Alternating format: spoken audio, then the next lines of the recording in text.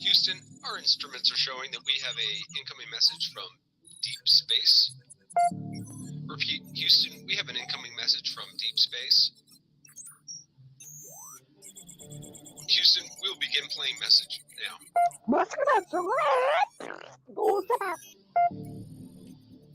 Houston, we're going to try and translate that up here. Hold for translation. Translation complete. We'll begin playing message now. Hey, it's me, Melissa. What do you do when the aliens invade? Take a shot of MK Ultra and watch Melissa Jade. Put on your tinfoil hat and tune right in. We got their crime spree, flat earth theories, government conspiracies, a complex Mandela effects, unidentified optics, a mind expanding, fake moon landing, where it all bends understanding. It's me, Melissa. It's me, Melissa. Aliens is on the sun or in Area 51. Time travels, unravels, haunted castles, cops are baffled, potential experimental thoughts that make you transcendental. It's me, Melissa. It's me, Melissa. Crime sprees, flat earth theories, government conspiracies, complex Mandela effects, unidentified objects, a mind expanding, fake moon landing, what it all bends understanding. It's me, Melissa. It's me, Melissa.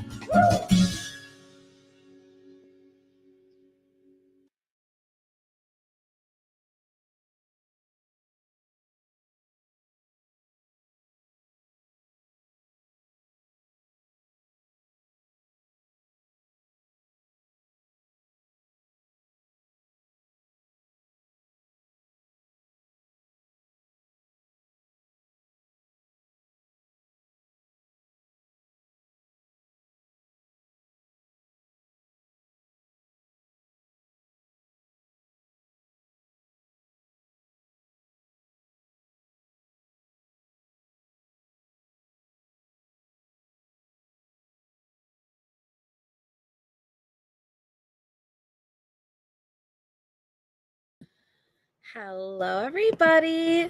How are you guys? Hello, Pink Dagger. Pink, did you go to Disney yet? Or not yet? Hello, Angel D. Michelle chases on the case. Hello, Under Review. Poor Linda. We have Tracy. Meat Feats. Congratulations. Meat Feats is a great aunt. Catherine Elizabeth.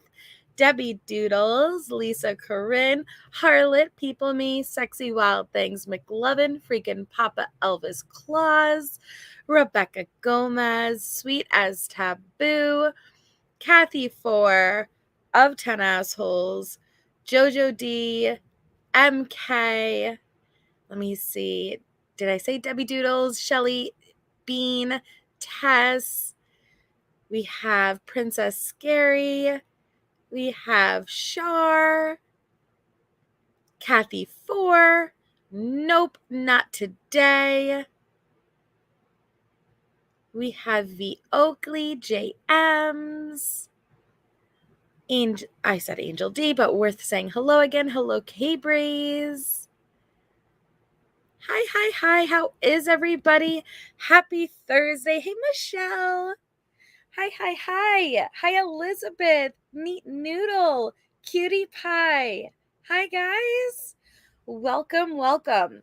So, I figured I would do this episode of Dave. I was going to do my Tisha episode tonight, but I figured because I don't know if I'm going to I might do a daytime live tomorrow, so I'll probably do Tisha. But then I won't be live again until Sunday night, so I figured let me just kind of bust out the Dave live tonight and get on and hang out with you guys. I am so beyond exhausted. But at the same time, I'm really, I don't know, like, like when you're really passionate about something and it's bothering you and you really want to get to the bottom of it. Like, that's where I'm at right now. And it's bringing up all of the old feelings of where I was at a year ago, but uncovering new things, and I don't know, like it's just, and I actually never watched the Dave stuff. Welcome, Pink Dagger. Thank you for becoming a member. We're happy to have you part of the channel. Thank you so much. Welcome, Pink. Thank you. You're so sweet. Thank you so much. Yep, you know what I mean, Harlot. So I actually, okay, so put a 1 in the chat. Of course, Pink. Yes, Harlot. Okay, so I didn't know if I wanted to share this, but I have to share this because I have to be honest with you guys. So I never watched the Dave interview. Ooh, that's so excited. Just please, please, please, I'm telling you, if I could go back to Disney, Animal Kingdom, in my opinion, was by far the best, but get on that Avatar ride. I don't know how different they do things, because even with the Fast Pass, you are only eligible for 3 rides a day with the Fast Pass, and you could only schedule them one at a time, and then like you can't schedule the next one until you finish the first one. And so my point is that I would be scheduling that Avatar ride first. It was so amazing.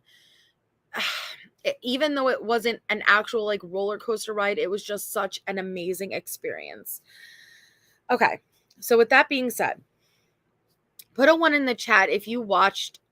I believe there was 2 physical interviews with Dave regarding Idaho 4, where he was on a panel. I personally actually did not watch either. One of the panels he went on, I will not watch that channel. And the other time, I think that I was so discouraged with, hi Sonia. Sonia, I'd love to talk to you, by the way. I'd love to talk to you if maybe if I could reach out in like an email or something. I think I was so turned off by the time Dave came out with Kim and the whole narrative that was being pushed. Okay, Sonia. Oh, did you, Sonia? Perfect. Awesome. Thank you, Sonia. Will do. How funny is that? Perfect.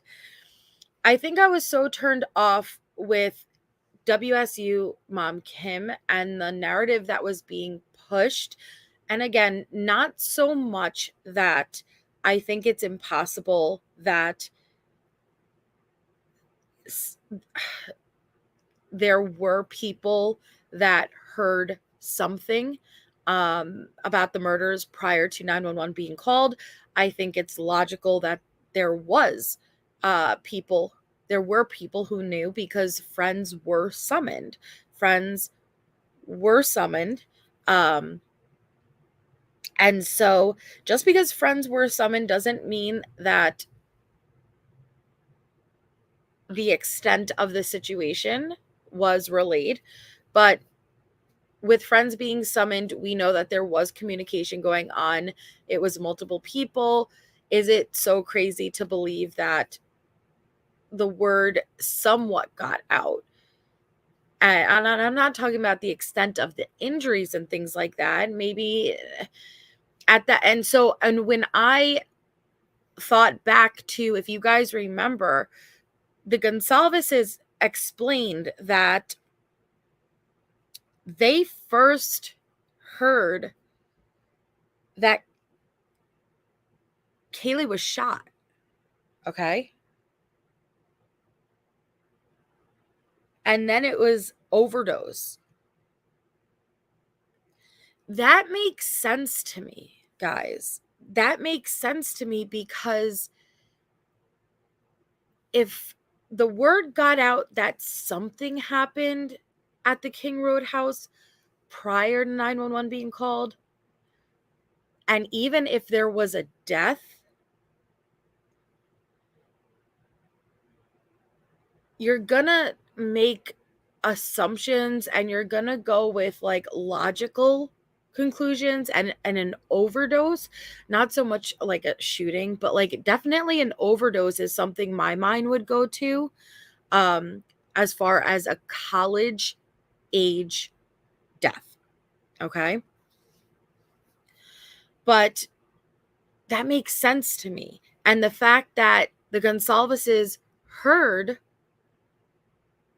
Kaylee died a way that she didn't earlier that day tells me that there was talk, right, already going around.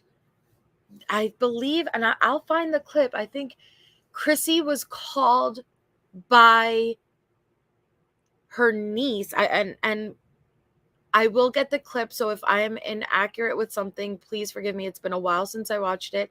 I think it was Chrissy was called by her niece, and it was something like Kaylee was shot. You know, oh my God, what's going on? I heard Kaylee was shot, something like that. And that's when they start trying to call Kaylee's phone, and she's not answering. And then they start calling Maddie's phone. That is what alerted them. And then it was the talk of overdoses and stuff like that. So I'm not against, oh, you know, like, did people know something? And is it possible that that occurred in a Facebook or a Snapchat or an Instagram? Yeah, okay, sure. We live in the age of social media. Yeah, they said that they were watching the game. I don't remember what game, but they were watching the game when they got the call. Sure. I'm not like, no, that's not possible. But prior to Dave, Kim was the first and only one who really came out and was pushing this hardcore narrative of, my daughter at first got a call, okay? And she knew about the murders. And then it was a text. And then she was part of a Snapchat group. It kimbleweeded and it evolved. It went from a call to a text to a Snapchat, okay? And conveniently, Snapchat messages do disappear. With that being said, they are recoverable, don't get me wrong, but, you know, for the sake of, oh, well, do you have the messages? You know, no, I don't have them, you know, like, but the police can get them, you know, they're recoverable. Then, after a couple months go by, I think it was the Drunk Turkey show originally comes out with an interview with a frat student named Dave. At first, Daniel was just verbally relaying information, so we never heard Dave at that point. And basically, the information being relayed is that Dave was part of a Snapchat group that was alerted and knew about the murders prior to 911 being called. Oh, be an asshole. That's why it's there, Pink. Because she kimbleweeds her ass. She just rolls and rolls and gets bigger, and she just picks shit up along the way. That's what she does. But seriously. So Dave's narrative is that he is part of a Snapchat group that knew about the murders prior to 911 being called. Then Dave actually goes on a panel with his voice on another channel. And then he goes on the Drunk Turkey show. I believe this is the order of events. He goes on then the Drunk Turkey show. So we are going to go over the panel that he attended on the Drunk Turkey show. I've never watched it.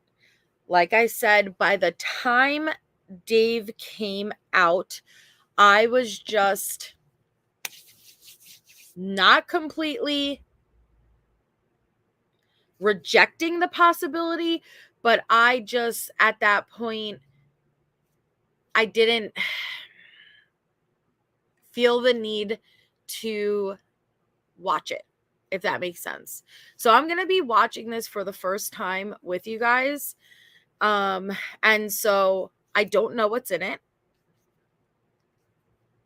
If there was any bombshells, so to speak, I would have known about it by now.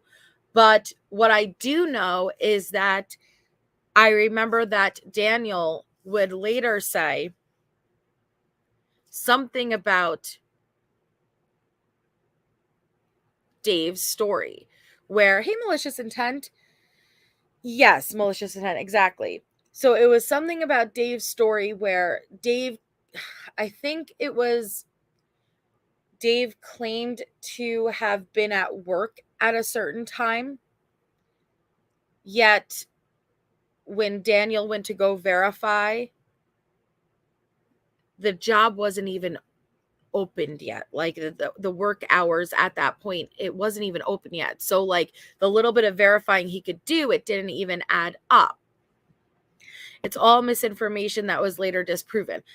That's what I've gathered. Okay.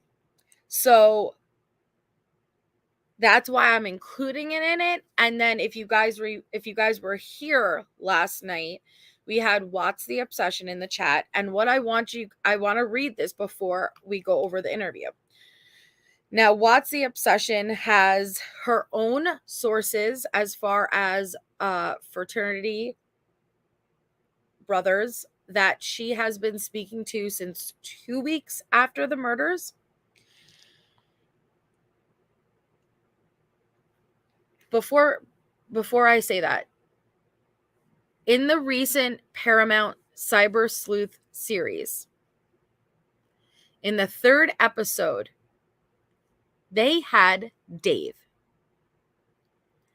Well, they had a man with his face blurred that they said is Dave. Now, the people who I've spoken to who were a part of the Paramount series say that in order to be a part of it, they were extensively verified. So they believe that Dave would have had to be legitimate in order to be on the series. Take that for what it is. But when we see Dave, he is sitting with Chronicles of Olivia.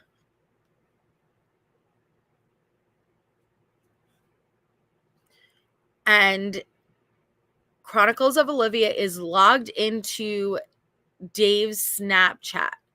And the entire purpose is Olivia is trying to pull up Dave's Snapchat for the morning of the murder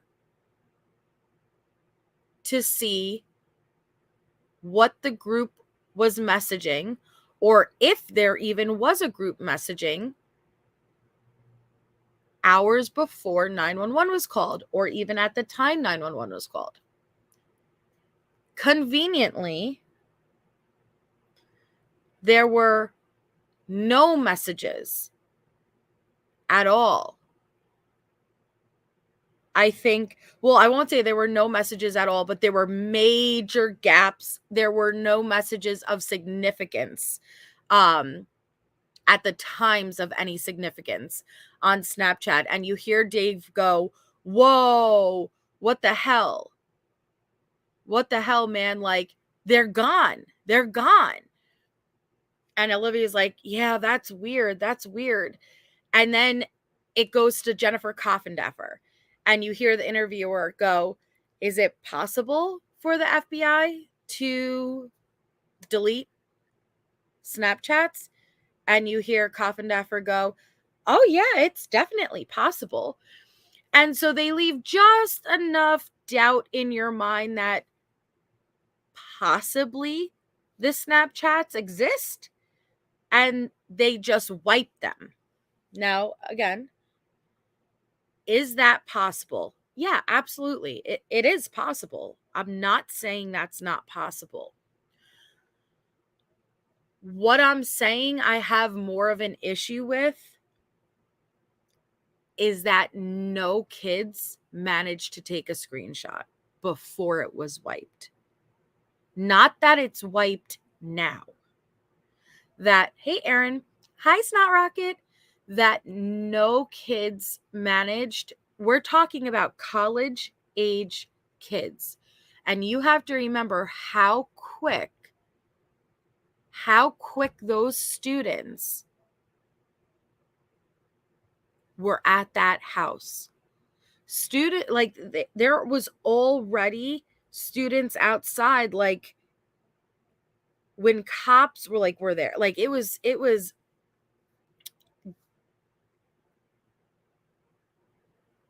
known very quickly what was up.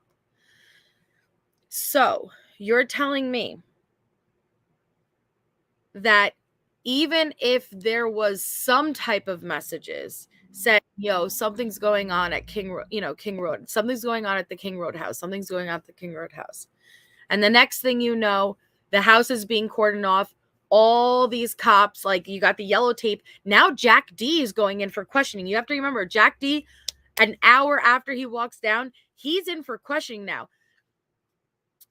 You're telling me the moment they find out that something serious is happening, none of those kids that are allegedly part of these groups that heard about something going on didn't either A, screenshot anything, or B, take it outside of that group and text any of their friends directly about it.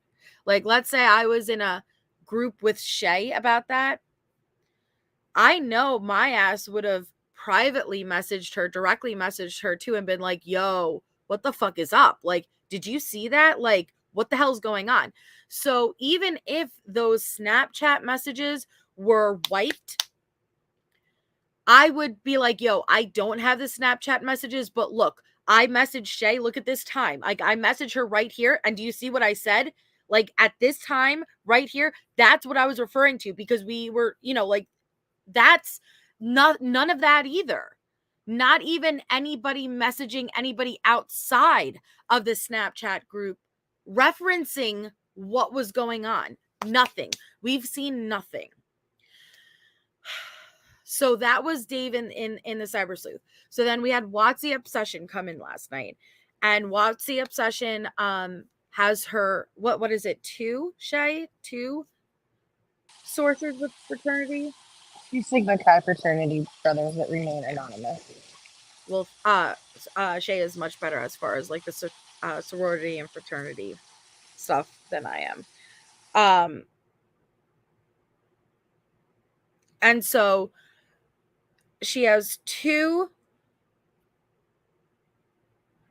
sources since 2 weeks after the murders that have been consistently with her.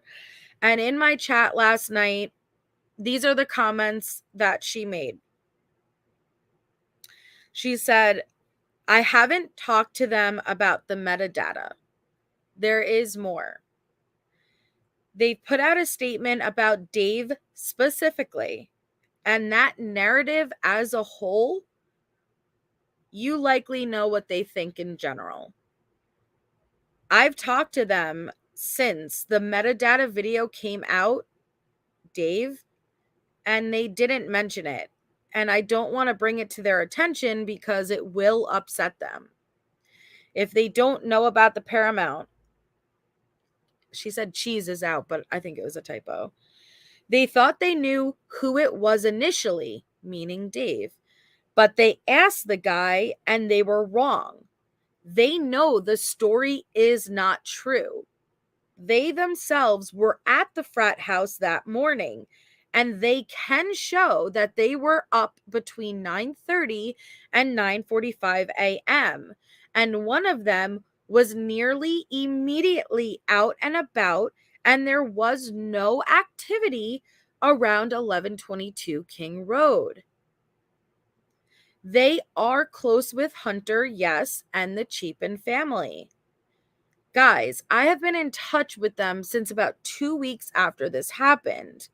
They are now friends. They are solid young adults. Effectively, they can debunk this crap narrative that is so hurtful to the families and friends. So hurtful to think people believe all these kids knew and let the victims die. But their point is not specifically to debunk these crazy bitches, but to balance the energy of this case in the public eye with some actual truth and heart.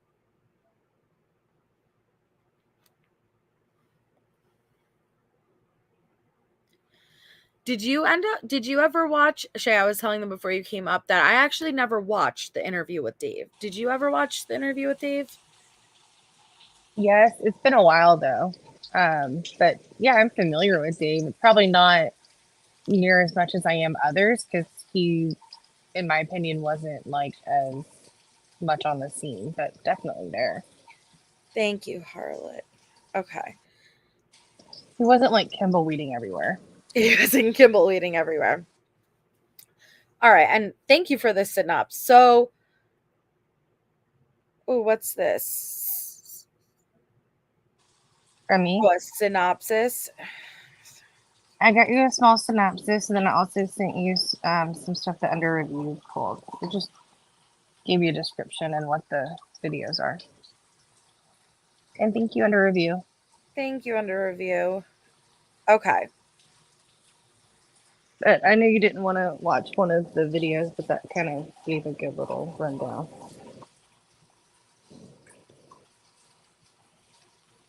And I'm sorry, it's raining really bad here.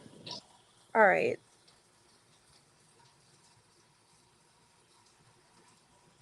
So Dave is a student and frat member who lived next to 11th Dave, allegedly, again, everything that we're going over, absolutely in no way, as you can see the banner scrolling across my bottom, absolutely in no way, as I'm going over this information, any information you hear in a video or a screenshot that I put up, absolutely in no way am I putting forward as credible or verified information.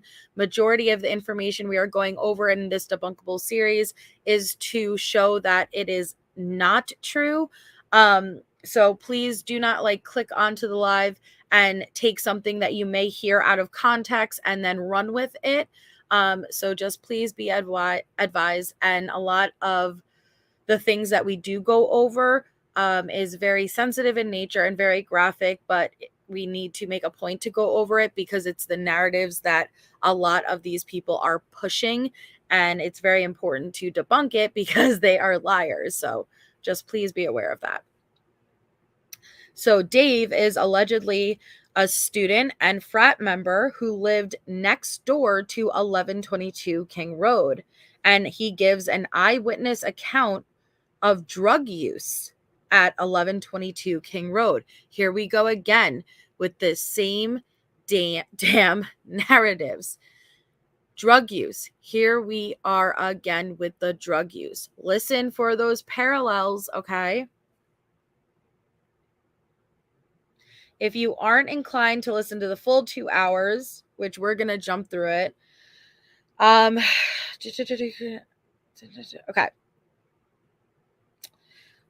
The deaths were here's some bullet points. Ready?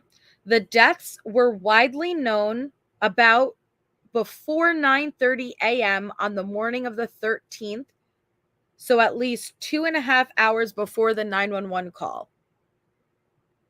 That's a big claim to be made because there's a big difference between people were summoned prior to 911 and within an hour of 911 being called. At the time friends were summoned, people knew, and versus 2.5 hours prior to 911 being called, people knew. People that weren't summoned knew. Don't you think? 9:30 a.m., that's a big time difference.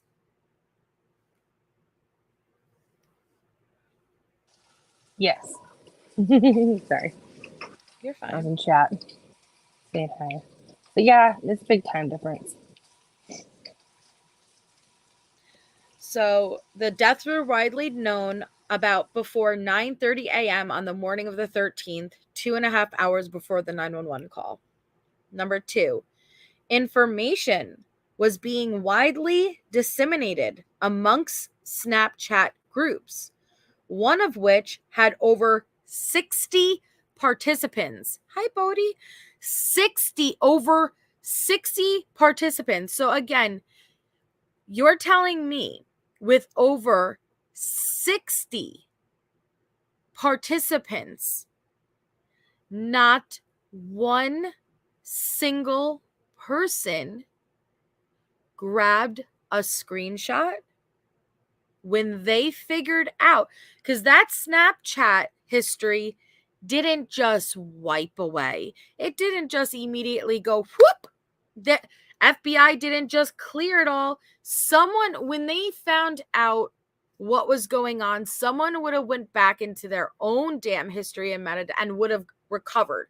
They would have done it themselves. It wouldn't have taken the Paramount series for them to film Chronicles of Olivia attempting for the very first time, allegedly, to pull up the metadata.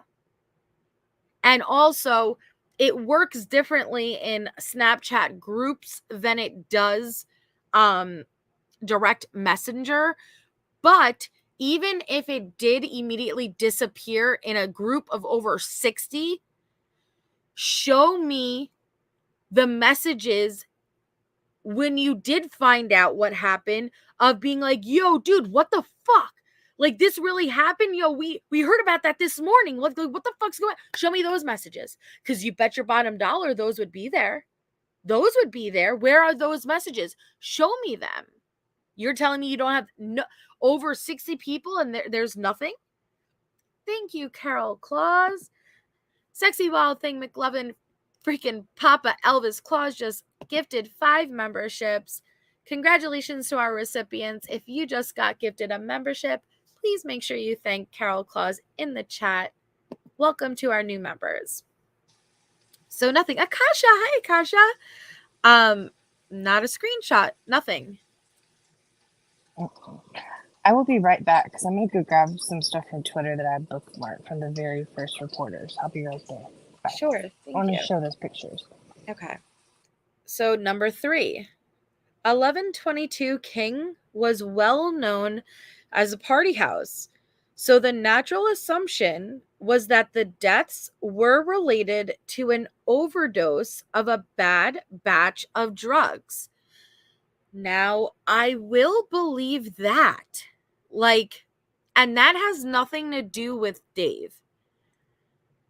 I do believe that once anybody heard, yo, did you hear that, so-and-so died? A logical person wouldn't assume a slaughter. They would assume college-age students most likely died from an overdose. We have an epidemic going on right now, but it's the more logical, especially if it's multiple students that died. Is it so crazy that assumptions and speculation were being made that, was it a bad batch of, were they partying on Saturday night? Was it a bad batch of drugs going around? That's not crazy. That actually makes sense. But you want to know what that shows me too, if they were doing that, which we know they were because it was getting back to Chrissy, that the exact details of what happened to the victims weren't in the Snapchat group, right? Well, and according to the parents, the tox results are clear for the girls and Ethan. Yes, that is correct. According to the alleged messages between Steve and Brett, the tox screens were clear for the victims. And I think, and I have a clip of it where Steve is saying it in the interview as well. To confirm that. I found that earlier today when I was trying to validate stuff. Yeah. And right, Wayne, if we're talking about, because people are like, well, no, people are going to say, keep your mouth shut. Listen, I said it yesterday. if you want, like two can keep a secret if one of them are dead, that it really is the case. If you're talking about maybe a handful of people, like, all right, when we're talking about Dylan and Bethany, 2 people, all right, under gag, they managed to do a good job so far that we know about of keeping their mouth shut. When allegedly, if we're going by Dave's story, over 60 people, you can bet your bottom dollar all it takes is one person. Not think about this chat alone. 60 different people. We all have very different personalities, very different opinions, very different behaviors, very different lifestyles. Some of us drink, some of us don't. Some of us are impulsive, some of us are shy. All it takes is just one of them to think differently, feel differently, get angry, be more of a Kim, be more of a like, like, I'm going to drink and I'm going to let it loose. Over 60 people, you are very likely to have at least one other person outside of this Dave person to validate this story and to leak it and to come out and be like, yeah, me too, man. Especially if there was somebody else ahead of them who came forward already. The me in Spokane. Yes. Yes. Hell yeah, Bowdy.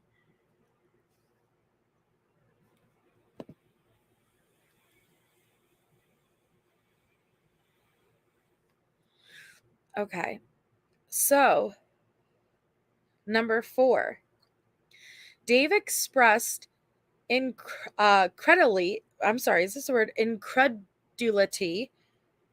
Is that a word? Incredulity at the police making no efforts to interview him. So Dave expressed that the police made no efforts to interview him or his circle of friends, or for that matter, the 3 guys captured on body cam at the band field. So the cops were not interested in interviewing Dave, Dave's friends, or the 3 guys captured on the band field body cam, which I'm not sure how Dave would know that, but maybe we'll find out in the interview we're going to watch. But okay. You think fear is going to be the reason? Okay, but you think it's if over 60 people? Over 60 people, what would be the fear? If Brian is in custody and he is allegedly the one who's responsible, what would you be in fear for, tiny girl mama?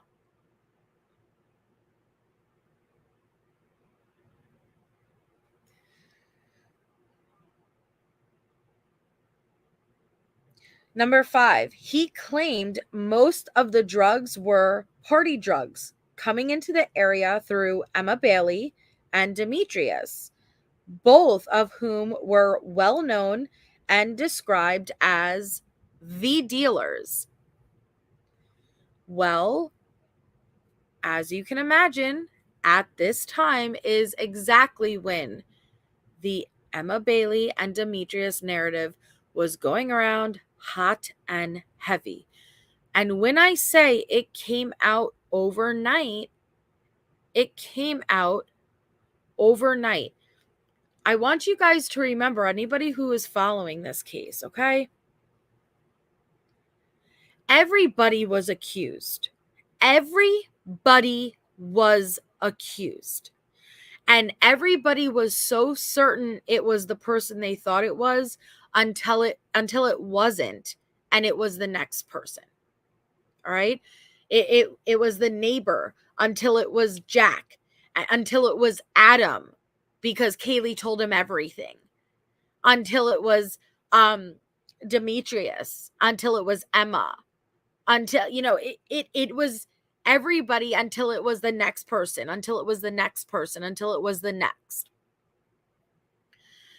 There was absolutely no talk of an Emma. There was no talk of a Demetrius. Specifically, Kim, who was already on the panels and already very much relaying her story over and over and over again, never once did she make mention of those names until I don't know who first put those names out. I don't know who first brought Emma and Demetrius out and made the connection and spotlight, because it does seem like Emma is seen in the body cam footage of, what was it, like a noise complaint? I don't know. Like it I think Emma can be traced in the circle of the friends, but it does not mean that there's any correlation to the murders. But then all of a sudden, that next panel Kim was on, that very next panel Kim was on, she immediately knew who Emma and Demetrius was, but not only knew who Emma and Demetrius was, but they were involved, and they were always involved in her narrative. But wait a second. If Emma and Demetrius were always involved and you always knew they were involved, why did it take who the other person was to find this information and put it out and make the accusation for you to then all of a sudden say, yep, I know Emma. Yep, Emma and Demetrius. Yep, they were involved. Yep, they were. That's literally what she would do. No matter what name you brought out, they were involved. She knew exactly who they were. Oh, it wasn't? Okay, Stacey, thank you.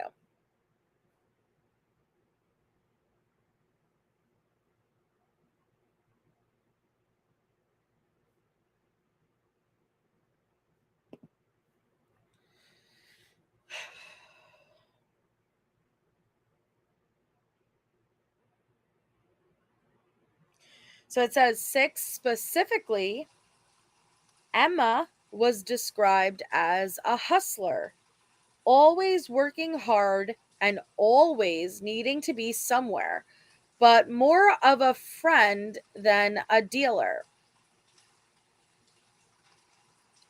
I heard you on mute. Do you have anything to add? No, I was just trying to find when they came on the scene too. It's kind of scattered everywhere. Yep. You got me going down rabbit holes as you talk as well. Sorry. No, you're fine. Yes, Blackthorn. Yep. Oh yeah, I remember they thought that there was a guy that was walking by in one of the news. Demetrius. Yeah, they thought it was Demetrius. And Yes, I was ma'am. like, why do they think that's Demetrius? Yep. Good night, MK. Hi, Kathy. Okay. Yeah, I remember they made me slow it down, walk it by. They said that he was specifically walking from, I forgot where, and he was walking in the direction of this. And then there was some who said it was intentionally a sign. He directly walked in front of the news camera to let so-and-so know this, a message to, it was crazy, man. Okay, so number 7, neither Dave nor his wide circle of friends had any prior knowledge or sightings of Brian Kohberger. Make it of what you will, but the delay in calling 911 just cannot be reconciled with the fact news was seemingly being so widely disseminated throughout the Greek row. Okay?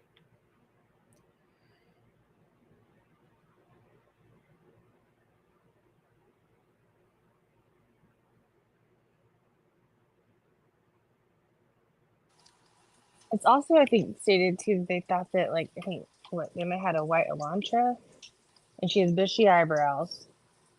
And they, at one point, they thought she was the DoorDash driver. I've heard so many different things as well. Sorry. I'm just kind of, it's all coming back to me. No, you're fine. Okay. So let me get this up So this is going to be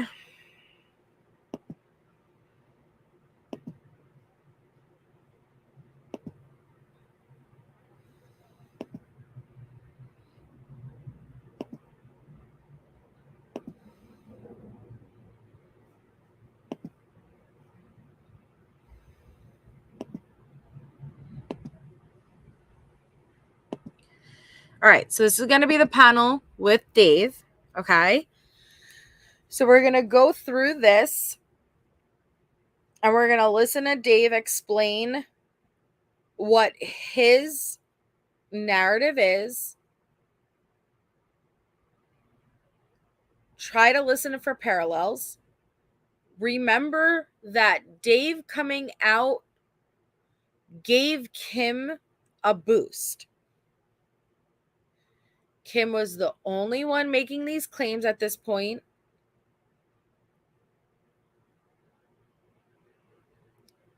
People really wanted to believe Kim. And so when Dave came out, Kim was like, see, I told you, I told you, I told you. So this is from the Drunk Turkey Show on May 15th, 2023. So let's take a listen. The two individuals, and I ended up they used a voice changer for Dave, okay?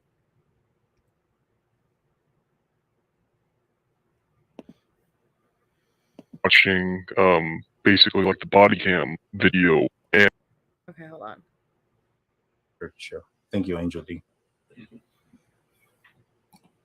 Yeah, so basically, Dane, I told you, I was kind of close to some specific stuff that happened. Right. And when it did happen, I started looking into, the two individuals, and I ended up watching basically like the body cam video of, like her DUI. And then it kind of led me down like a little rabbit hole, and I was like, yeah, I don't know, I was just kind of like up late one night, and just kind of stumbled across, I think it was Lana's channel first, and then I found like your channel, and because I didn't realize that a lot of people were trying to like look into her as a part of like the 4 murders, and then just kind of started just seeing what like you guys were talking about and like the videos you were posting, and you two were the first that I saw. And thank you, Shy420. Shy420 just gifted a membership. Congratulations to the recipient. Please make sure you thank Shy420 if you are the member that just got it. And welcome. Do you know who the member is? No. Henry VIII bio. Welcome. Stranger Than Fiction. Welcome, Dot. Thank you. Shy420, you just gifted Dot a membership. Well, thank you. Okay. That happened.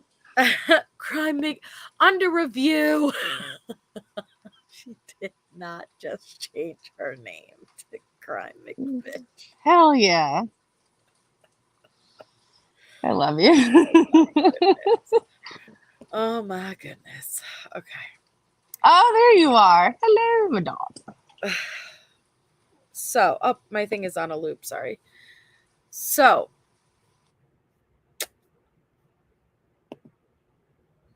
what I will say. Hi, Jennifer Heine Hall. What I will say.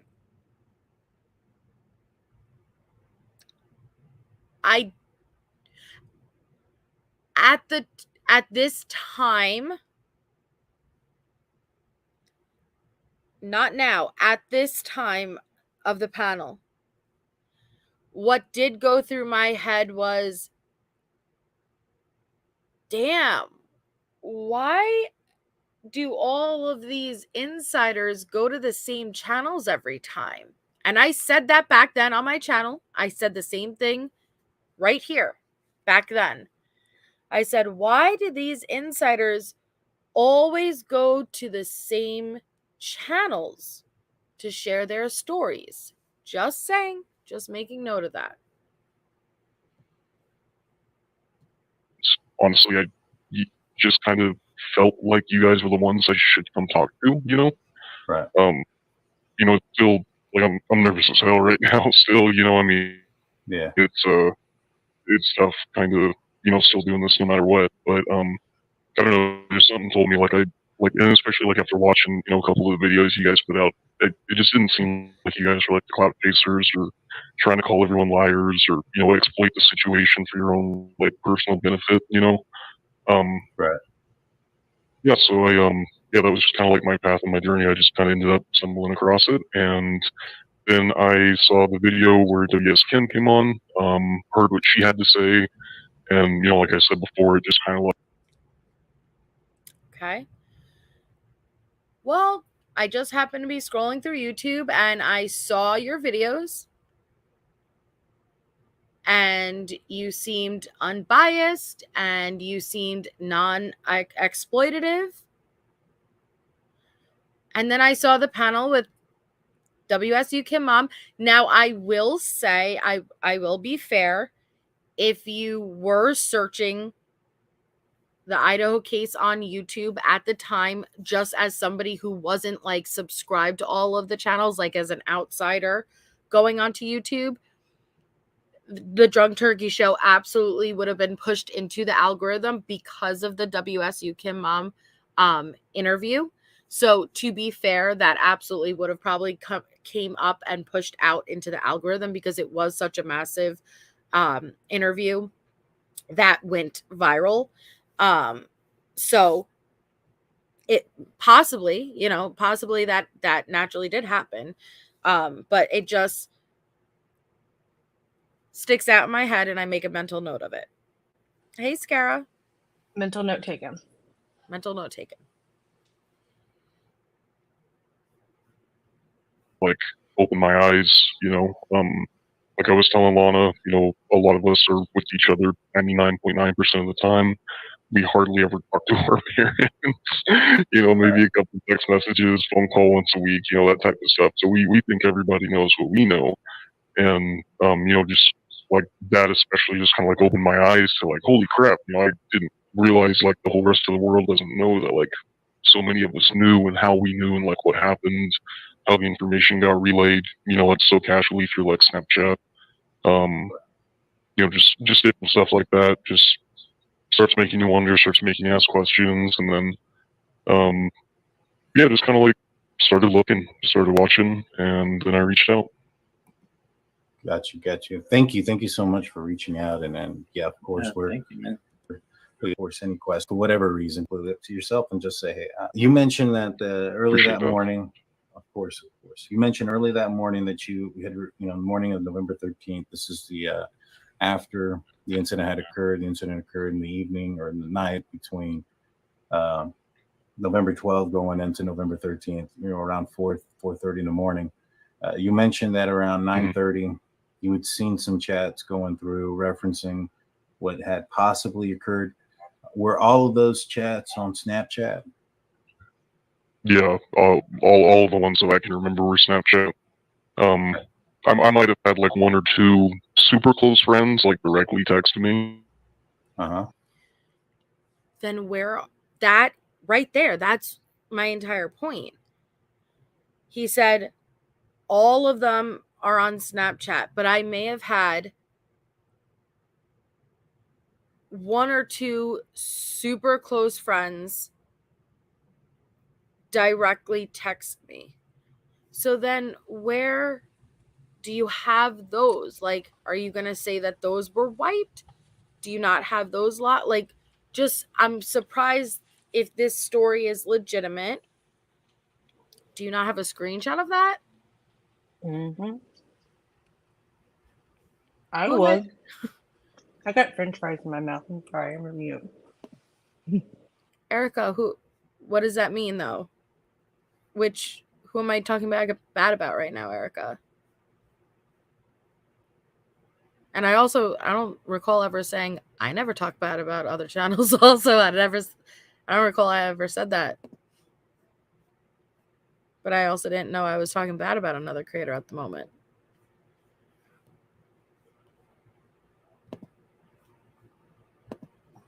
You know, and then like my mom, when she reached out, she ended up texting me too, like my phone number. She does, Angel. But we were all, because that's where all of our group chats are. I was gonna and say, so, it's just easier to talk to everybody all at once, and so it was just all through Snapchat. And without giving names, like some of the information was coming from a certain group. Is that correct? Yeah. You're fine, Erica. Then I'm sorry too. And so, and we can speculate that it was majority of the information came from the sorority, or it's at least was tied to the sorority, the Beta Pi Phi. Is that correct? Pi Beta Phi, yeah. Okay, right there. Shay, explain it to me, because I remember, like, you tried to explain this to me the other panel. I don't understand the sorority fraternity thing. Right. The Pi Theta Bi thing that he just said, is that whose fraternity or sorority is that? Does that make sense what he just said for him to be included in that? Can you replay that part again? Yeah. Sorry, do you mind? No, not at all. I was listening, but I was also thinking of fries. Touche. That's fair enough. Speculate that it was majority of the information came from the sorority, or it's at least was tied to the sorority, the Beta Pi Phi. Is that correct? Pi Beta Phi, yeah. Sorry about that. I got dyslexia. Things get backwards sometimes on me. So majority of the messages came from one group, the Pi Theta Bi thing. Would that make sense? Oh, you still there? Yeah. Okay, sorry. It was acting weird on me. Yes, it would. So technically the I think it's so Pi Beta Phi would actually be Kaylee's sorority. And I remember you told me though, and thank you. Wait, no. Sorry. Pi Beta Phi, it was Maddie, Xana, Bethany, and Dylan's sorority. Alpha Phi is gonna be for Kaylee. And I know Tess will correct me in chat because we know our sororities in Greek system. And when I said about Kim's daughter, you know, like I said, okay, well, you know, like it would make sense that, you know, like she heard the whispers. You said, no, you know, like because it doesn't cross over sororities. Does what he say makes sense according to whatever sorority or fraternity he's referring to? Would he know about that based on the Pi Theta Bi thing he just said? So okay. So Pi Beta Phi is a sorority. That would be what I would assume female, probably Snapchat group. How he would have access to that? Is it a girlfriend? Is it a friend? Like, how would he know that? That doesn't make sense to me. Okay. Like why would he be included in their group? You know what I mean? That's a sorority. Okay. Sigma Chi is a fraternity. Alpha Phi is what Kaylee was in. That was a different sorority. And then so he's saying it's specifically coming from that group. It's so Pi Beta Phi, is where the other 4 roommates were. I think I can't remember if Xana was active. I know Dylan and Bethany were, because I saw a lot of their Rush stuff. It's like still on Instagram. There's some cute videos of them. Okay. All right. Mallory, you feel free to like correct me from chat. I know you follow all this stuff with me on Instagram. But yeah, I don't understand why he would be part of their Snapchat group. Like, I would expect that to be like maybe the president or the social lead or something like that. You know what I mean? Yeah. See, I don't. Yeah, I don't. That's your area. Like, I really don't understand that type of stuff. I just see it as, like, are you friends? Do you know each other? Then you mess it. That's just the way I see it. Yeah, I mean, if he just said that they had like a group of friends, that would make sense. But he's specifically calling out a sorority female group. So where does he fit in there? I don't know. Mm. Who, me? Yeah, you. Malicious intent. Who, me? Yeah, you. And so, They drilled it into us. So Was that his yeah, laugh? yeah, I can Yeah. imagine. I can imagine. I've No, seen it a was few of mine. them, and I was like, man, some of those are the same, and so, are very close, and some of them are just different backgrounds. Every time they say the name, I don't think it's hi. Right. And so, your initial thought when you saw thought you those got real messages, manly did there. you, or was anybody aware that the police were not informed at that time, or Where's my was knife? y'all's assumption that the police were already informed? it wasn't really anything that we like immediately thought of, because you just kind of make the assumption that if something like that happened and you heard about it, then there's cops there, or it's being taken care of, or if you know about it, then other people must know about it too, right? So, Right. it didn't really. Yeah, like if we heard about that, we're not like wondering if the cops are called. I guess I don't know how to describe it. It just didn't. Like I was telling Lana, we were just so enveloped, like that it happened. Yeah. Yeah. I mean, I would assume most of us we get a message, be like, okay, something bad happened. Somebody else is taking care of it. That's always my. Well, my you'd also assume that if information is getting out to multiple people, that information has also gone out to the police. You know what I mean? I agree with that. I would assume that would have been the case as well. Or like their parents or something. I mean, I would assume kids would also tell their parents, "Oh my God, mom, like this just happened." I don't know. Gotcha. Yeah.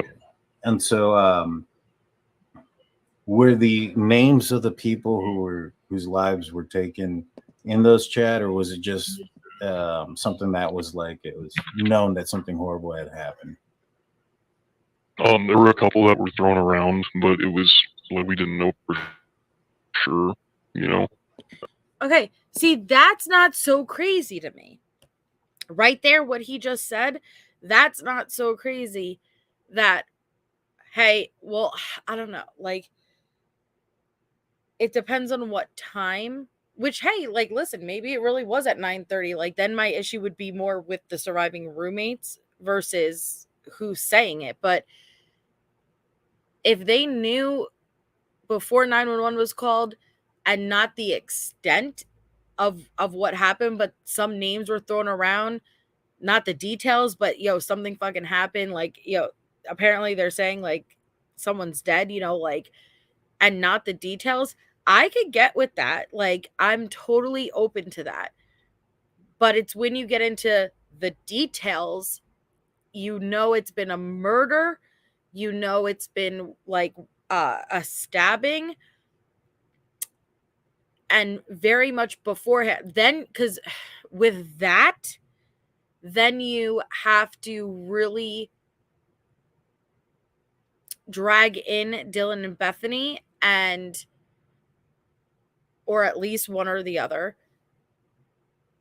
And I want to be careful, because as of now, they are innocent.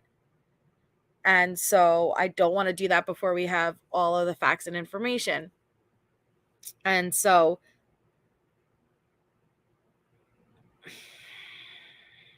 but I'm totally open to what he's saying so far with that, because friends were summoned, and it's the age of technology. Hi, Amy. Hi, Fur Coat Mama. Who are you trying to tag? Dot. Oh, me, because you know how you can only see the gray if they tag you? Yeah. Yeah. So like if I tag Dot, then Dot would see only their name.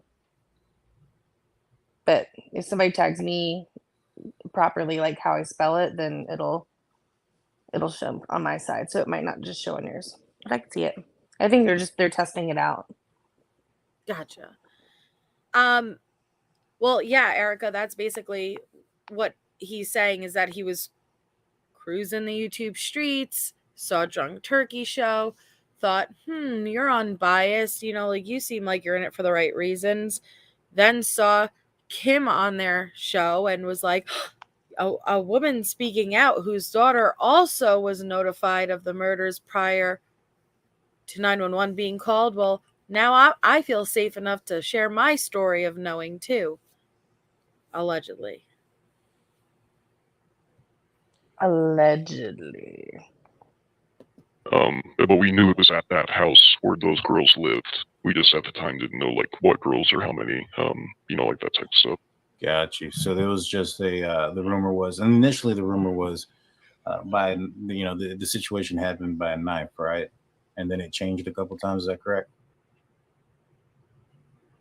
Yeah. It was stabbing at the very beginning because I remember like scrolling all the way back up to the top whenever I opened up the group chat and it shows you like the most recent stuff, and you're just like, oh, okay, there's something serious going on. So scroll all the way back up, and then it went from stabbing, scroll, like a little bit, and then it went straight to OD, and then everyone's talking about the OD. Okay. See, that's interesting because he says all right, that's interesting. When you open the messages, it's going to open with the most recent. Okay. And he said when he opened it, it's talking about stabbing. And then as you scroll to the top, it's talking about OD. So what that means is originally the group was talking about possibly overdose. And then as the messages continue, the talk of stabbing happened. Mm-hmm. If we're to believe this is true, how much time is elapsing? Who is at the house relaying information? That's what you want us to believe, right? Who's at the house relaying information with the details?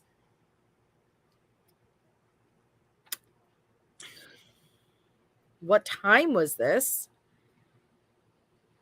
Or did this start a little bit before 911 was called, and then the rest occur after, and that's why all the details came out after? You know what I mean? Yeah, that's a good point. But if you remember, whenever I went through and I know you mentioned And then on Sorry.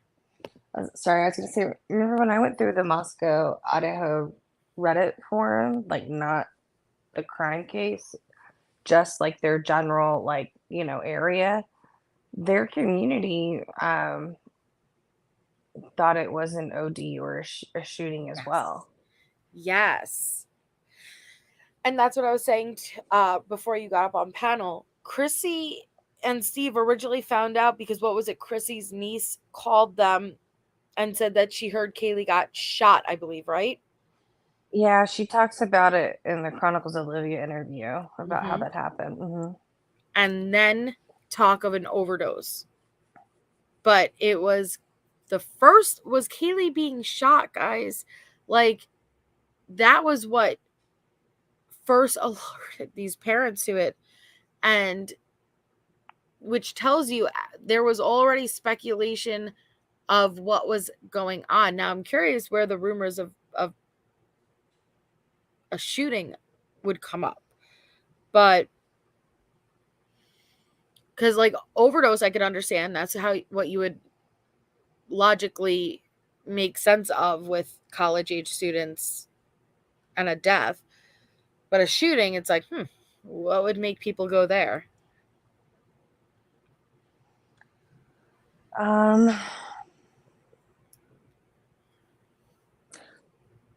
maybe if they hear it's multiple people, they're not going to think it's something, because a lot of people were pretty shocked that they were all stab wounds, you know, Yeah. because it does exert more energy. It is more physical, definitely, for sure. But yeah. Yeah. Yeah. It's a good Okay, point. so I have on my list, I just pulled it up on my Twitter.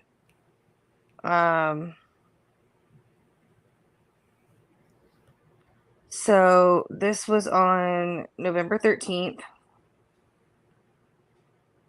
Neighbors say they saw the police cars pull up around noon this afternoon. They talk about them going on the scene. And then as of maybe even a little bit earlier, 7 p.m., they announced that there were 4 people dead in their residence. So the families would have already known by then. What time? That was at 7:10 p.m. Okay. It was announced like on like Twitter that there were 4 people dead in a residence. Is that Officials Idaho said time or your time?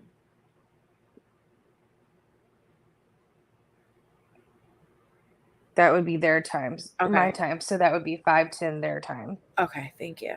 5:10. Yeah. Thank you for asking me. So yeah, that would be shortly after the parents found out then. Yeah.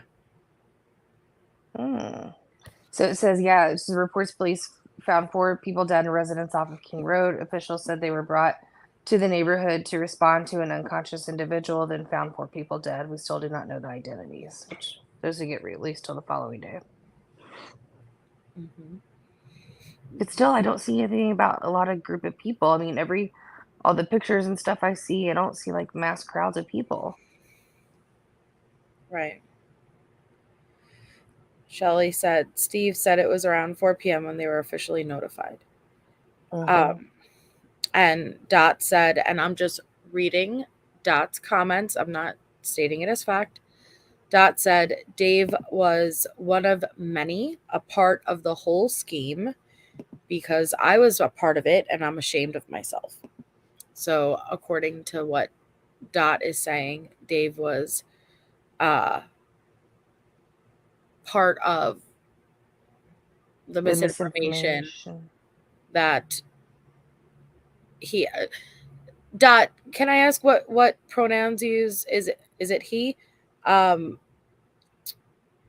of the misinformation that he also helped push.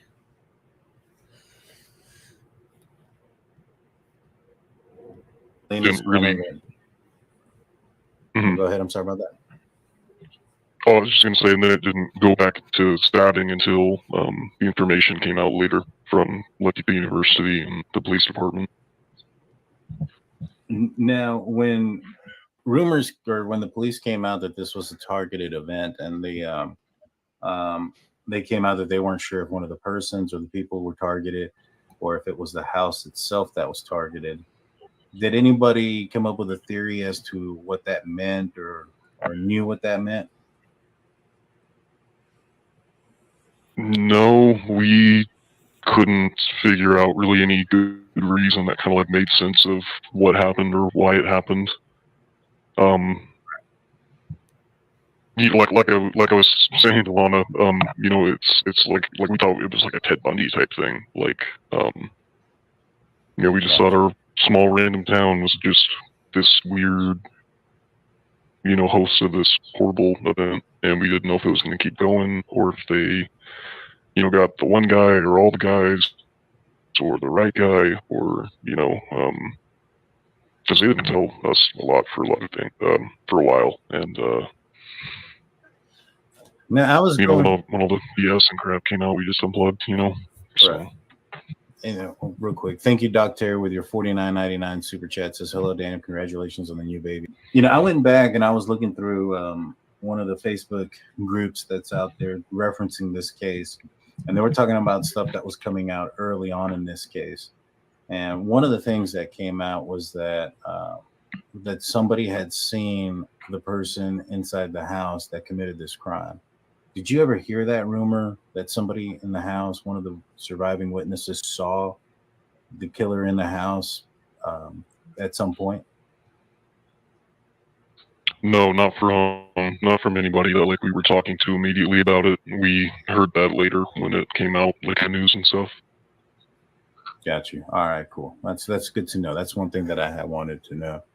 And you've sent me pictures of where your fraternity room house is compared to relative to this home.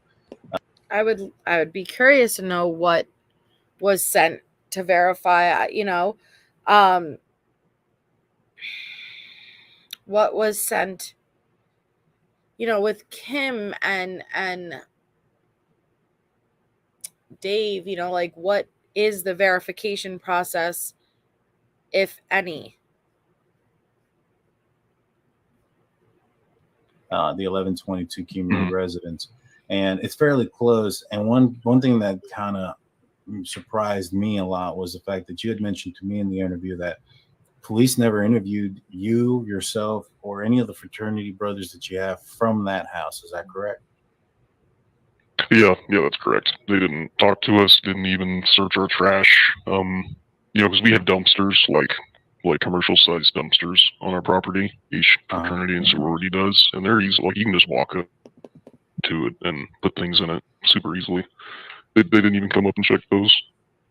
Dang, that's insane. And you said that you'd seen law enforcement presence throughout town, and had even mentioned maybe perhaps, I know that I've gotten this in my comment section a bit, that law enforcement may have been staying on campus. Is that correct? Yeah, they were housed in Targhee Hall, like specifically that's the building that they were in. There's like a couple parallel parking spots that are right in front of that building on the street, and there would always be like ISP cars and blacked out Chargers and like SUVs and stuff there. Did it look like they were investigating somebody in the University of Idaho or the school itself? You never really saw anybody come in or out. The only time I ever saw them was like if I stayed up until like 2 or 3 o'clock in the morning, and then you'd see them kind of leave, maybe get in their cars and like drive somewhere else or go to the house and do stuff there. All right, guys, don't let the chat get derailed. Respectfully, I'm the one who's going to make decisions, but let's not let the chat get derailed. Let's focus on the topic. Okay. I hear you. I'll make the decision. I still want to just get through this clip. But I'm a little bit distracted because I was focusing on the chat. But I'm kind of focusing on what I'm trying to pick out more what Dave is saying about the morning of. So I'm going to continue. No, you're not in trouble. No, malicious. No. They were like super secretive about like everything that they did. We just knew they were there because they have all their cars parked out front, and that's one of like the. Thank you, Micah. Micah says, Melissa and Shay, you two are the absolute perfect duo. Keep on rocking and being awesome. Thank you. I appreciate it. I'm not saying you have to stop commenting Changing the Fiction. I'm just saying, and I totally understand that there's a long history and that there's some from TikTok and there's some from here, and then there's more than people. I get that, and not all of us not all of us have heard. So, and I get that, I'm just saying that, ultimately I'm the one who's going to make the decision. If I decide to let somebody up, if I decide not to, there's no point of going back and forth about it in the chat. It just derails. It gets off topic. Let's just focus on it because I'm the one who's going to be the one who decides that. And so I'm going to think about it. But let's focus on this for now. So thank you all for being here. I want you all to be here. But let's focus on this for now. I tried to be respectful and communicate, Angel. Let me do it. Let me do it my adult way this time, Angel. Okay? What's your question, Nick? I didn't see it.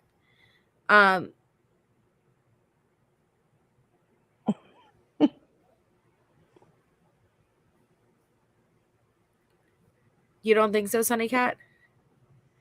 This is your first time to hear Dave, Randy? Yeah. Okay. Angel. All right. Unused, like student housing buildings on campus, so they just threw them in there. Gotcha. And that makes sense. You know, out here in Texas, we have a border situation, and you know, we have a lot of law enforcement coming across all over the state of Texas, and they're staying in random places, whether, you know, hotels. If those are full, then they'll stay in college dorms and things of that nature. And so it's not uncommon for law enforcement to utilize housing when they have it available. Blue, do you have a question? I was saying they even built like a little mini base out there in Del Rio. Yeah, incident, or was that something that you had noticed after the incident, as far as law enforcement? No, they all showed up after. Okay, good to know. Go ahead. Before all this happened, was the police force big there, or was it like a small force? Like maybe. Yeah. Okay. And so, you know, in our conversation, another thing that kind of stuck out to me, so to speak, was that you knew or one or all of those boys that got pulled over for the MIP, and that they had gone back the next morning to locate an item in the grassy area between 9 and 9:30. Right. Can you describe to us who they saw out there, and when did you first hear that information? I first heard that back in the fall. I don't remember when. It was it was like near the end of the semester. I can't remember if we were in school or out of school or not. But yeah, I remember hearing that a little while ago. And yeah, they basically said two of them went back and went to go walk down the hill to go look for the object that they dropped in the grass, and yeah, they basically just like looked up, and across the street, that's when they saw the guy dressed in all black. Had his he described like he had his like arms in his hoodie and had his like shoulders like high up and hunched like while he was walking. Like kind of like just really like hunched over. Yeah. He wasn't like squatted down and hunched, like crouched or anything weird. He was just like walking, but like the way he was walking was what they were talking about when he was like hunched. Now, you know what I will say, though, to be honest. Hi, this the breaks. We're going over Dave and Dave's alleged story. I will say, he does Sweetest Taboo.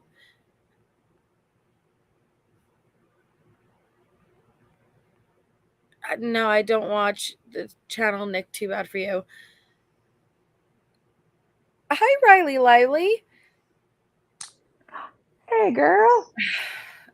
So, I will say, though, I am surprised that actual students haven't, like more students haven't. And when I say more, that's because I can't like 100% verify Dave, but more students themselves haven't spoken out, like, aren't you surprised that like more haven't come forward?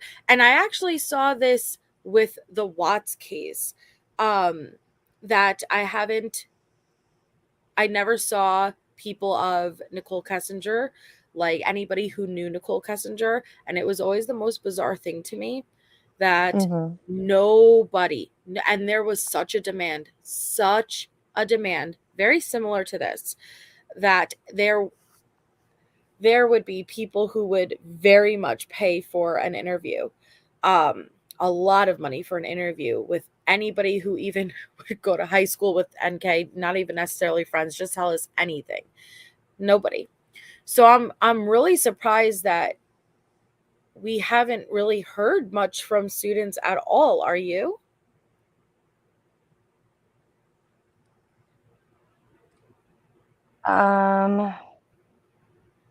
No, not really, because like I've seen a lot of local interviews with students.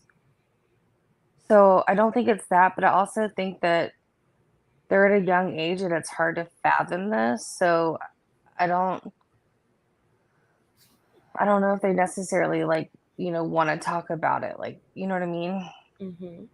But I have seen a variety of interviews, not just from students, but even like locals in the town. But like, again, it's always on the local stations or their publications. I mean, typically, if you're watching like the top tier media, they're bringing in analysts and experts. So that's why usually if I'm following a case, like I like to go follow all the different local channels. And I mean, actually, that's actually where I think the Chapins typically do most of their interviews. Is that like out of King, Seattle? So, but I mean, and I don't know. So yes, I have seen some, but I don't think that they like would talk about it as openly because it is kind of, I mean, it's scary. Mm-hmm. It's morbid. So Riley says, and Riley says, Braden, please don't harass my followers, dox them, green screen their faces, etc. anymore. Dot responds, I don't know any of your followers and I would never dox them. I don't even follow you. But I'm sorry that's happened. It's terrible. And whoever is doing that needs to stop because it's not okay. No, Riley Lively, this was from May 15th, 2023. And I will ask, since you were, okay. And so hold on. Tried and True, it's pinned at the top of the chat. I'm dropping it too, just in case. Thank you. So I will say, okay, so this is the same Dave, who is part of the Paramount series. No, you are totally fine. Like the having big back and forths with Dot the last couple of lives, and I've been open for receipts. Dot says they have receipts to prove this whole thing was a setup, and I'm not understanding it the correct way, and I've just trying to get to the bottom of it. But you are fine, and I owe her apology because I made just a kind of funny comment in there. So Riley, you're always welcome. I'm so sorry. Yeah, no, you're fine. Wanting to speak to many people, I don't see much of that. So I don't know, Sonia, what they did, and it's all I recorded on them saying sorry for doing the doxing. Is this on like TikTok or stuff? Because I'm not familiar with the TikTok world.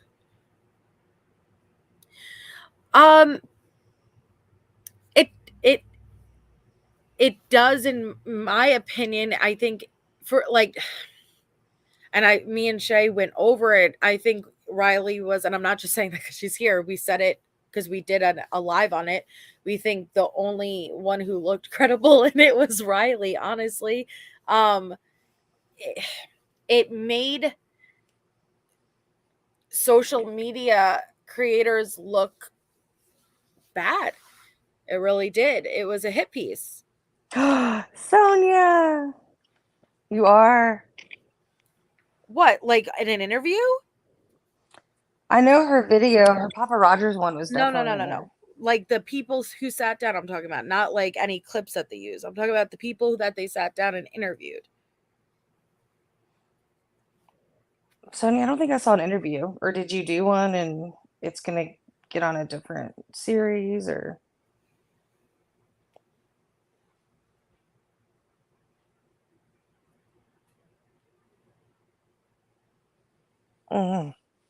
No, I wasn't talking about the videos. I was talking about the people they sat down and interviewed. It was designed to look a very specific way.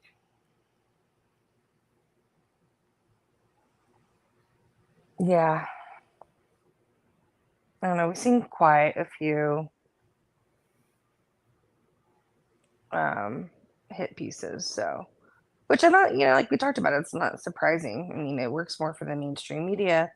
Listen to us, don't listen to them. They're running amok over here, And I just thought it was interesting that most of it was about the conspiracy, and the only one that they showed it was a debunk of Riley's, and there's the elusive Kim mom. Chase. Night Chase on the case. That was a great piece of it, is seeing Kim for the first time. Yeah, I'll drop it real quick. Hi, Sleuth and the Truth. So, Kim, first went on with Chronicles of Olivia and Drunk Turkey Show. This was the channel. And then Dave came on this channel also, Drunk Turkey Show, and this was May 15th. And it all ties into the Kim stuff. Sorry, go ahead. Oh, sorry, I was saying the Kim stuff. Yeah, and knowing about the murders prior to 911 being called. And, well, since a few of you guys are in here, so let me ask you guys. Dave was in the Paramount.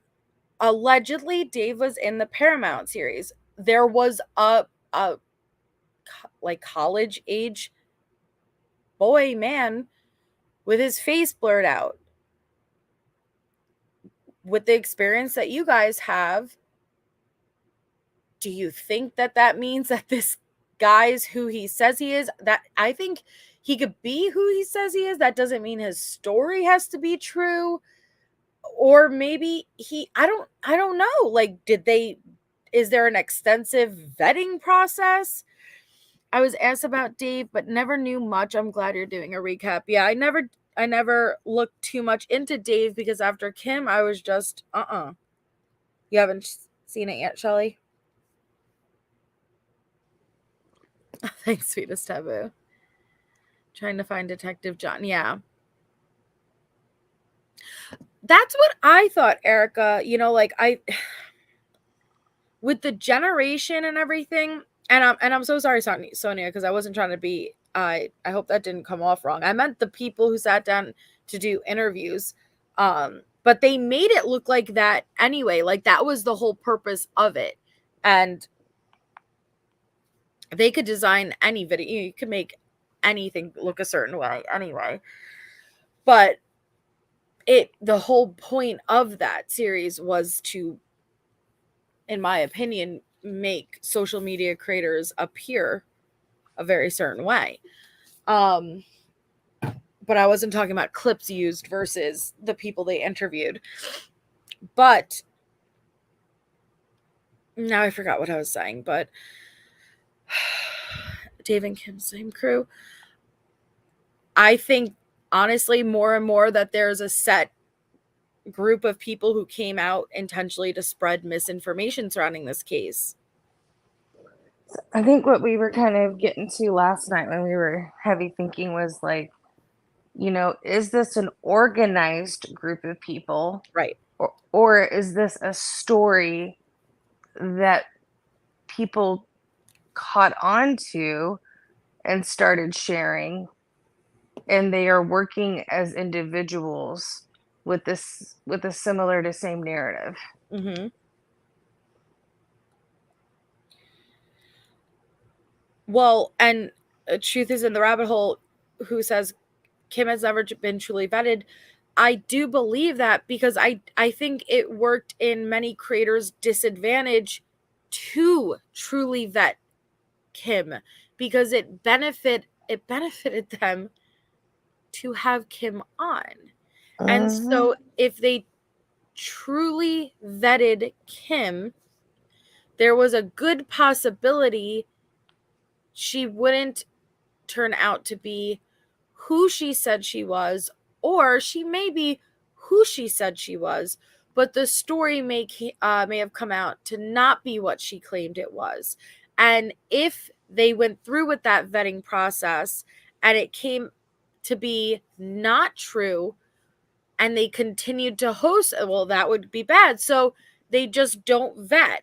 And that is the exact reason why when Kim came up on this very panel, okay, there was the creator who was blowing her up. Okay, let that sink in. Creator blowing her up. Get down right now. Get down. Because what? It's just me, Shay, and Kim, right? And we're just asking, not screaming, very simple, respectable questions. Like, what have you seen with your own eyes? You know, who is giving you this information? Has your child signed a sworn statement? Very simple. Why are you being blown up by other creators to get down right now? Well, because nobody else has ever asked you very direct questions. Nobody else has ever stopped you on your 100-mile-per-hour rampage long enough to actually question what you're saying.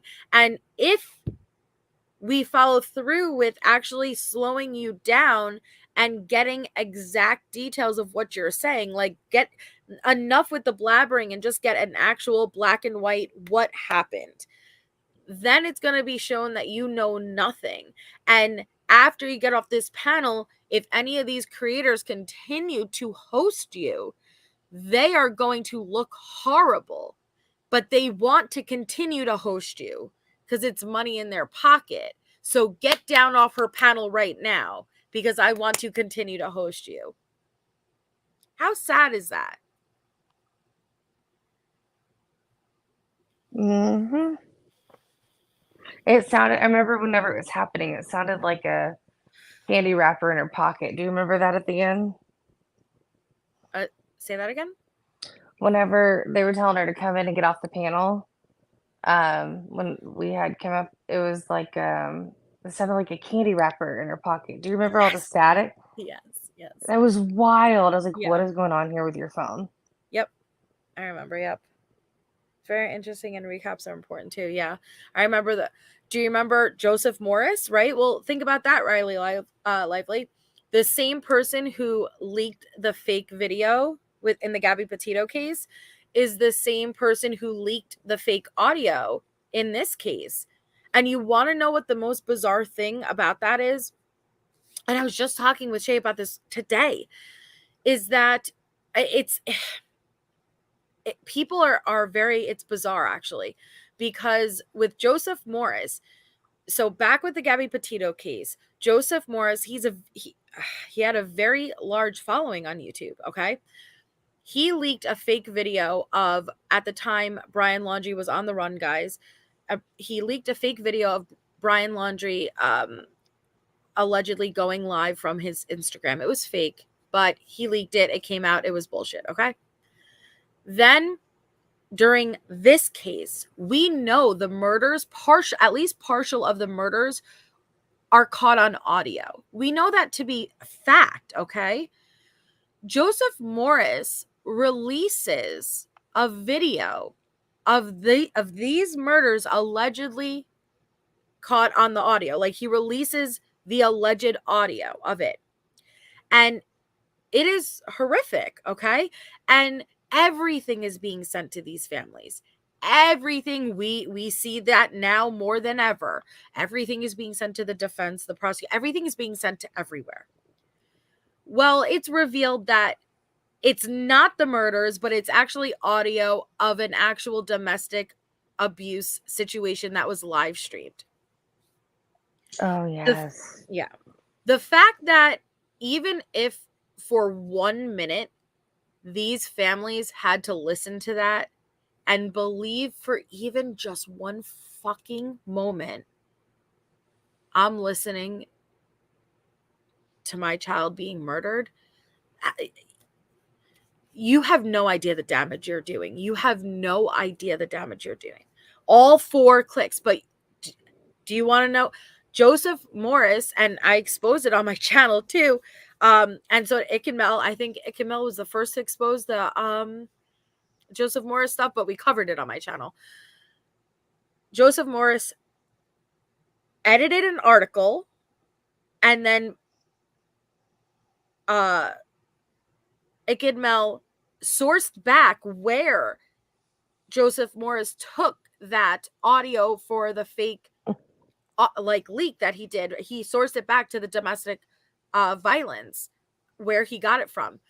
But my entire point is, underneath the comment section, right, where you would, after being exposed, where you would expect every person to be done, unsubscribe, done, I will never.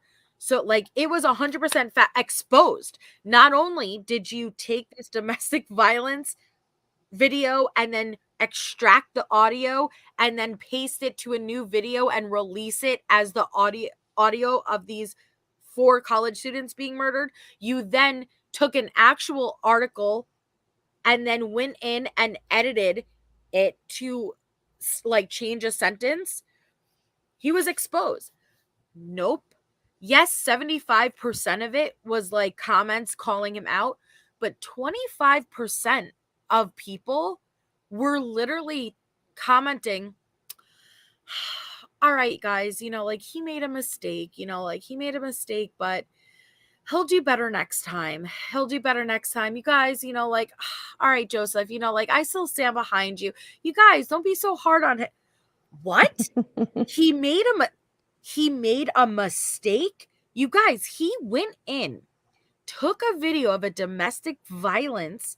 He took the time, put it into his program, extracted the audio, put it into a new video, pasted it, typed out the title, Idaho 4 murders, audio leak, fucking released it, knew it was going to get back to these families, then took an actual, like, it was like a Fox News article, went into the programming, edited it, and then pulled it up on his, everybody like who watched his live couldn't figure out where is this article from? Where is this?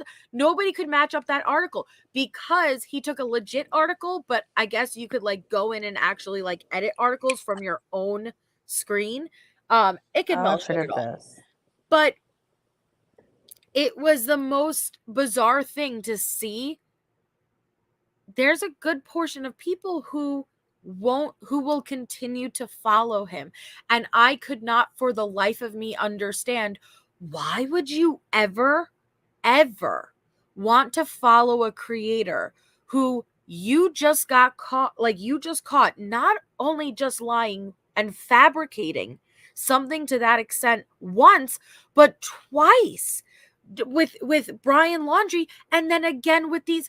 Why would you? But people do. So people don't care. Like, not everybody cares, and it's terrifying. It's the most bizarre thing. It's the most bizarre thing ever. I don't get it. Neither do I. Like, what's the motive behind it? Is it the sensationalism?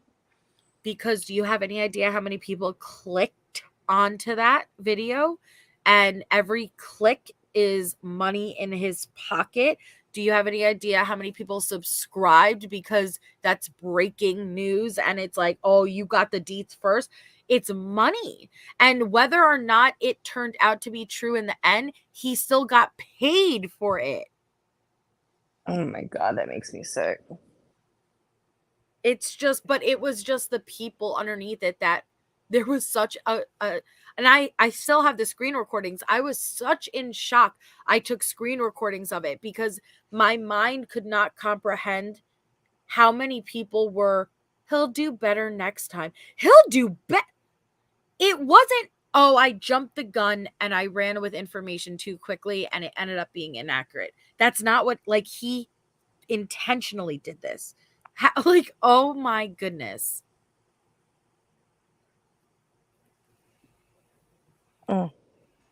I'm Nikki. I gotta go put my clothes on. Okay. Well, I'll keep going. You talking about Dave? I've always wondering what's unfolding behind the scenes when it comes to them. Well, and that's okay. So that's what was so interesting, Riley. When it came time, so with Kim, she came on my panel, and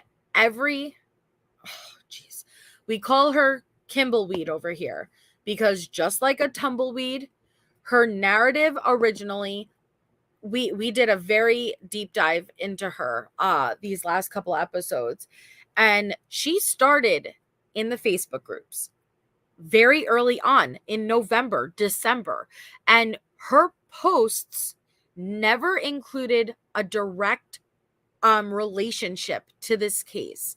Originally, her post just show a concerned mom who you see theorizing just like everybody else.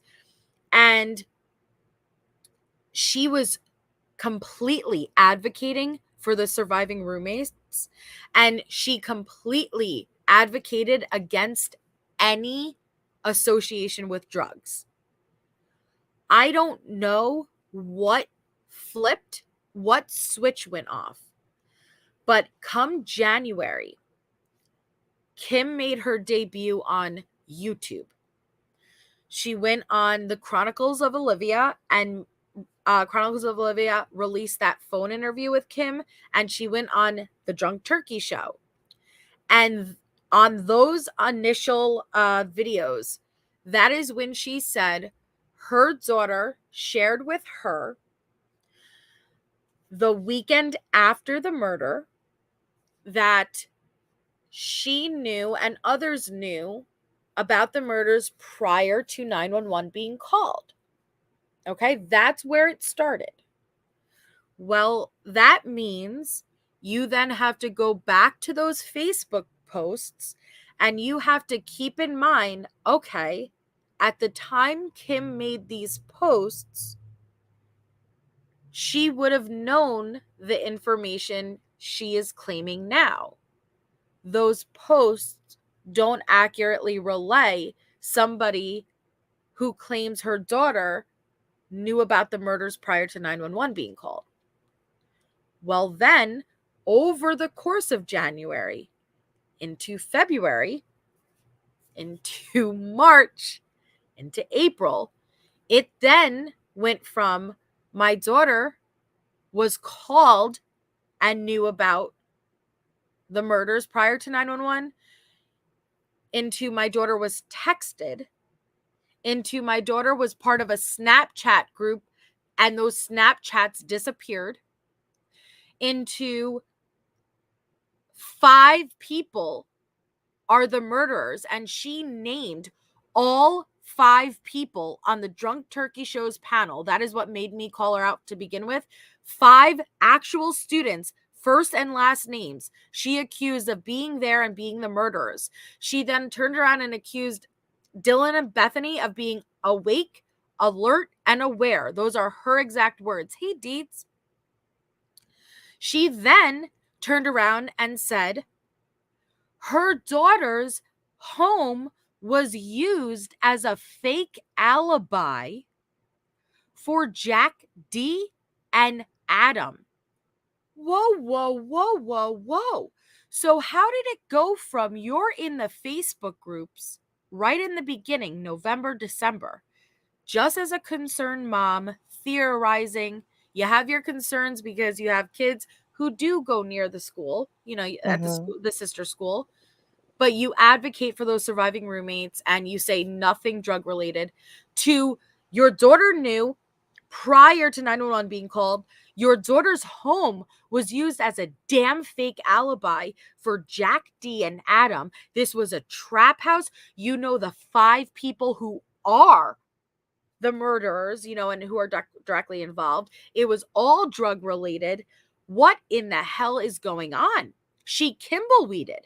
She literally rolled, in every panel she went on, she collected a little bit more and a little bit more and more and more. And then eventually, and no creators gave her pushback. Every creator hosted her and just allowed her to run her mouth a million miles per hour because they got a bunch of views when they did it. And then she came up on my panel with me and Shay, and me and Shay did not let her run her fucking mouth a mile, 100 miles per hour. And that is when she admitted she's never seen a single message, not a single fucking message prior to 911 being called. This entire, because Kim never said allegedly, this is what I believe, I think. No. She, for months and months and months, put this out as fact. Name these people's first and last name. Like, she was putting this out as fact, putting these people in danger, and then admitted she's never even seen one single receipt. And then at this entire time, she was leading the charge, begging other students to speak out. This is why she was going panel to panel, to speak out and urge other students to come forward. What did she then admit on our panel, Shay? She was screaming from the panel tops. She admitted that she was not subpoenaed. Yep. She had never seen the Snapchat. Her or her children never signed any sworn statements or affidavits. That she's got a law enforcement contact in every freaking branch we've ever heard of, including T-Rev's former co-host, Detective John, which, yeah, like, it was just like wild ass shit. But you let her talk enough, I mean, you can point it out, all the lies. It just takes a bit to process it. It's word salad. Oh, what was her salad going to be called? Yeah. Can't remember that. Oh, the Kim salad? Oh, fuck. I forgot what the Kim It was a salad. good one. Riley, did you see her email leak? Like, did you see her email leak with the decapitations and the pregnancy? How do you go from what she was first claiming to what she ultimately led into? And then she admits she never saw a damn message to this day. Her daughter has not signed a sworn statement. She was not subpoenaed. Yet your daughter's home was used as a fake alibi for Jack and Adam. She knew about the murders prior to 911. And no, she didn't even need to sign a sworn statement. Fuck out of here. Yeah, the email leak was the worst. But I'm curious, because Riley's from TikTok, so I'm curious if she knows about the email.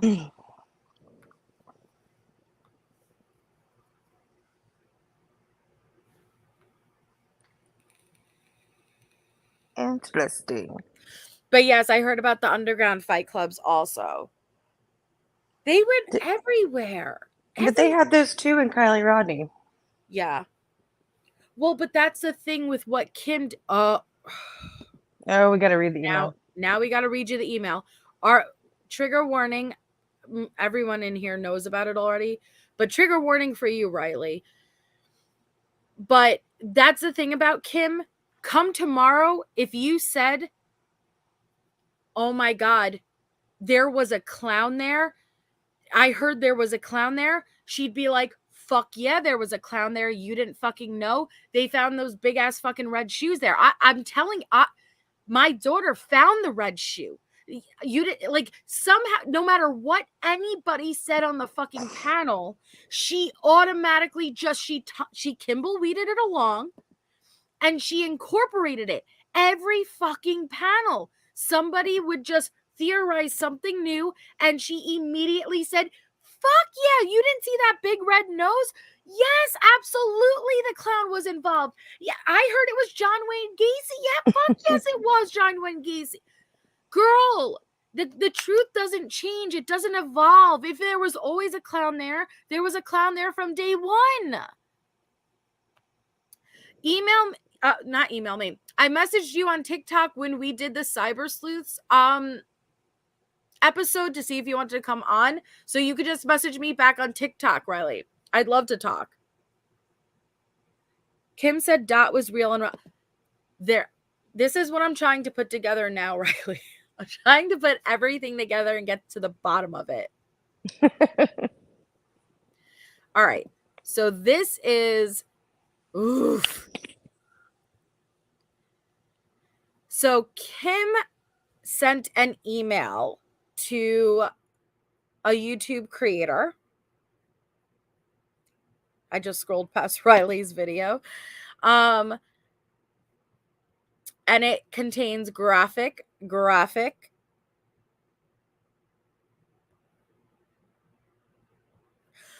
Well, we've messaged in TikTok before, Riley, so you can message me back there.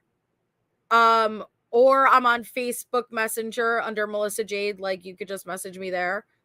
Or my email's there, you know. Yeah, the TikTok's kind of hard to like share certain files and stuff. I get why she's saying that. Yeah, but if she's already messaging me there, that's the first place she can message me, and then we could figure it out from there. At least it would be easiest since we've already had communication there. You know what I mean? Oh, gotcha. That's what I mean. Like, just at least for now. But okay. So Kim writes, okay, perfect. Hold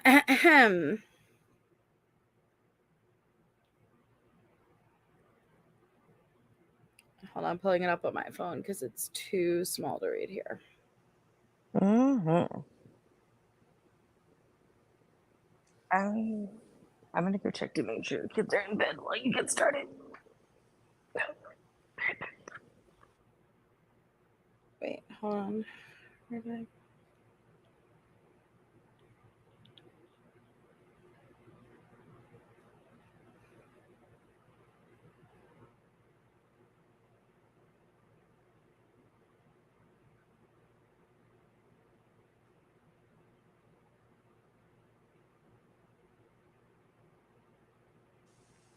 Are you looking for a different copy? Yeah, I got it. Okay, I was pulling it up on my phone because it's so small. All right. So it says, "Hi, I consider myself an intelligent person with a good instinct. Thank you, Hernatex. I haven't checked my email. I will check it. I apologize. I will check it as soon as I am done, but thank you so much." So it says, "I consider myself an intelligent person with a good instinct. I believe I can trust you not to share the following. I cannot and will not provide receipts. They are not to share. They are the family's. I have shared them with the Drunk Turkey Show, and they have fully vetted me. I am WSU Mom Kim. I was the one on the Drunk Turkey Show. I have reached out to you first, but your line was busy. When I discovered that other parents with relevant information were struggling to confirm information had been received by law enforcement or were waiting for callbacks, I started calling the schools, the governors, the FBI in Virginia, and when the president's secretary at UI told me to call everywhere, everyone, every day, I did. She also told me about YouTube and sleuthing, so I did that too. Olivia, with Steve's blessing, did that piece. I find out anything and I tell Olivia, and she decides if she tells Steve.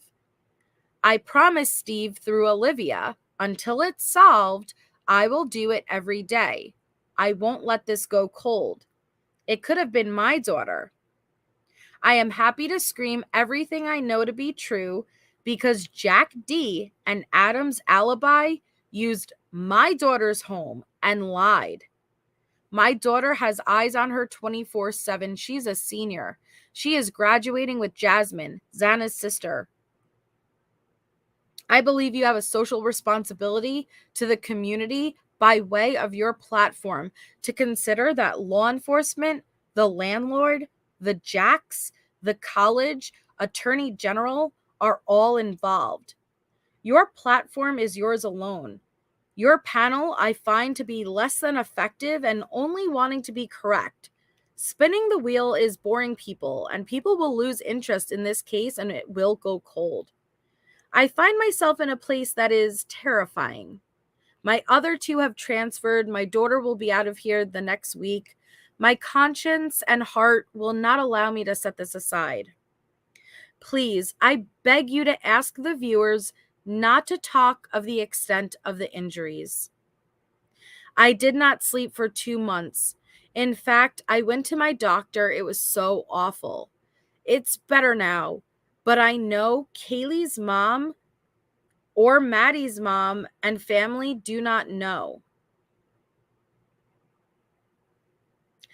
Xana was pregnant, which will come out in time. I hope so, because 5 people died, not 4. I know Xana's sister listened. I know Kaylee's sister does, and Ethan's half-siblings listen too. Sigma Chi and Phi are involved. My daughter received the call at 10 a.m. that morning. When I say I did it to protect her and to warn people to be careful, I am not looking for notoriety. I have a full life. I am blessed with 7 amazing, educated, successful children. I can't wait to never look at true crime again. Although I now feel we need to ignore and look away when we can help.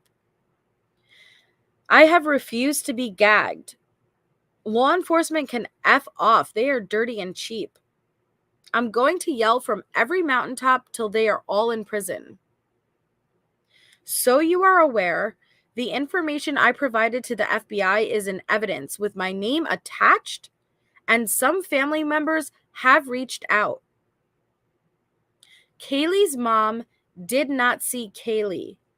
Only her dad did. She was unrecognizable, and Kaylee's heart was stolen. Jasmine does not know that Xana's hand was cut off and Xana's fingers on her hand was stolen, which is why the media kept asking about bagging the hands, and law enforcement wrote a reply. Maddie was beheaded, but for a vein. And Ethan was knocked out with a wrench and woke up, which is why he was killed. Originally, the guys shaking them down saw that he was knocked out. The killers were different guys, and he woke up, so they tortured him and then let him die. What person needs to know that? But it's your platform. You called me a whatever, so here's your whatever. Drunk Turkey has your receipts, and I will take your call privately. And Detective John. I actually thought Daniel from Drunk Turkey was John, and that's why I contacted them after you. I text them when I learn something new, and they make it their own. I'm not a troll, and I do not want to be known. I want justice and safety. I'm furious with you, but I respect you. And then it has their number, and then Kim.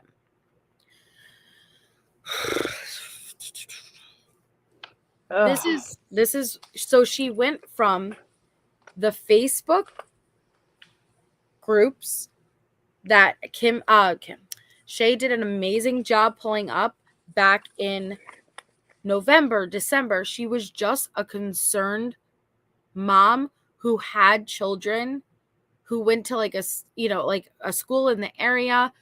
Naturally, she was concerned and theorizing like everybody else in those Facebook groups. Then it snowballed into my daughter has direct information and knew. And then it went to this. It went to this real quick, real fast, really dark. And what's so sick is this is being funneled directly to the victims' families. Mm-hmm. And she's very active in the social media where like Dave kind of comes in, which seems to be like he's giving credit to Kim. That's why I want to know what it was like kind of on the Paramount. Did anybody see him outside of Olivia?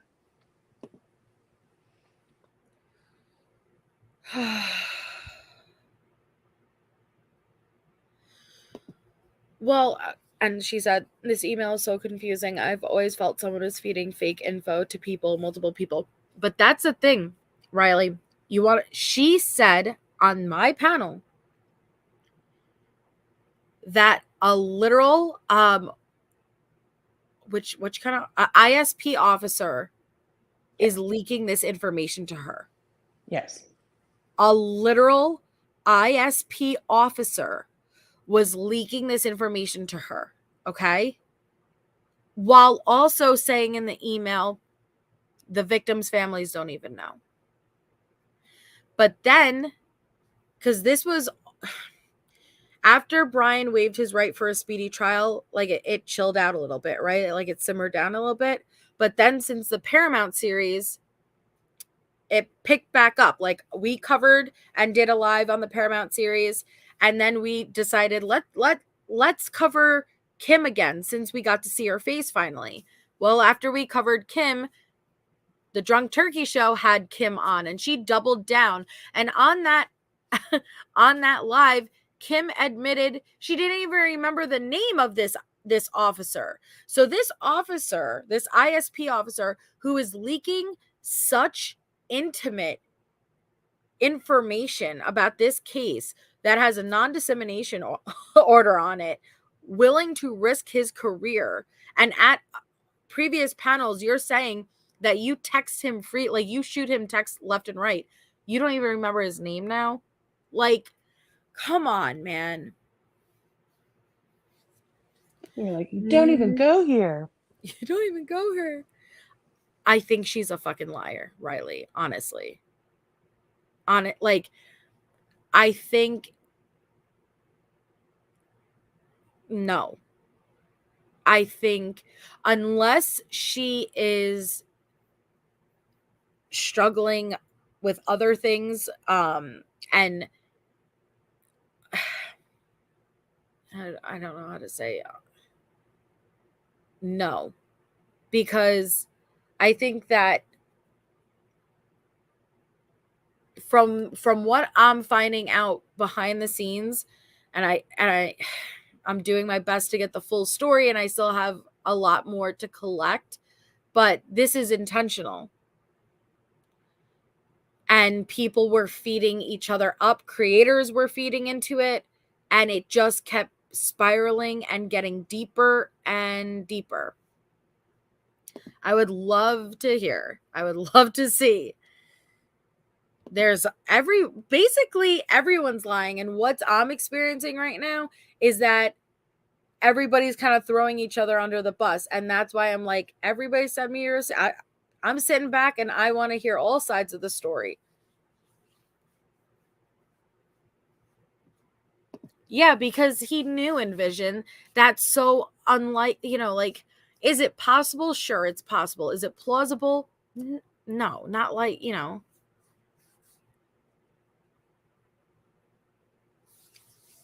She heard you, Claus, like, you guys don't have to share the same opinion, though. Well, exactly, Elsie.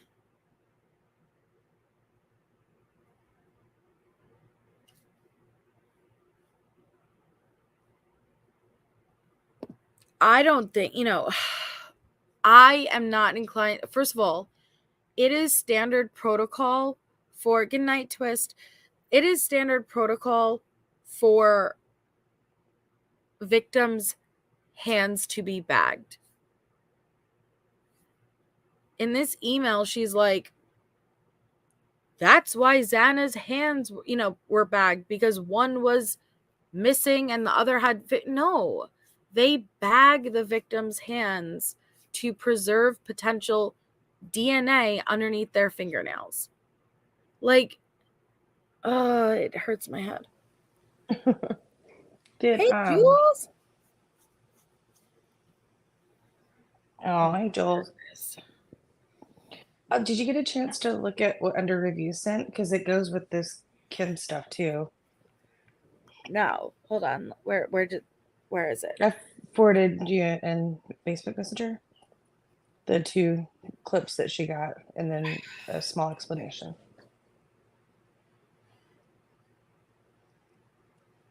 Okay, these clips. I'm good to play these clips? Yeah. Do you want me to read the explanation? Sure. With it? Okay. So, Under Review, hey girl. So she says that WSU Kim On was on a live with a YouTube creator called Open Mind Perspective. She used to go by Van Life. May 2023. She's where she clearly states that law enforcement does not have the Snapchat records and has never asked for them. Then on your live, Melissa, that we did with her, that's when you asked her when she was notified by Ali that they had the Snapchat history. Her answer was very confusing and definitely different from what she had told months earlier. She does fumble around and lands on the possibility that it could have been in May before school was out, or maybe even earlier. So just kind of showing like, her contradicting statements in this, where we've been talking about those Snapchats. Okay, so let's see.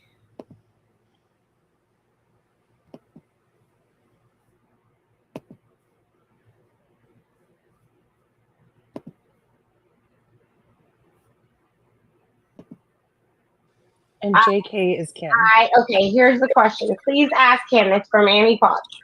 If the group chats and messages her daughter was involved with early on that morning about the homicides were ever turned over to law enforcement. No, they were never asked. Nobody ever questioned them. I don't know that they're going to like that answer. And I will tell you, I know everybody says Snapchat can be recovered. A Snapchat that is unopened can be recovered. Like, do you flipping through notes? On occasion, a video can. Yes. And remember that Snapchat Facebook message? Mm-hmm. She didn't know about like how the Snapchats work until somebody wrote it out. And this was before the Snapchat stuff came out and Brian was arrested. Yep. You remember that? Mm-hmm. Mm-hmm. Okay, hold on. I need to listen to it one more time. Okay, hold on. Okay, here's the question. Please ask him. It's from Annie Potts. If the group chats and messages her daughter was involved with early on that morning about the homicides were ever turned over to law enforcement. No, they were never asked. Nobody ever questioned them. I don't know that they're going to like that answer. And I will tell you, I know everybody says Snapchat can be recovered. A Snapchat that is unopened can be recovered. Any other Snapchat cannot. On occasion, a video can. Okay. Welcome, Tried and True. Thank you so much for becoming a member. Okay. Never. First of all, yes, they can. Anything. Let me be very clear. Anything can be recovered. Okay. And then Van Life was Dietz's big debunk. Really? Yeah, she did the big debunk on Van Life. Yeah. Nice. Impersonating the actual creator of the 3D video. Mm-hmm. It was awesome. You did Tried and True? Okay. And then this was my panel. Okay. Let me pull this up.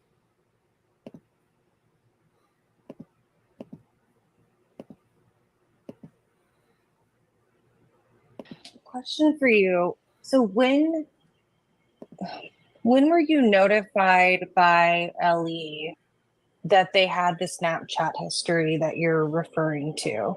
So I turned it over to them. I said you can have our cloud and everything, not knowing that I don't have to give permission. They can just take it. So I said, you're free to take anything. So there was never any information other than when I went to, I got an email from our cloud that had been entered.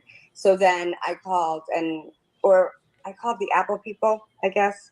And then I called the police and, my friend, and they had been able to get back the memorialized snap. Because I offered them our phones. I said, you can have our phone.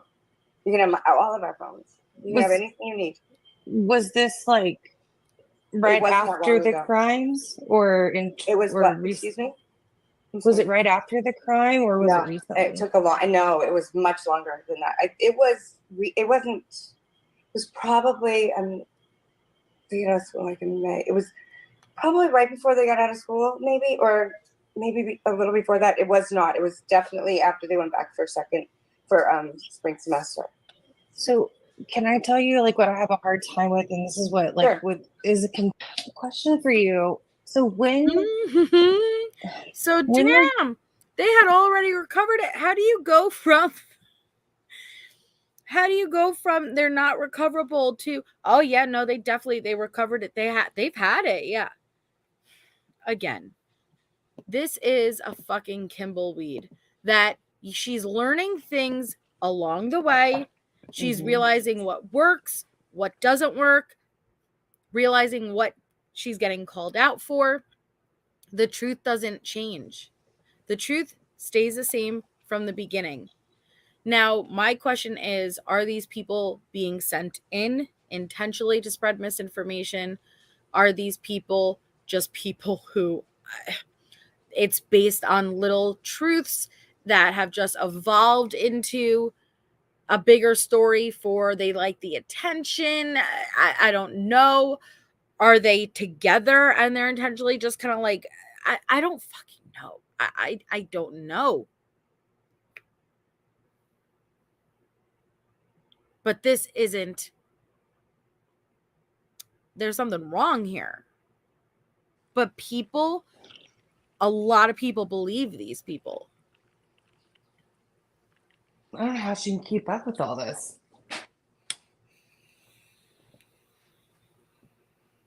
It's wild. Riley said, the Gonsalves family told me they think people might be getting paid to do these things, but in general, we all know there's something off. Well, that's what I'm being told, and that would make sense. And hold on, I need to think before I talk, because I'm like an agitator. now I'm forgetting where I'm seeing things. Which they're like they're inserted to cause chaos and confusion. Yes. Well, I'm on a mission, Riley. Put it that way. I'm on a freaking mission, and I might not ever get like the full truth. But guess what? The day's going to come where like trial comes and the autopsies are going to get released, and is a victim going to be beheaded? Is there going to be a decapitation?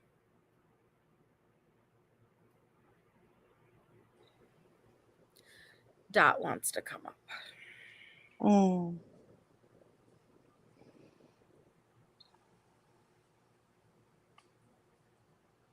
Your channel, ma'am. I do, PsychoCon. That was with the Watts case.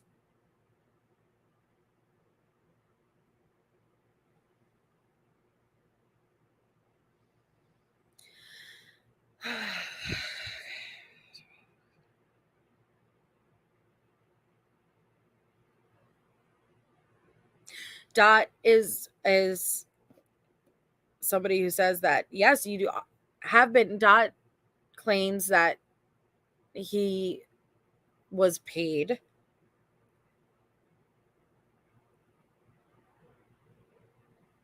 to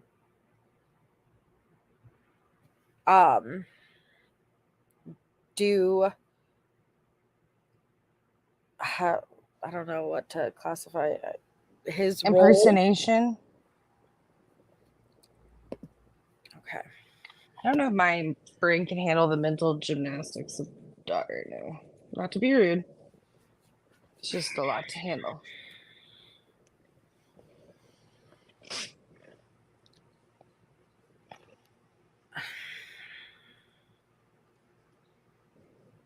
Let me ride or die. Say the word, ma'am.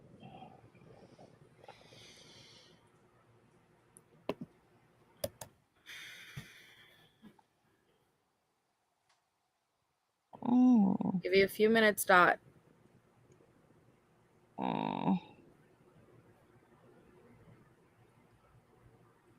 But no emotion, like just keep it chill.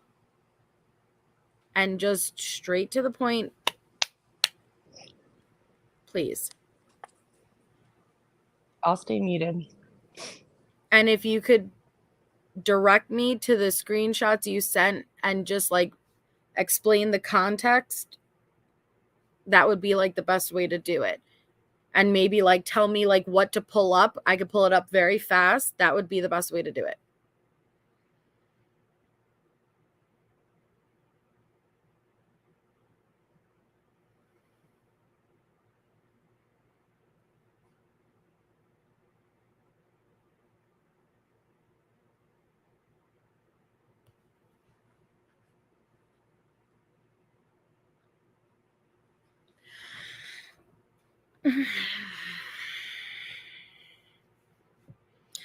Do you have a lesion on TikTok too? We have a lesion here on YouTube. Thank you, Chine and Drew.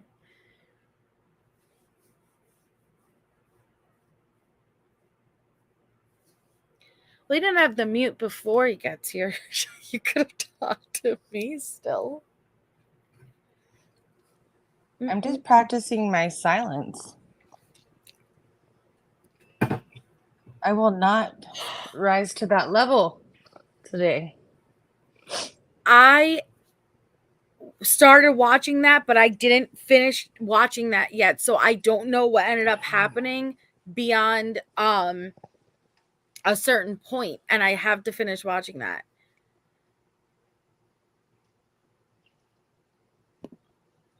I asked Deets and they said he.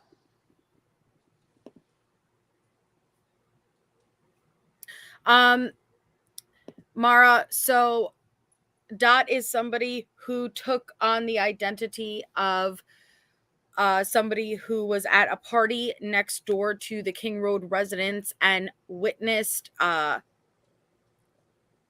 multiple people outside of,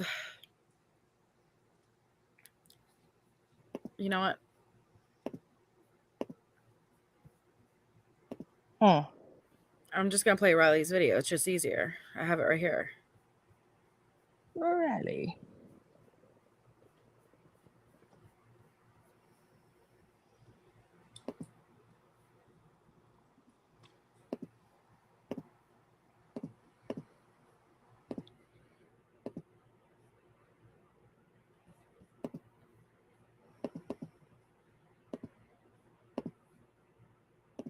I was at a party, at the apartments nearby. I'm going to tell you who Dot is, okay? They have fabricated this entire story to help push misinformation that Brian Koberger is innocent and other people might be responsible. They're helping push the narrative of Emma Bailey. Hold on, I know Emma was there and Emma's boyfriend. And they got mad at me on Brett Norton's live last night and yelled at me because how dare I question them? Hold on, let me finish. It is disgusting to me. It is literally disgusting to me that somebody like you. Ladies and gentlemen, meet Braden, a longtime troll of various creators across TikTok who spews lies and makes things up for attention. You say everything about me, you talk about me, you degrade me, you put me down, but I'm not allowed to speak my mind? I'm not allowed to speak how I feel? What about how the families of the victims feel in Moscow, Idaho? Or the friends or the surviving roommates of you, Braden, coming up with lies? How do you think they feel? How do you think the entire community of Moscow feels? Okay, so that's easier. Okay, so I see. Hold on one second. Let me just make sure.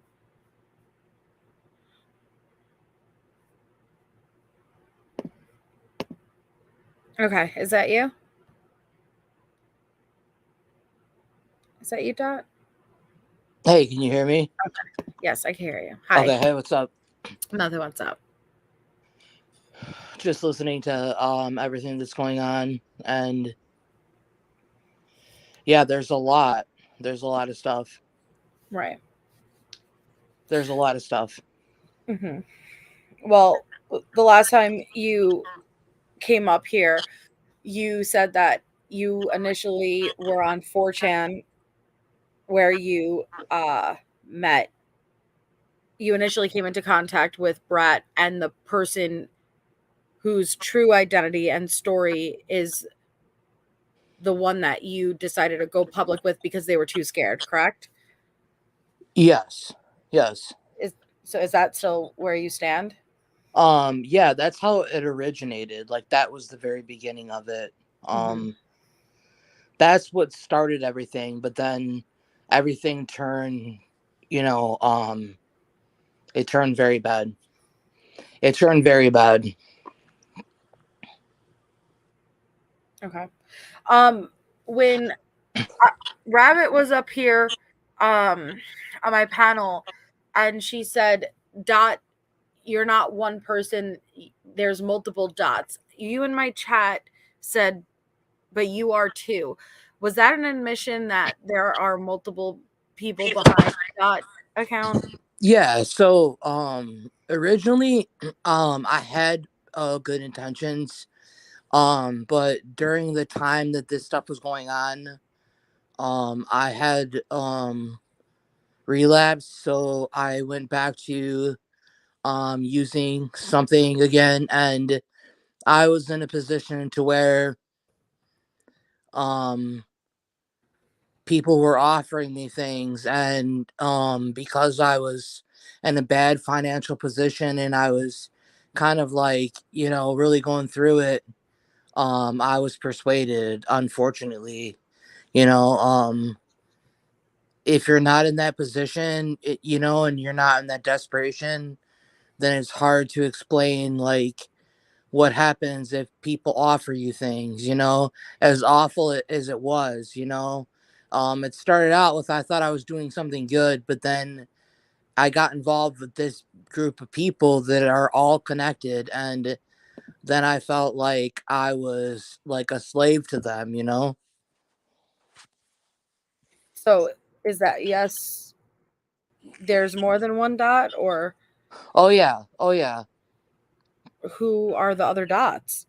No, and like, I get people that are saying, like, yeah, you're a piece of shit, and I am, for what I did. I really am, and there's no excuse for it. And I don't expect anybody to, have any sympathy for me or anything, but um, I Okay, want to. but let's go Yeah, back. yeah, Because I'd yeah. rather, if I'm having you up No, here, it's okay. it's It's to okay. try to Yeah, get an understanding, not to yeah, for judging of you. I want to understand. Is there more than one Dot? yeah. Who are the other Dots? There are a whole bunch of people that are involved. There's a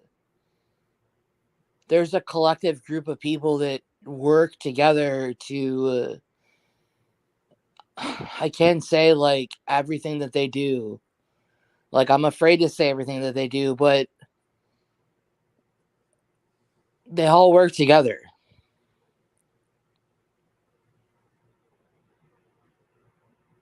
Which Dot is on pile now?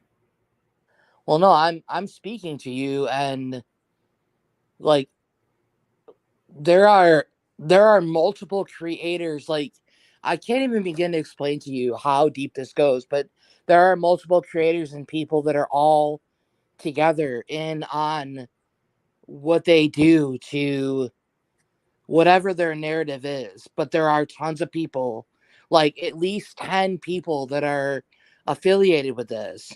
And it's, Affiliated with what though? What's the intention? What's the purpose? I think it's because they're trying to, like, change what's going on and not, like, make it a drug thing. Okay, hold on, pause. Sweet as taboo. Please don't insult me by making comments like this. Again, just because I allow room for people to speak does not mean I automatically take it as fact. Let me do my thing. I'm not embarrassing myself because along with that, I'm speaking to many people at this time and I'm trying to get a full understanding. So let me do my thing. If you don't want to hear it, that's fine. But I'm getting receipts. I'm doing my thing. What's the intent? What was the purpose?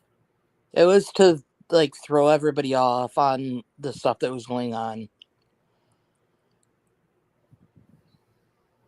To throw everybody off of Yeah, it was to throw on? everybody off like to about the drug scenario. It was to like put everybody, you know, to like all these people came forward and like it discredits them and it makes everything look that much more ridiculous. Like if I'm discredited and Justin's discredited and Kim's discredited and all that, like it just shows like how ridiculous it is. Like what we're putting forward is like so ridiculous.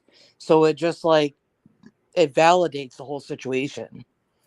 That doesn't make sense what you're saying. It validates what whole situation? Like it just makes it easier for people to say like, yeah, that what they're saying is not true because there's all of these trolls like, and that's what they intended to do.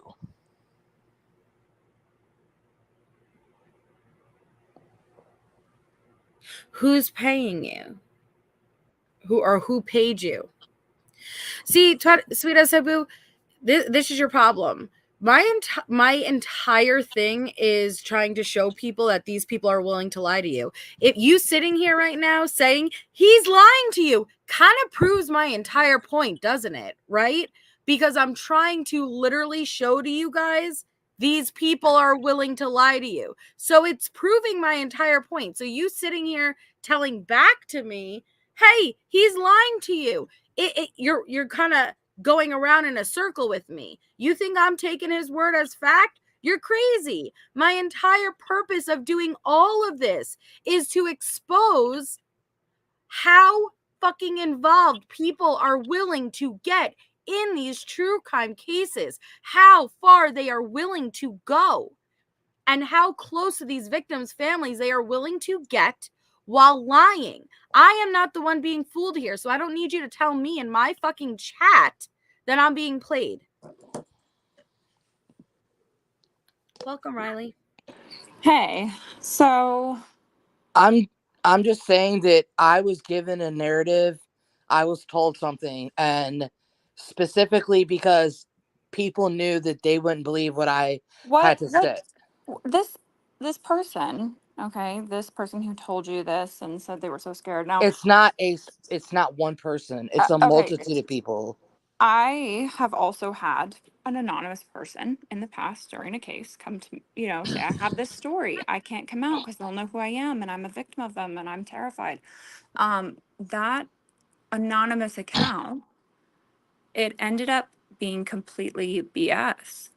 And Right. so when this came about, I kind of smelled BS. But what I'm confused about is, you said that you're telling this story for them, right? Well, no, And it's not just that. That's what I originally thought I was doing. And then I met this group of people and I found out, how do okay, you easily cry like that? Like you were sobbing. okay, let me explain.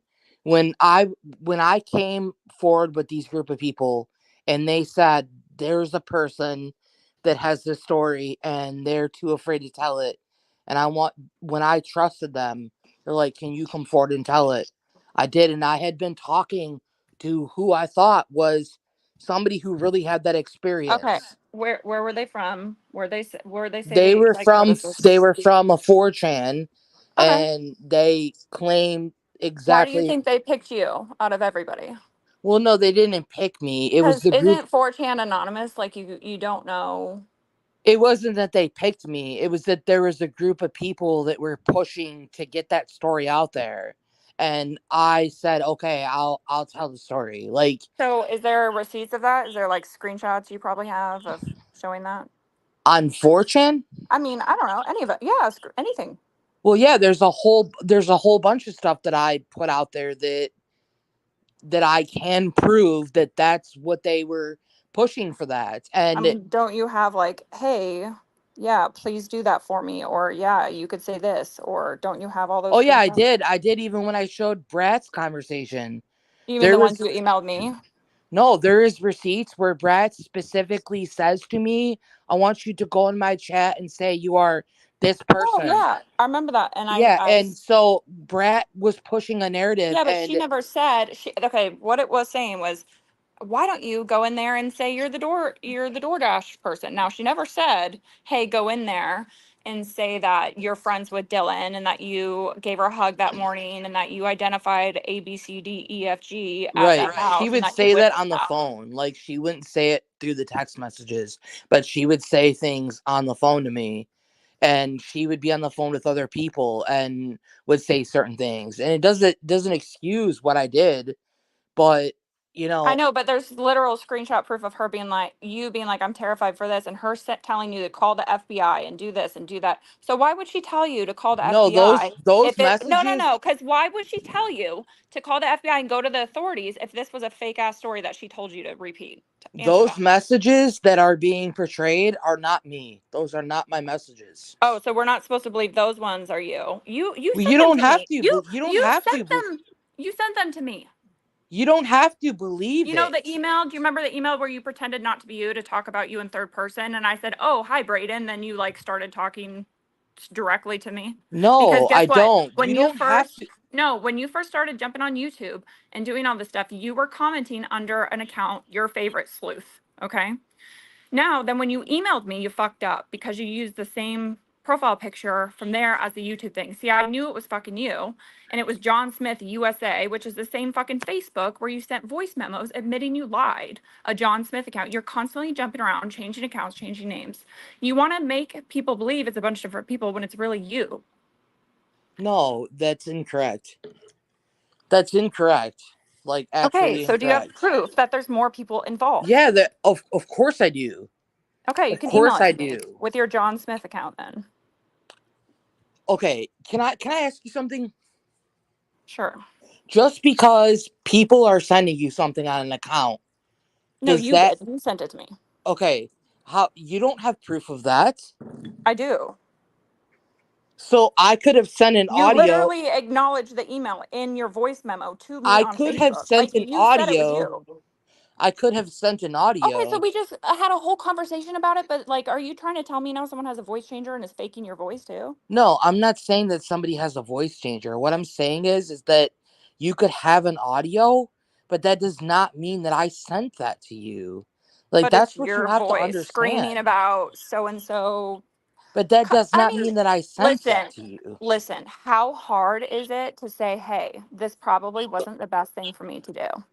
I'm Besides talking right trying to now blame about what's Brad. going on. I'm talking right now, Riley, about what is going on.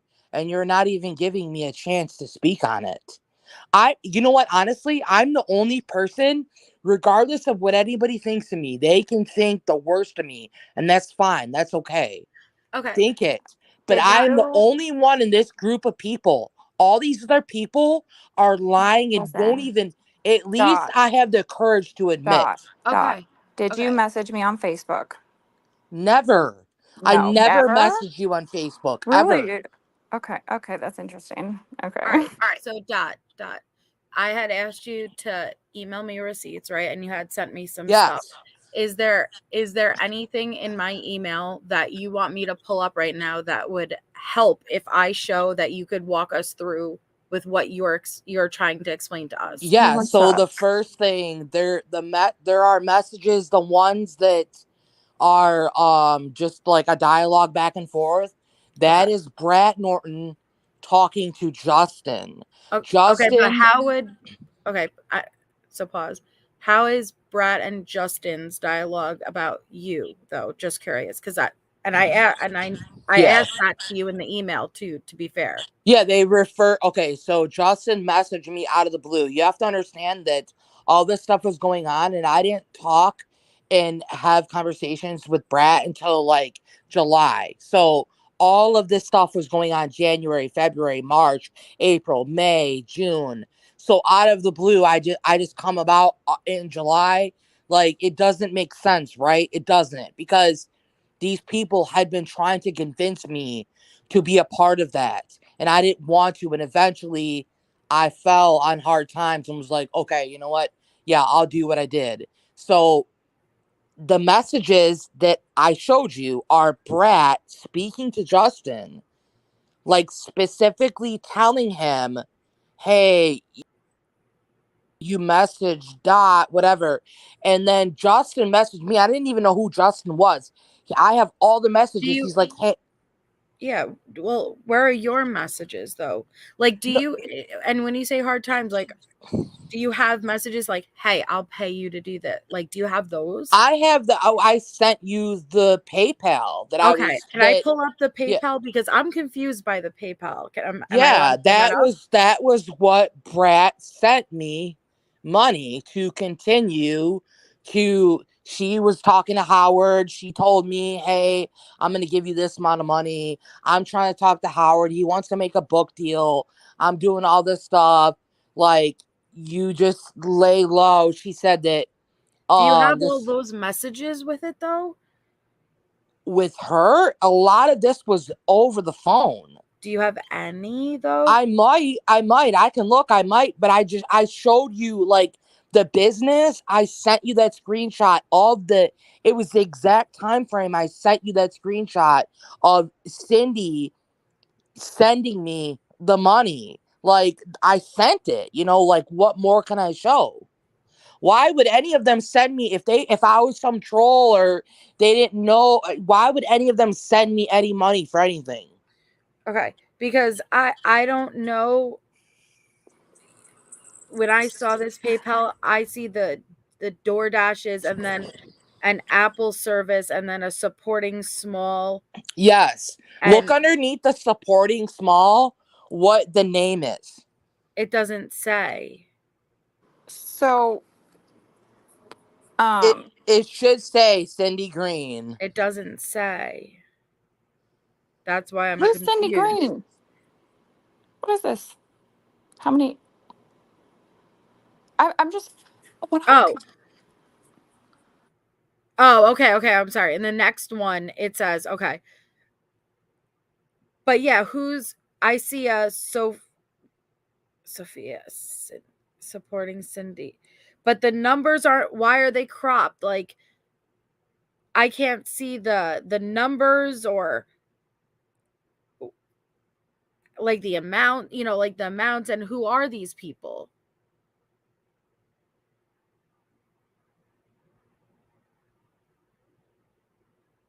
So I'm confused by that, but I will say, I lost my phone, so I've been waiting to get back in iCloud and Apple. I got a number, whatever, and then my Facebook is weird because they're like authenticator app, and I'm like, yeah, I don't have that app on my phone. So anyways, I'm trying to get back in that Facebook Messenger right now so that I can literally send the entire thing to Melissa Jade.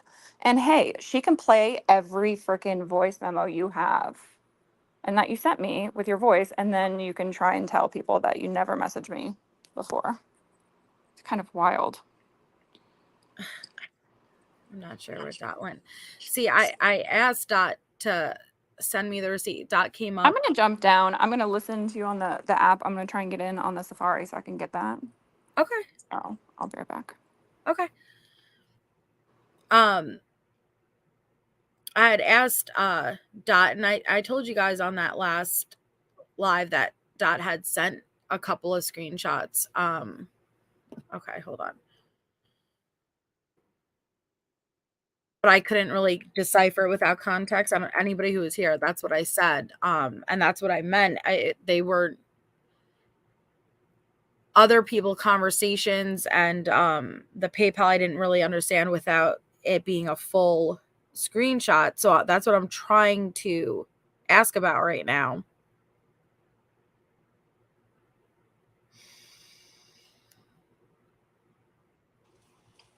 You want me to drop the link again? I got it. Thank you. No problem. Hey, I don't know. I'm not sure what happened or why I got kicked off. I didn't kick you off. You just kind of dropped. Yeah, that PayPal that I sent you was Brat's best friend sent me the money. That's Cindy Green. Through her small business, like that was sent through my PayPal, like, and it shows the date on it and everything. Well, okay, to be fair, I have the first screenshot that it shows July 18th supporting small L ... and the amount scribbled out. That one doesn't have a name on it or anything.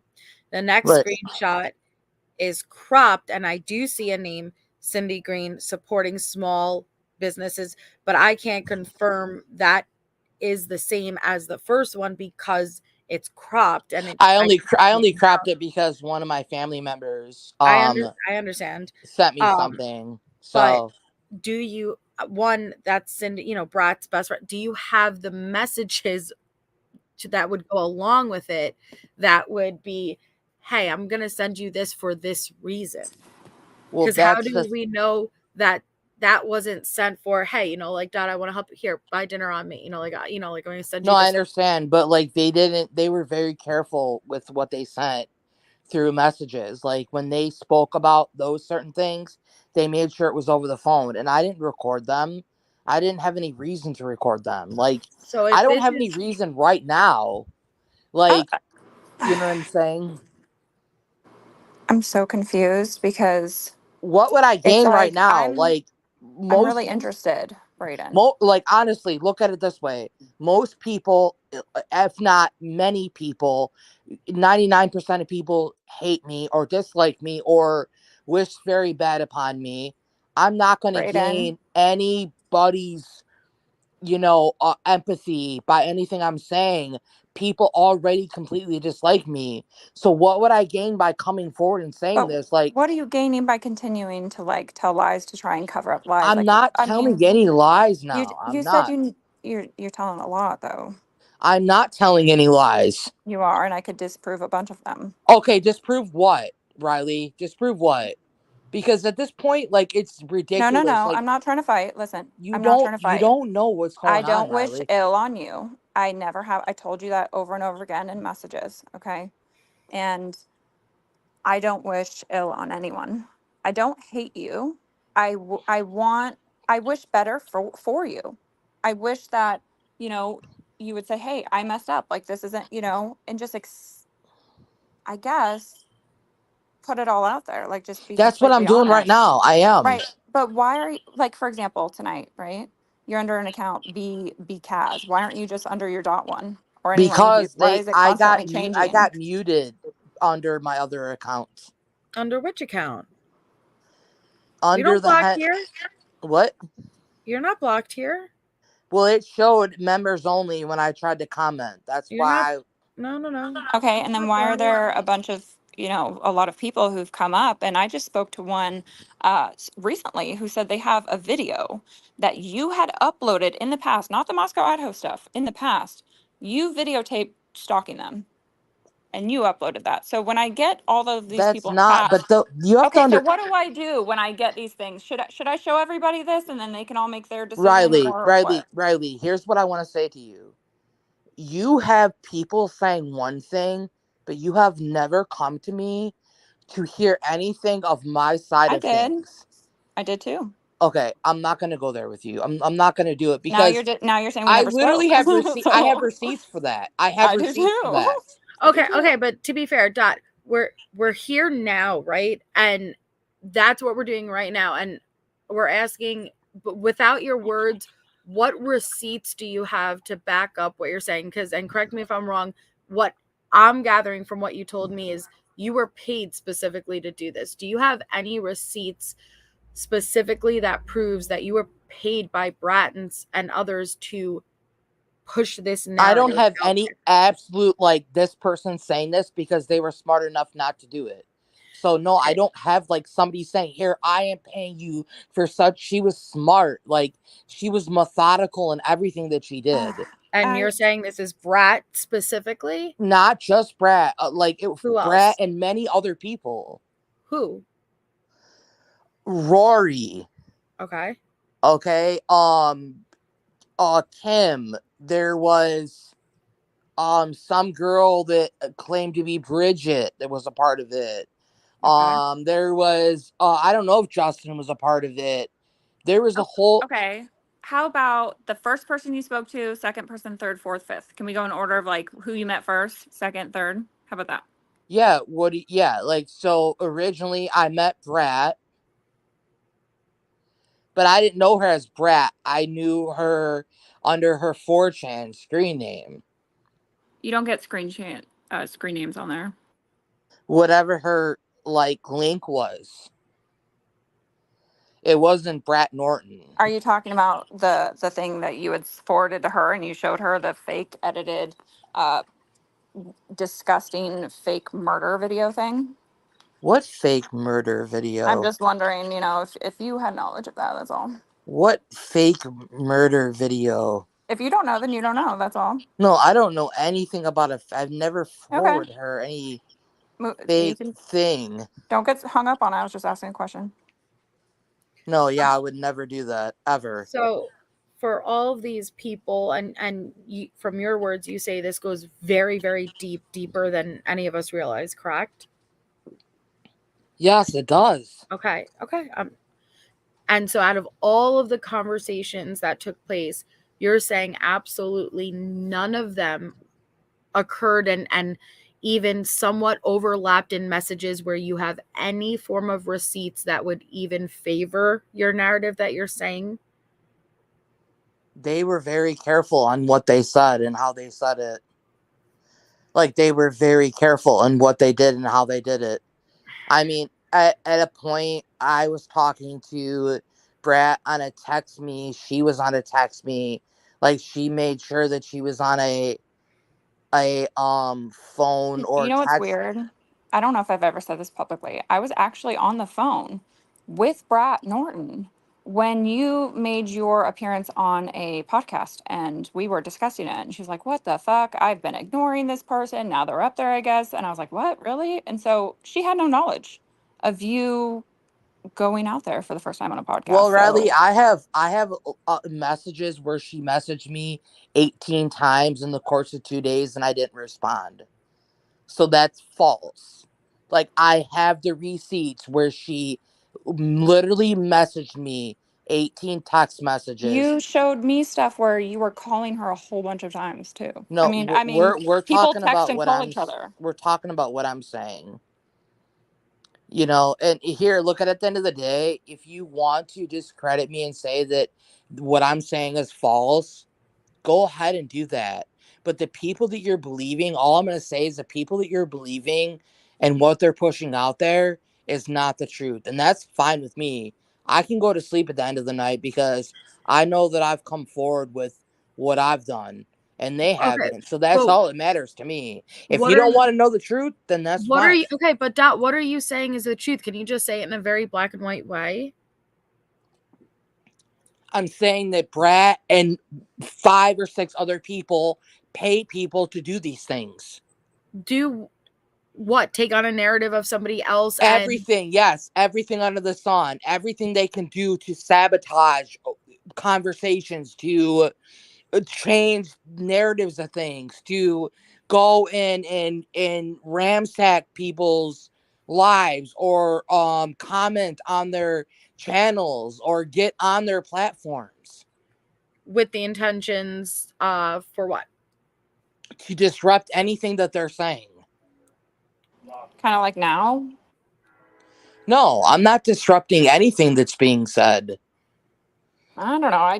I disagree. I'm not disrupting anything that she has said and what she has talked about. I didn't get on here and say, "Hey, Melissa, what you're saying and this, that is false or not." I didn't get on here and disrupt anything. I'm just speaking the truth. And this is why people and nobody speaks the truth. In this group, this is exactly why this goes on. Because when people actually speak up, dude, nobody believes us. Okay, Melissa, will you do me one favor? Sure. Okay, on my TikTok, I uploaded I don't know, a clip It's just the clip from the podcast that they had gone on and told their initial story. Do you mind playing Yeah, I'll that? go grab it. Okay. I'll grab it. Sure. Thanks. Look, Um, I tried to explain what's going on. Nobody else will, and I try to be the person to do that. There's nothing else that I can explain because this is exactly why they do what they do, because they know that you'll discredit me and think that I'm lying and say these things. That's why it's never going to stop. All these people that you've been talking about, Melissa, that are making all these lies up, it's never going to stop, and it's going to continue to go because nobody is willing to admit what's going on, and I am. But I'm being like, oh, you're lying. You're doing this, that, and the other. That's why I don't even want to talk It's about like it anymore. a recent upload, I think yesterday, a couple days ago or something. Like it's insane. It's insane. It's so crazy. well, It's so crazy. I think both can be true at the same time, right? Like it doesn't have to be one or the other. But I don't what do you have to say about the other people that you're speaking on who are actually sending receipts on you that show the opposite? What would you be willing to say about There that? is no receipts for any of that. These people are protected. These people are protected. Protected by who? Does this go beyond just the It's 6 what names their that you job is mentioned? to do. Job, what does What that would mean? I get? What would I gain from this, Melissa, by saying this? I'm asking you to help me understand, because as far as I'm understanding, this is TikTokers, YouTubers coming together. Hey, I'm paying you to come into my lives, my box, whatever you go on TikTok, to disrupt or to get views. So what do you mean this is their job? Are you talking about something beyond clicks and views? And what does that mean? I'm saying that they have an agenda, and they have things that get done, and they work with people that are with the media. They work with people that are going to write books. They So work do with Are you you people. talking about work for Howard the Bloom? media? What's that? Sorry, I'm so, Melissa. I'm sorry. I think you both said something at the same time. Yes, we did. Sorry. She said, do you both work for Howard Bloom is what she said. No, And I I was don't. trying to I ask, do I you work don't. for the media? I don't. But they were a part of working with the media, and at one point Howard Bloom. That's what they did. That's what it was all about. That's what it is to feed. Like, Okay, but I've messaged with and kind of like, you know, I guess somewhat worked alongside different journalists and people throughout the years. That doesn't mean that, I'm lying or whatever. If you're helping out or assisting or sending things or regardless, it doesn't mean you're uncredible, right? Like you could be kind of working alongside an author. It doesn't mean that it doesn't make her guilty.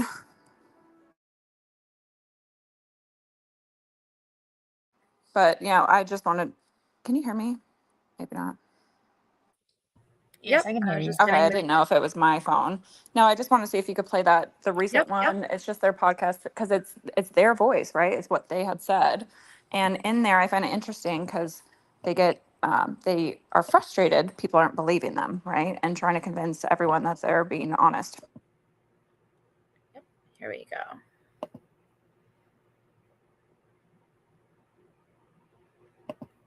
I was good friends with Dylan, and I was at an apartment party that night, very close by, and there's, for the most part, I never really seen or heard anything that was really strange up until like about 3 a.m. But in the morning, I remember seeing Dylan because I know Dylan, she's taller, so I can kind of pick her out. And I know Emma was there, and Emma's friend, and there was a guy that was also like I said, really pale.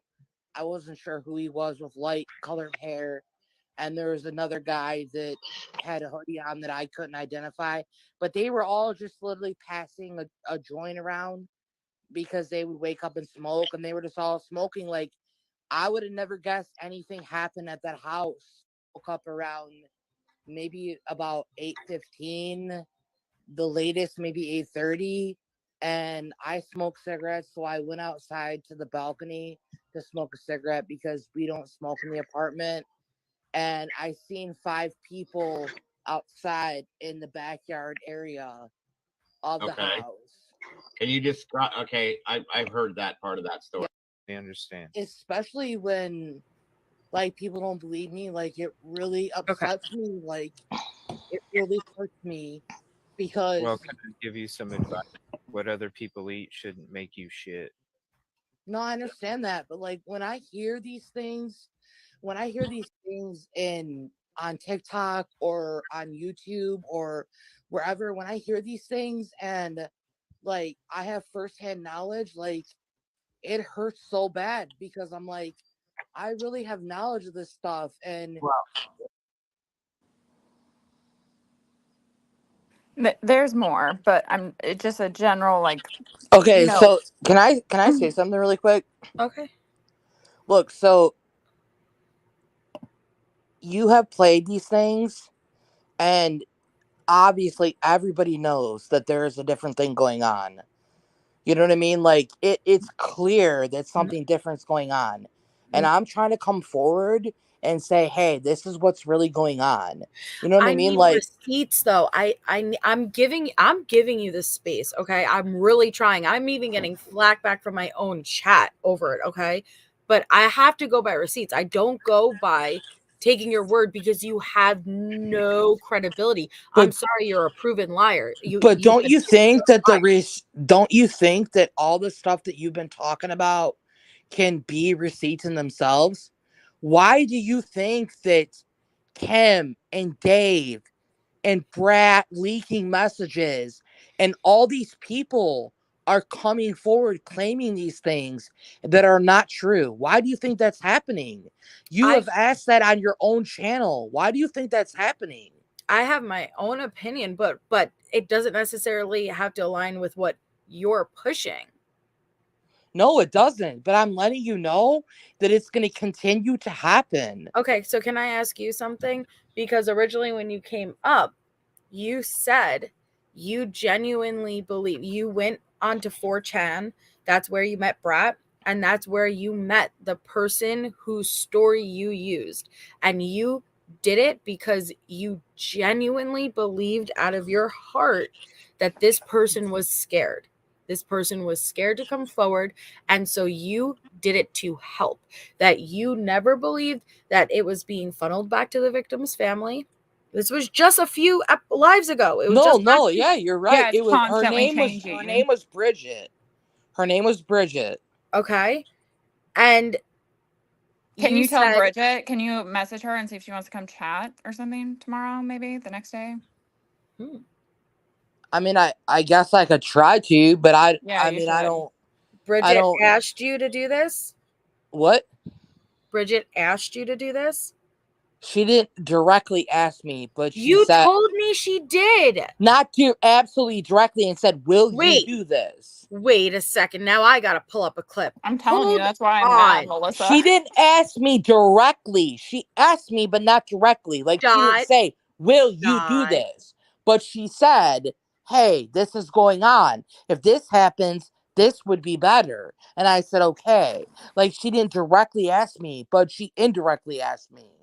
This is the issue I have because I would never in a million years be online with you. Okay, I wouldn't. But I'm up here because I don't care how much people don't like a certain person. I don't care if you hate Brett Norton. I don't care if you hate me. Okay, but for whatever, if you've done something, you should own your shit. And for you to pawn this off on Brett, I don't care how anyone feels. What are you about talking her, about? I'm not pawning cool. anything off on you Brett. absolutely are. And I'm going to say it exactly how No, the I'm fuck it is. absolutely not pawning anything off on Brad, okay?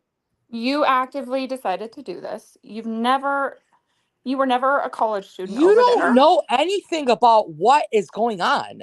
I have a recording of you on live saying that, oh, I did go to Idaho. I did go there. And you were on live with a Okay, you have a recording of you on your live with a Moscow local in the box. So what listen to me. Listen to me.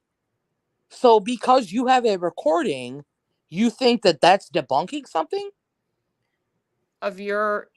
I'm saying what Melissa's saying. Just You're because you constantly have a changing. recording No. doesn't mean you're Sense. debunking I don't want to anything. fight. I don't want to yell. You're constantly changing your Dot. story. This was a couple of days ago, right? You came up and you told me you wanted to take accountability. You told me that, yes, you did this, but you did it because you were a good person and you Yes. believed this person was scared. Yes, that's exactly what happened. You did this because this person was scared to come forward. Yes. And I gave you heat because I said you named people. We just listened to the people you name dropped. Emma, Demetrius. I said, Dylan, right? I was like, you led people to believe that they were involved because it directly contradicted the PCA. You said, I never led people to believe that they were involved. I said, you know what you did, remember? Like, we went back and forth about this. I was like, you know what you did. You're like, all I said was they were outside smoking a joint. I was like, well, then what would be the big deal about her just speaking herself? You're like, I don't know. You remember this whole conversation? And then I said, you know what you did was a crime, right? And you were like, no, I didn't. And I said, yes, you did. This is that clip. Do you remember this? And you told me she directly asked you. And I even asked, did you offer? You told me you offered her to tell her story for her. Hold on. At the end of the day, it is what it is, and it's done what it's done. And I don't want to be affiliated. No, hold on. What did I just do? Yes, she asked me, but not directly asked me. At the end of the day, it is what it is, and it's done what it's done. And I don't want to be affiliated with her. And no, I did something. At the end of the day, it is what it is, and it's done what. Hold on, I messed up. What did I do? Oh, hold on. Okay, this one. Sorry. Those damn shorts. Here, this one. No, oh my God. Holy crap. I just said, though, that yes, she did ask me, but not directly. She indirectly asked me. But what does it matter?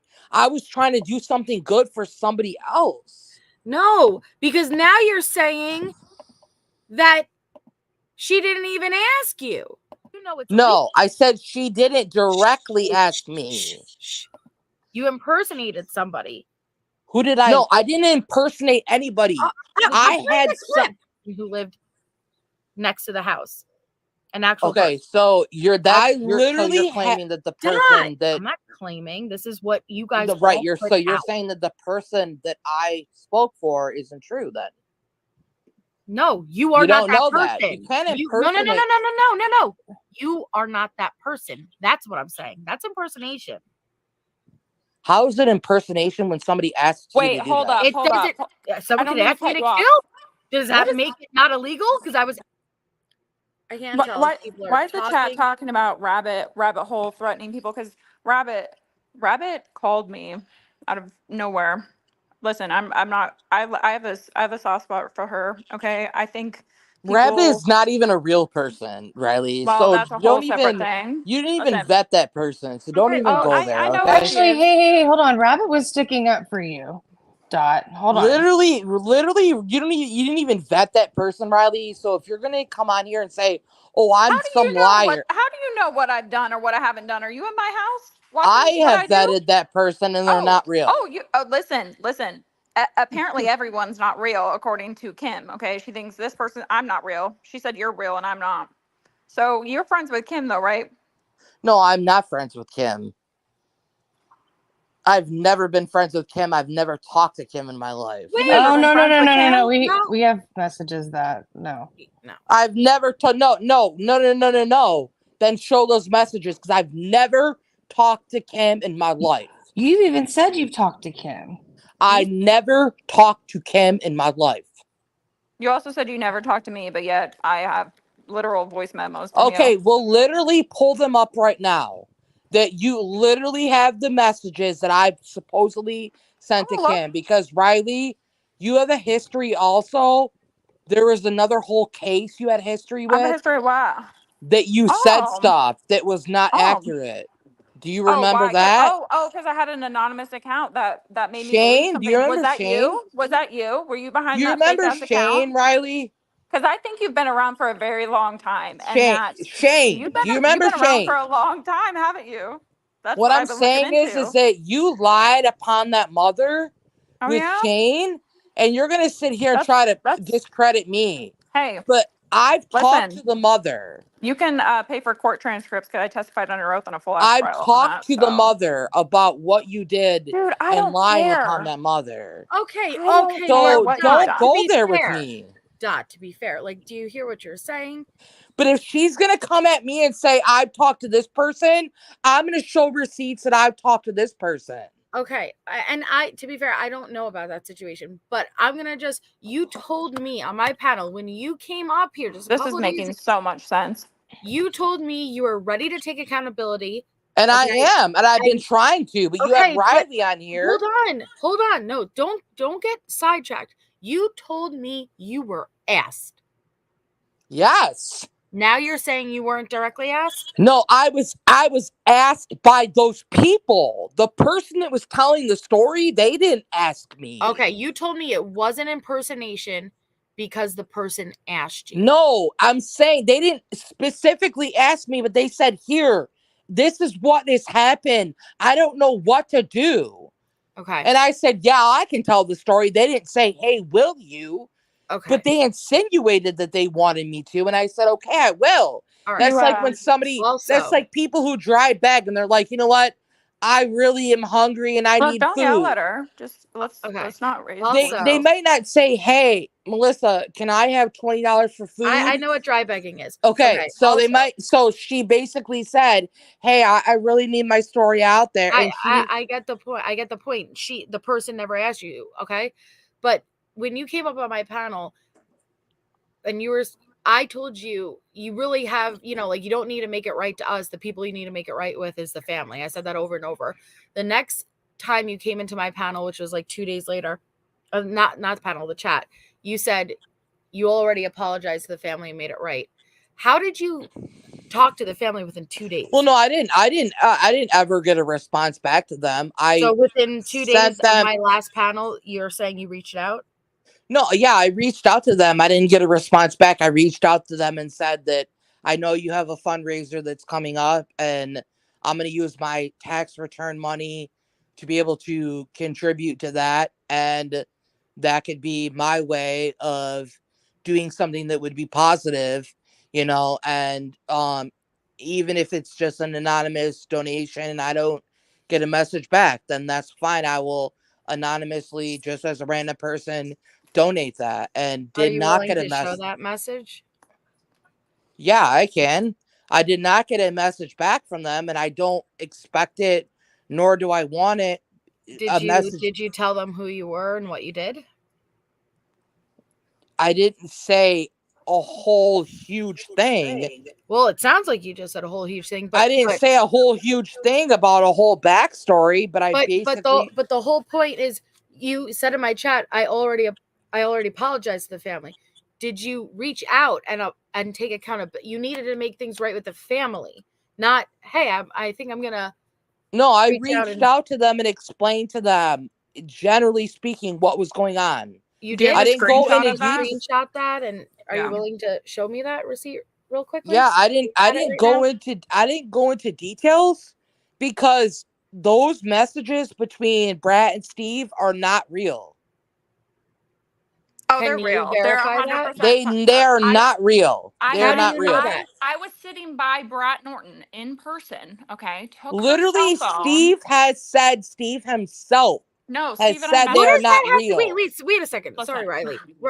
What does that have to do with what you? That does not because Steve has done. no. No, excuse me.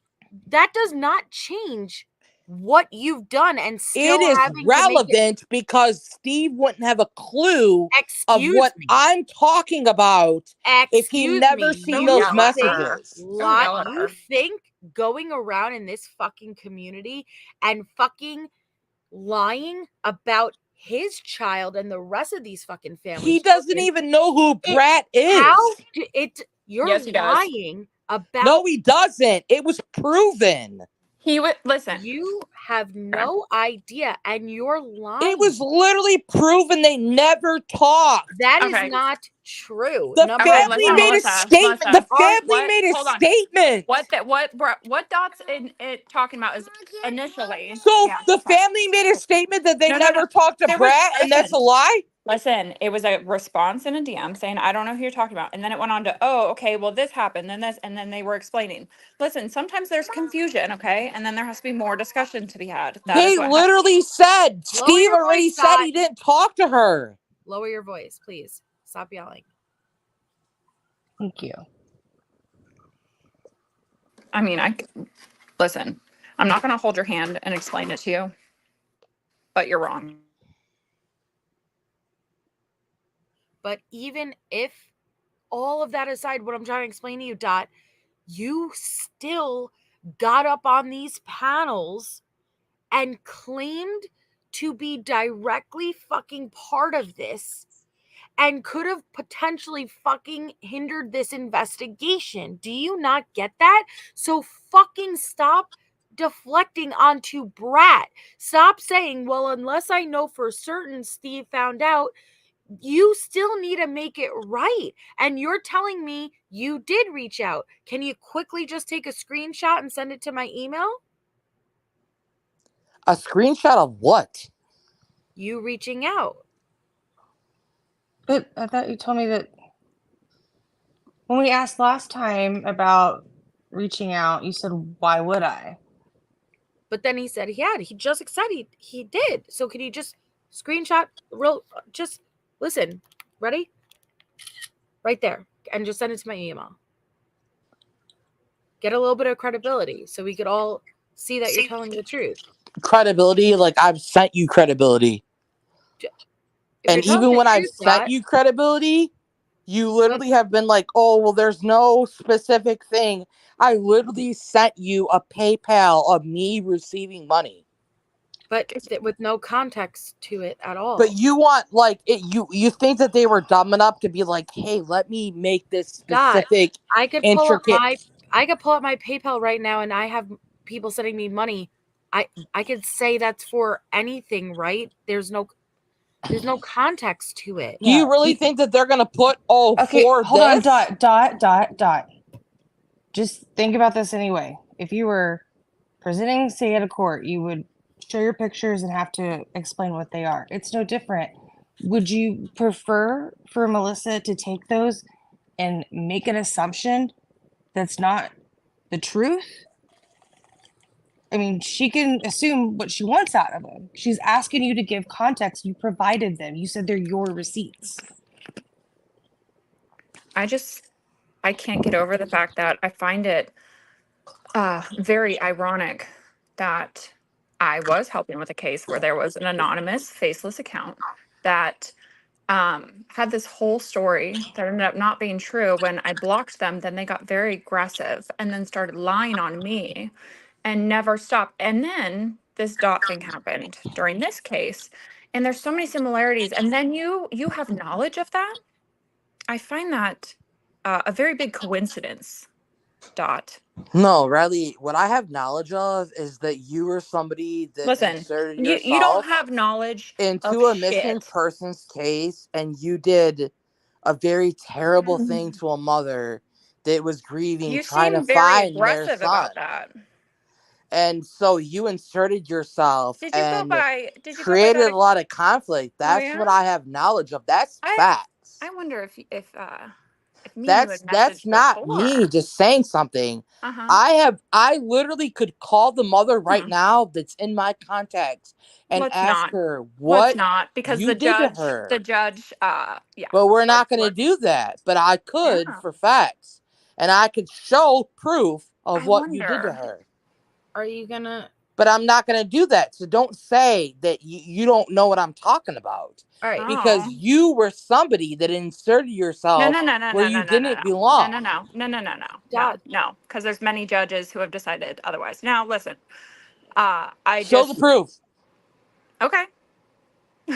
I have Like, actually. you want I me to have. show the proof? Show Alright, the I proof, have. the Alright, judges. alright. To be fair, we're here. We're here with the Idaho case. Alright, that's what this panel is about. Dot.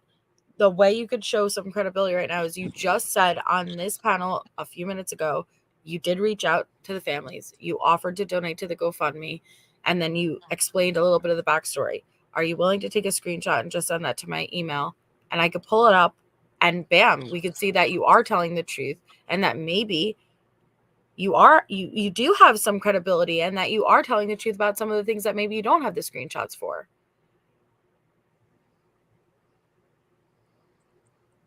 Yeah, that's no problem. I can do that. Okay, I'm waiting. You know, a friend of a particular person during that Michigan case, which is funny because you also live there, right? Don't you live very close to where that missing kid went Shane, away at? right? Yeah, you live very Shane. close there, right? And it's funny because I was sleuthing the other day and I came across a video of somebody and you're talking in the background. And that person also was following very close. I just, It's it's just very interesting. it's funny because that mother went through a lot of stuff. Anyway, well, I'll talk. But we won't go there. We won't go there No. what you But put the mother I just, through.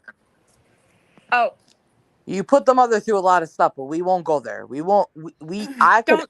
could go there and Do show you know what? everything. Do you know what you put the Idaho family Right, right. victims So through? you Come on. wanna talk about me in the Idaho 4? Yeah, I'd love You to are talk about no what you did. better, Riley, in what you did in the Shane missing persons case. So Thank you, Jack. but y'all don't know what that is. So y'all sit there and say, oh, well, oh my God, You mean dot. Y'all know what Riley did what? on No, a you missing tell me. person's child? Oh, what? I said I want no part in this because there's some weird shit going Do on. you realize that she blamed the mother? Okay, guess what? Listen, that's Yeah, my there's fucking not. panel.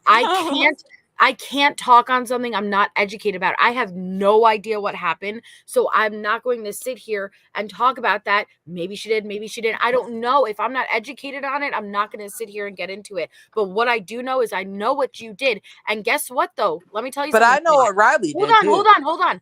Guess what, though? Let me tell you something, Dot. No, guess what? I know what Riley did. Hold on. Let me tell you something, though. Even if she did exactly what you're saying, it does not in any way minimize. You don't know what happened, okay? Could you quit Just listen to what I'm deflecting? saying. You don't know what the Do you fuck go she by did. Bobby Fish You don't know too? what she did. Listen to what I'm saying. Even No, if she you don't did, know what she did. You're saying even if you have no idea I'm what this telling you, woman did to this other even woman. if she did exactly what you're saying she did, ready? Everything you're saying. You're gonna yes. try to sit there and say, "Oh, it's not as bad as what you did." God. No, are you the that's fucking not, moral police? That's not what I'm saying.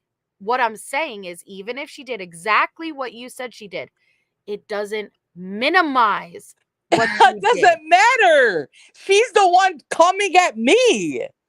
So it doesn't fucking matter. Nobody's minimizing anything. She's coming at me No, she's with not. her bullshit. Actually, when she's been she calm. tortured a fucking mom. It's called Okay, deflecting. I mentioned a fake account, and then you're angry about me No, coming at you. you think that you're some super fucking sleuth and you go and you find all these people, but you literally harassed a mother No, that had a harassed missing fucking son. You harassed multiple families. What do you think it took? I have proof of it. No, you don't. Show You it. impersonated Have a you sent real me that person. screenshot yet? Have you sent me You're that gonna screenshot sit yet? there and fucking side with somebody? Go ahead. I have you proof sent of me what that- Riley did. Send I'm it. gonna Send show me my the fucking screenshot. proof on my page, Have okay? you sent me the I don't screenshot need yet? your fucking channel to fucking have the we're gonna go and we're gonna talk about it. I try to talk to you. I try to be fucking nice to you. Me too. But you Have you didn't sent that want to screenshot listen yet? to me. I'm I gave you listening. receipts and you No, wanted you to fucking say, well, I don't have proof. Have you sent that screenshot yet that you sent to the Gonsalveses? Okay, you know what? Look at. Here's what I'm gonna tell you. You be on your own and do what you gotta fucking do with these people. Is that And they're because all Brandon gonna has fucking remorse? lie. Go ahead and host all your lives about conspiracies. You don't know the fucking truth. Nobody's gonna speak forward. You're never gonna get the fucking answers. I was somebody that was going to give you the fucking answers, but I'm never talking fucking again. I wasted my fucking time. It was a waste of time. When you go through all these people and you try to sit there and figure out, oh, what is going on? Why is Justin doing this? Why is this person posting this? I'm never giving answers again. You're never going to get the answers because guess what? I had them. I don't And you think you wanted to ever be a were going to give fucking the asshole answers, to Dot. me. Quit Because asking cussing. for Quit. receipts? So enjoy. You're never going to Okay. figure it out. And you know what? Those victims are never going to get justice because these because of people people like are going to you. continue to do People what they like fucking you. do. Because people like you fucking lie and you So fuck with enjoy it. people. Enjoy Stop it. it. Riley, Go. shut up. Bye, Dot. That's not It's Riley. Me. It's Shay. Sit down. Enjoy it. Enjoy what? Enjoy what they're going to enjoy being continue to fucked and do. slandered on, which I've been dealing with You this group make your for a while. whole fucking lives about conspiracies of who's really behind this stuff. Conspiracies. And you don't even fucking, you're fucking mature. And then you But you don't slander even people. fucking understand what's really going on. Yeah, and then you slander. Oh Sorry. my goodness. Sorry. Enjoy it. You admitted to being paid to fuel You're conspiracy. so ridiculous right now. Murder. You literally use people's fucking words to fucking target them when they're trying to tell the truth. You're mad that I use your own words to hold you Enjoy. accountable? Fucking enjoy, dude. Enjoy. What, enjoy and the slander? just know and the just smear know that campaign, when the lies on just everyone know else. when you open this stuff up, just know what you opened up. You know what? What? You green screen people's faces, harass them, post pictures of children on the Just internet, know. drive past people's houses. You Just need to go know. to jail. You need to Shut go to the you prison don't for have what you've fucking done. proof You of put that. a dead animal in people's Are you mailboxes. fucking kidding me? You don't have proof of that. I'm gonna go. I the hope one fuck day you go out to of here. prison. You don't got fucking proof of that. The fuck out of here. No, you get the fuck out of here.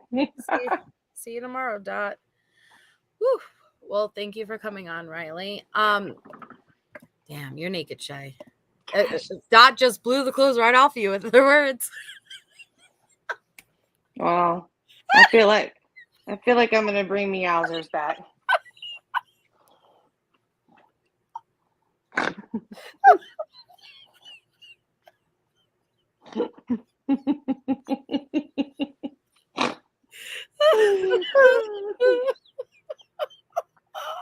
They were like, they both just went, whew, fucking shit. Your clothes just, you got naked, man. Damn. Oh, man. Listen. Sorry, Riley. Yeah, sorry, Riley. Like, listen, okay? Dot. I gave Dot more than enough opportunity. I feel like more opportunity than another normal person would to come up, more panel time. What you guys do not see is I've allowed Dot to email me receipts, okay? Because I feel like everybody deserves that chance. I don't want to be biased. I don't want to just look at an outside situation and just have my mind made up. Like, I'm trying to be willing to be wrong and give somebody a chance. And so the screenshots I were sent were not even of Dot's conversations. They were of others' conversations. The PayPal receipts were scribbled out, and yes, on one of them you could see a name, but you can't see a number or what for, But I think Dot even saying, yeah, I did reach out to the family and I offered to send money for a GoFundMe. And I did explain a little bit of backstory of who I was and what happened. Asking to simply just take a screenshot and show it and to react the way that you reacted proves that you're still lying. So that is the entire point of it. Shows you're not taking accountability. At the very least, you're not taking accountability and you have not owned what you've done. And at the very most, you're playing still a very sick game and you're continuing to do something that I don't know what you're after, but you're still very much playing something and I don't know. Because if you did reach out, oh, you bet your fucking bottom dollar you would have screenshot it and yep, you would have been fuck all of us and proved us all wrong.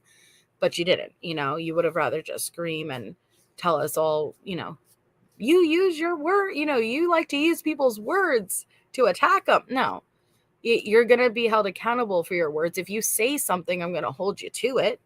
I don't know. I'm sorry, Obi-Wan, I'm alive. I'm not familiar with who you are.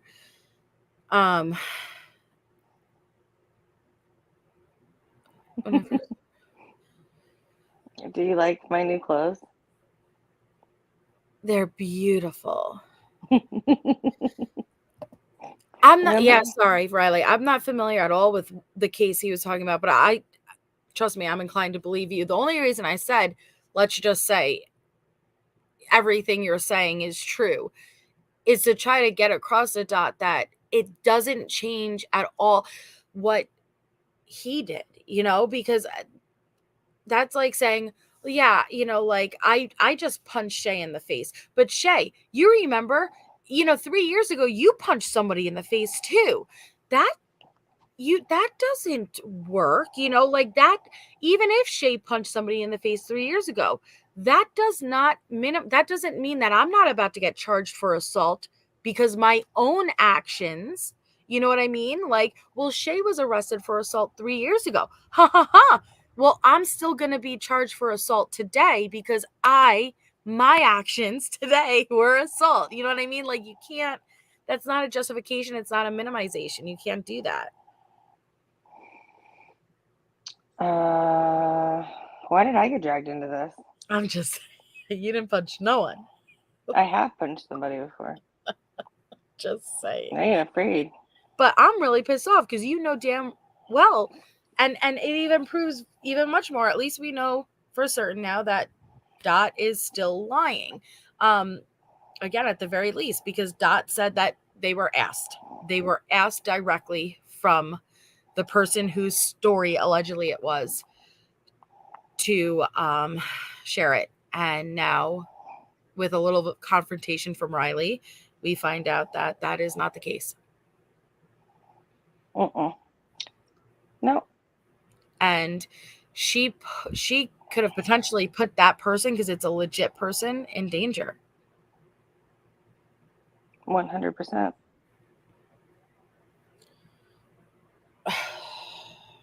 This is crazy. I know.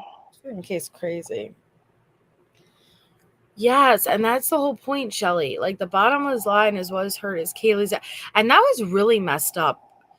Yeah, I don't know what M means, but you know what's really messed up is for you to turn around and say, like, just you claim Brad and Steve's messages are fake, but I'm inclined to believe they're legit. But the point is, I don't give a shit if that message leak was fake or you think Brad and Steve never spoke. That has nothing to do with your actions. What does that mean? Like, what do you think? That what you did still doesn't affect? You think that they still wouldn't have heard about the huge narrative going around about their child's quadruple murder? Like, oh my God. You're not doing yourself any good. For what? For what? I've been very nice to you. My goodness. What accusations? I've made accusations that are illegal. You've committed literal crimes. Jeez, dear Lord. Oh, man. And that's what I'm saying. Like, even if you want to believe that, hey, Brad and Steve were never in direct communication, they fucking would have been hearing about everything that was coming out. You don't think if there was this huge fucking shit going on the internet, these people are coming out and saying they heard, they saw Dylan and so out on the patio at this time, and they heard these screams, these blood-curdling screams at this time, that people close to the family, friends of the family, genuinely concerned, wouldn't reach out to the family on their own to let them know, hey, I just want to give you the heads up, like, there's somebody on the internet saying this. Like, come on, put Brad to the side.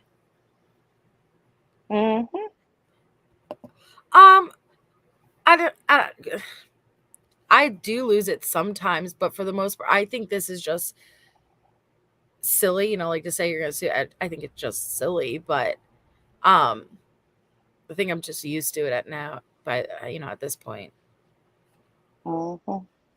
Heather says, please eat a bag of Richards. What is that? Dicks. A bag.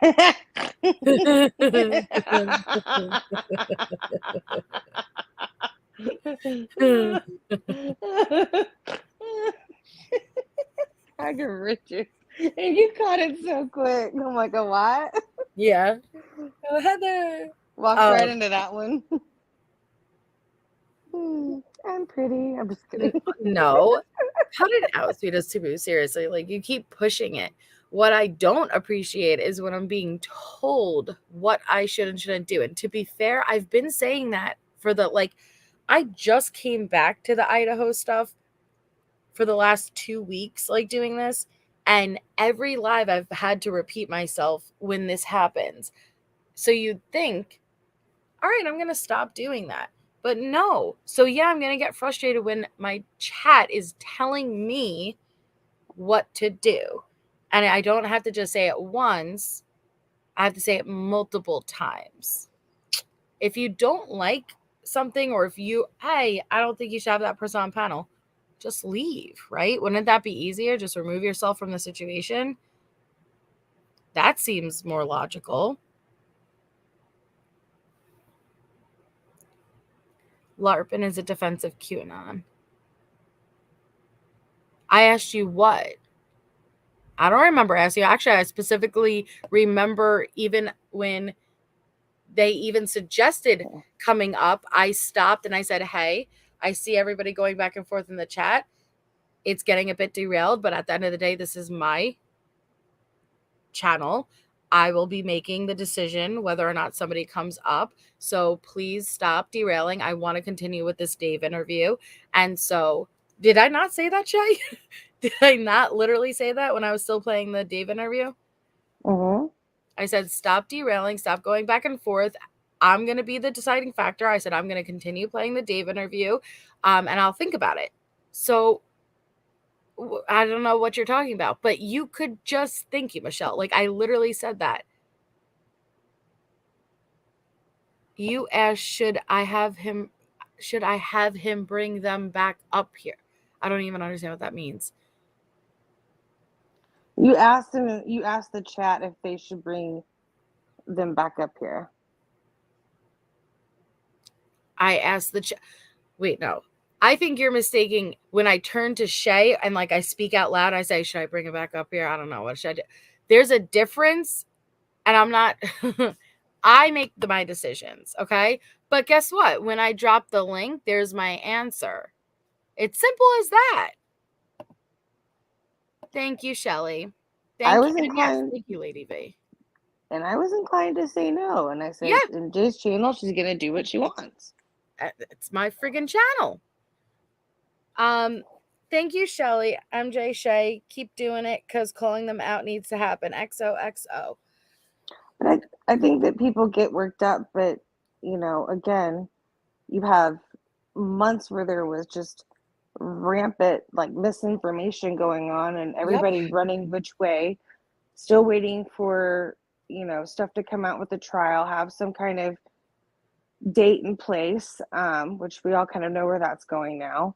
So why not address all of this stuff. It's come back out in the open. I mean, I know it's hard to talk about, but Yep. there's a lot of people that believe it, and I think it's pretty messed up. There's a lot of innocent people that were accused of horrific crimes, and you don't think that affects their life? Mm-hmm. And people still believe Dot. Yeah, I told people I was doing it. No, but They really, like, do, CBTV.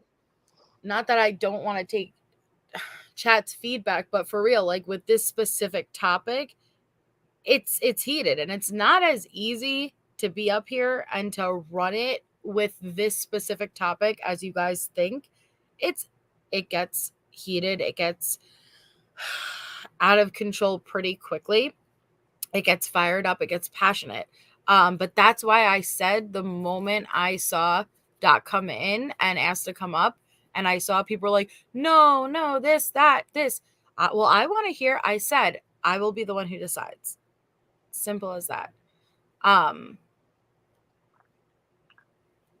But I will say, there's a method to my madness. And when I give room,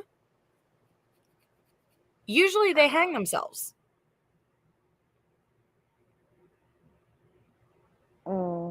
Right, Shelly.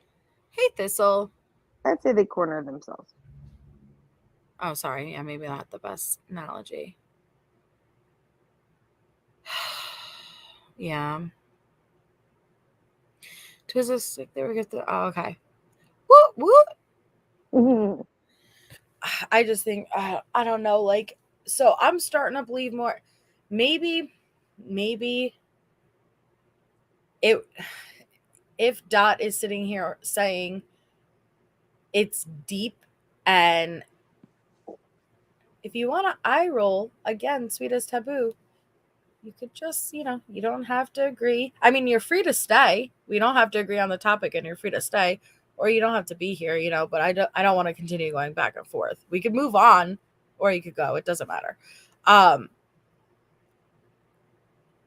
Maybe Dot is intentionally trying to make it. Maybe let's look at it a different way for a second, Shay. Maybe Dot is trying to say it's a big conspiracy, and in Dot's emails, he's claiming he's very fearful, very scared, and we hear that and see that also in the alleged email leak between Steve and Brett. Maybe Dot is claiming now that it's this much bigger thing that we can't even possibly understand, that involves all these people, to take responsibility off his shoulders instead of having to sit here and not saying that the others don't have a role. It's not either way. It's not, hey, 100% on Dot, right? Everyone has their role, but it's much easier to say, well, hey, no, they're the masterminds here. And it's much deeper than you realize. It's much easier to say that than, well, hey, yeah, I fucking lied, and I did it on my own free will.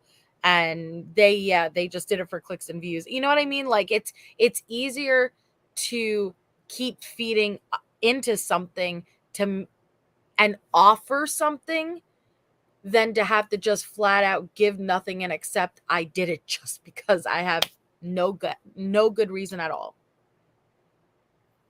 What do you think?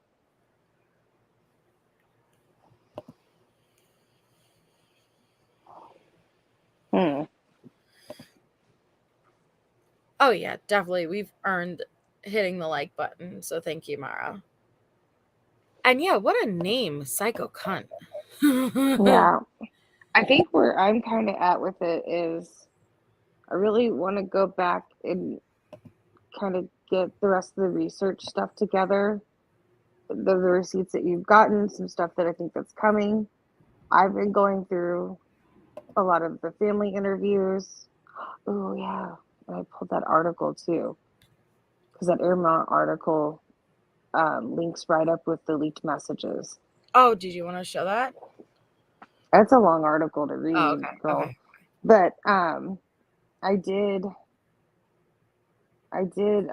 screen record it, like just like kind of to have it for myself. Mhm. And then I found a read aloud, and so it basically just goes over everything that's in those leaked messages already. And that was when I remember Howard Bloom was very careful to say that he did not get that information from Steve. And he said that several Yes. times. And that was in October of 2023.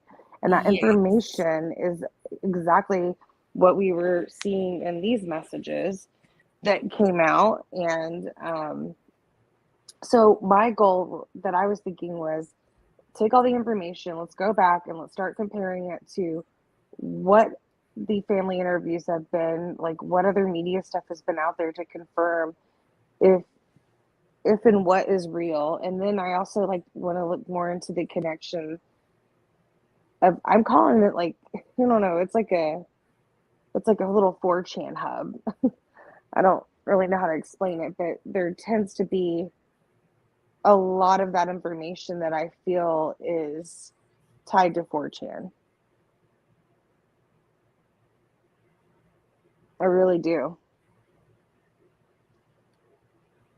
It's interesting. And I remember 4chan being around from the very beginning. Remember that photo that first came out on 4chan that people thought the killer took, and it was through the window, and it looked like either Maddie. Well, now that we know the victims a lot better, it looked like Maddie, and it was like the back of her head. Do you remember that? I do. Still a very ominous photo, honestly, to this day. Like, it was just very weird. Oh, it's happening, KSN. Spreadsheet. I think that would be a really good idea. I think that would be really good for you to do, because that's where you thrive. You're really good at that type of stuff, and it would be really interesting to see once put Because I together. work in finance, and it makes me good at spreadsheets. Mhm. Well, what? Just joking. I'm just being silly. No, I do enjoy that though. Because in my mind, like I just don't know how to like explain it. It's all mapping together, and I don't know how, I need to get it on paper to make it make sense to show. Whiteboard. Well, and that's the question, sweetest taboo. I don't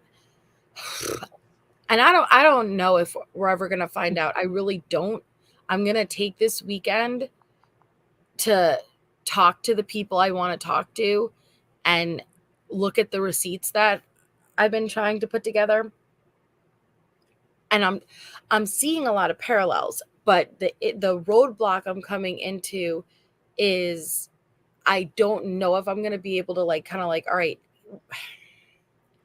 when I get to the end of the receipts, am I going to be able to like kind of like cross that finish line as far as getting to one, like sourcing it back to the very start? Does that make sense? Because like you could kind of like pull it all the way back to right here is where they all kind of come together, but like where you can't show like where intention starts, you can't show like where it very much begins or where they like literally came from. And I it's going to bother me. It's going to very much bother me. And what bothers me the most is people But you start with the don't. dates though, and then Yeah, you layer in the facts. Then you that's a good can idea. have a more objective opinion, you know? Yeah. Oh, Justin commented underneath my live last night, guys. By the way, let Oh yeah. me fill you guys in. Justin commented underneath my live last night. Well, and and I apologize, sweet as taboo. I didn't mean to be a bitch, so I'm sorry. I've gotten yelled at too.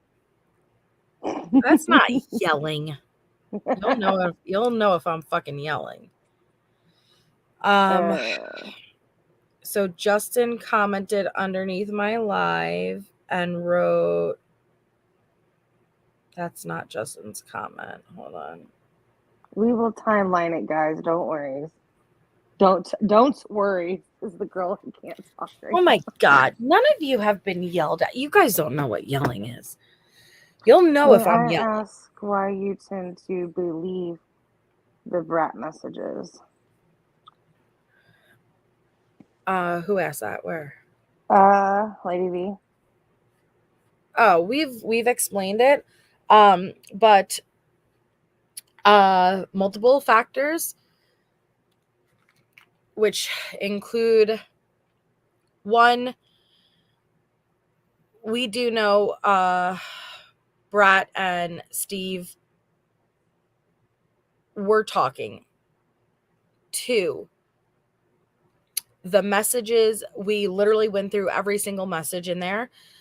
The messages directly pertain to what was being leaked out at that time.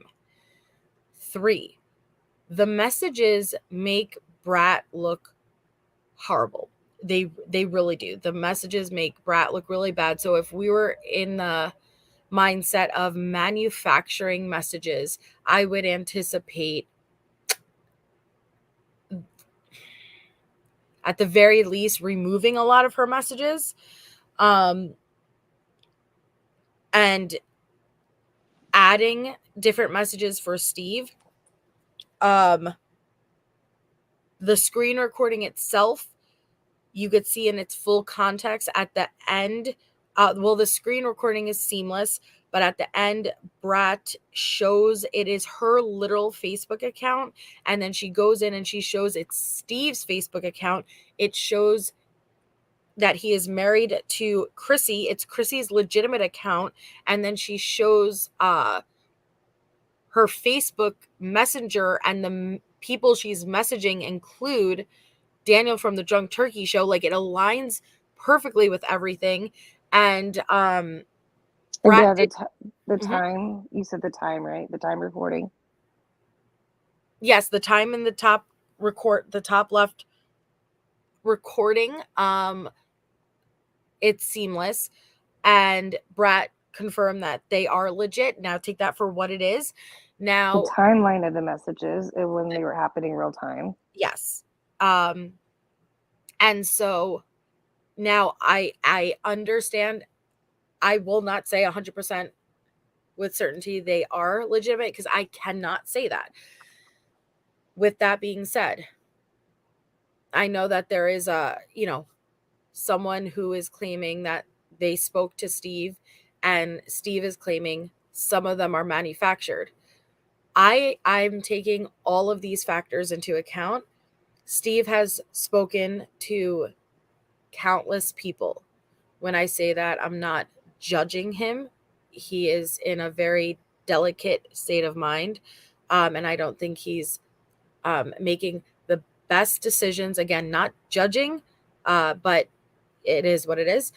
And there was messages within that screen recording that can be a potential issue, including talk of grand jury leaks and secret witnesses and poor talk on Dylan and things like that. So even if this person reached out to Steve, and even if Steve said some were manufactured, I don't automatically believe that. And I don't say that easily. I really don't. I wouldn't just lightly say, hey, I don't necessarily believe the victim's father when they say some are manufactured. Like, I see a motive of why he would not take ownership to some of those messages. But we've also seen before where this has kind of, happened in this case. So these are the reasons why I am inclined to believe these are legitimate messages. And also, these messages had already been out and shown on a Brat TikTok live. So it's not just a screen recording. Brat Norton was live prior on TikTok, and you could see her physical self actively scrolling through with her finger on her Facebook Messenger and going through these TikToks. I'm not TikToks, I'm sorry, Facebook messages. Yeah, I watched it on your video, Sonia. Yep.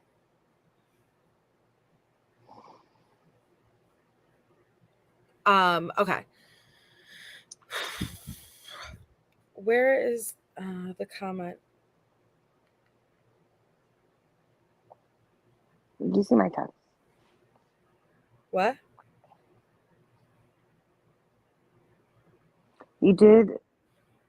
She showed us scrolling screenshots or Stacia. You're talking to us, Deets?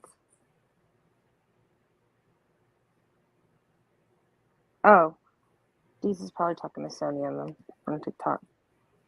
Yeah. Oh, you're I, welcome, s- BB. I, s- I saw the one where Brat, like, I think was she held up her phone or was it the computer? One of the two, but she showed it where she was scrolling through and it's a Gonzo account and that's him. No, to you, to me, to us. Okay. Did she show a scrolling screenshot or stationary? No, she literally. Okay, imagine if I turned on my camera right now, and then I had a laptop in front of me, and I had my not even just my Messenger up. I had my whole. You know when you pull your Facebook up on a laptop, and then the little messenger pops up on the bottom of it. So her whole Facebook profile and account is on the entire screen, and just the little Gonzo Messenger app is up on the bottom. And she's scrolling, and you even see it like pause to load messages and scrolling while she's on the phone with somebody. And at that point, people didn't know Gonzo was Steve. And you hear this person questioning her. Oh. Never mind. Oh my god. Shit.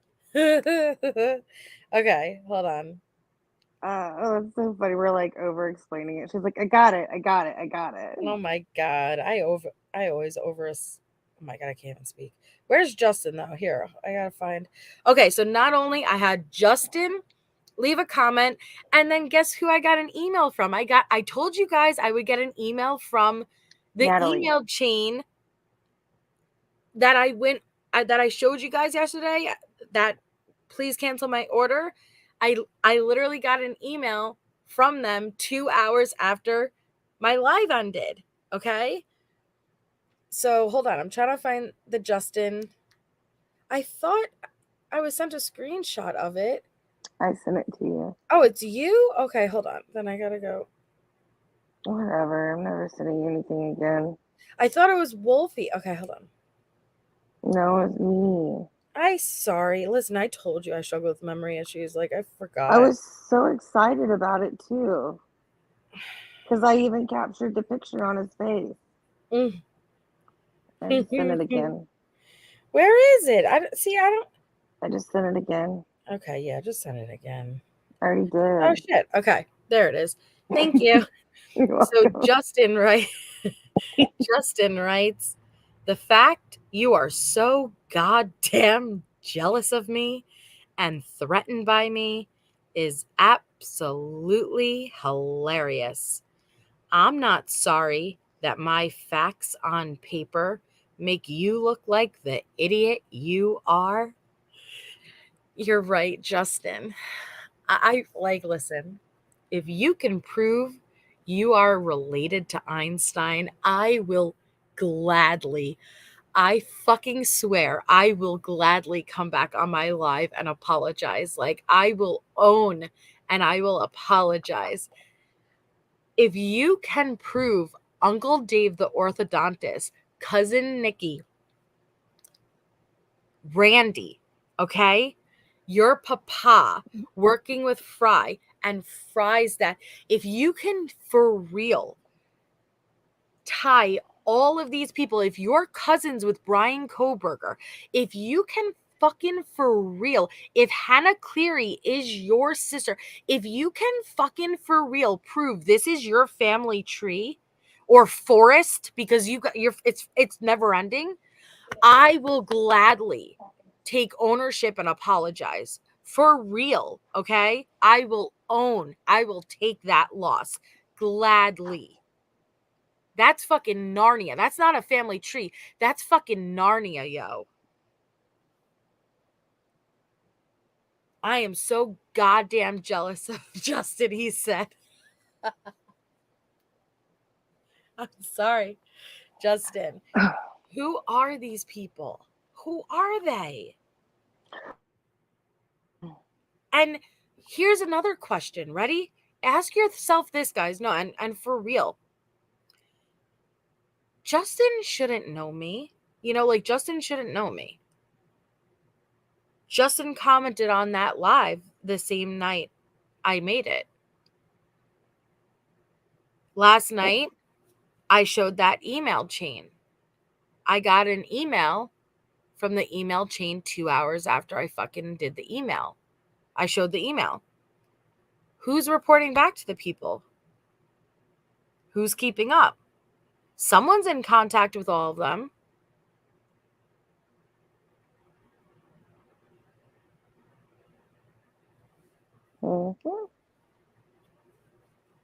Yeah.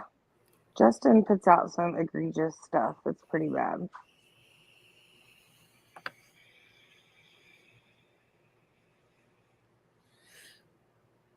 Like, I'm reading through this, like, I don't know, 140 screenshots right now. And it's like this song that never ends.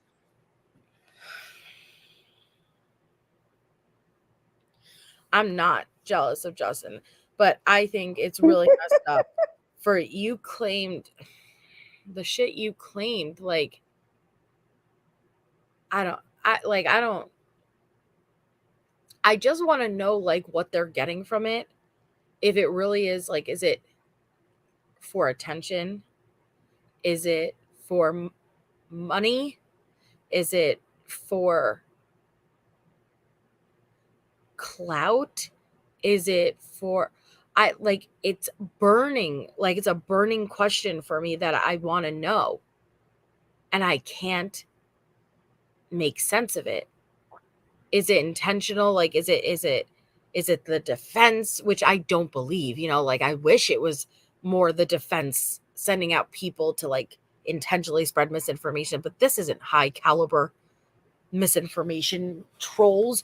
You know, like, the only other thing I saw like this was Trent Bolt in the Watts case. And don't get me wrong, he sat down for a fucking FBI interview, but it wasn't like this. I've never seen anything like this. I've never experienced anything like this. Sorry. I'm sorry. I'm not trying to laugh at you. I was laughing at Justin. And that's what I was interested in, because, and I know Dot said the same thing, but I know for a fact they do overlap. I know for a fact they do. And that's where my issue was, because not all of them, I only the last few days found out at least 2 of them overlap that I never saw publicly overlap. Okay. That's why I was like, okay, I got to sit back a little bit. And I know these people are incredible, but whatever screenshots they're willing to show, and if I could pick up little pieces along the way, that's what I was trying to do. Don't tell everybody. Well, that's already fucking, Dot's done. Oh. What?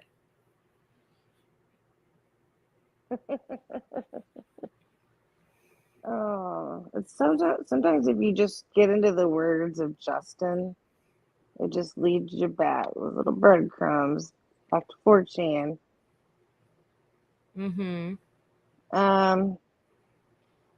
I saw somewhere where he made a post about how he's definitely related to Einstein because Einstein's better than Shakespeare. That's what I was laughing at earlier. You don't think, Freya? Honestly, they have come very close to potentially hindering this investigation. Very close. Like, closer than I'm comfortable. Like, I'm surprised if all of the shit that has happened on a public level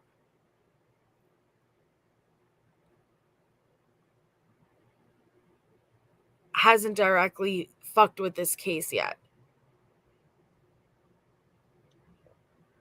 It's so bad. Like, I really hope that law enforcement is tracking some of this stuff, because there's serious allegations, even, I don't know, calling out some of them in ways that it's just not possible. It's crazy. Well, they are. Like I told you with the Watts case, when the discovery came out, they were actively, because with Watts, it blew up massive in the Facebook groups. It really was massive. They were monitoring. They were actively monitoring and keeping and that he put it this way, he literally confessed after a couple of days. They are fully aware and paying attention to what's going on online.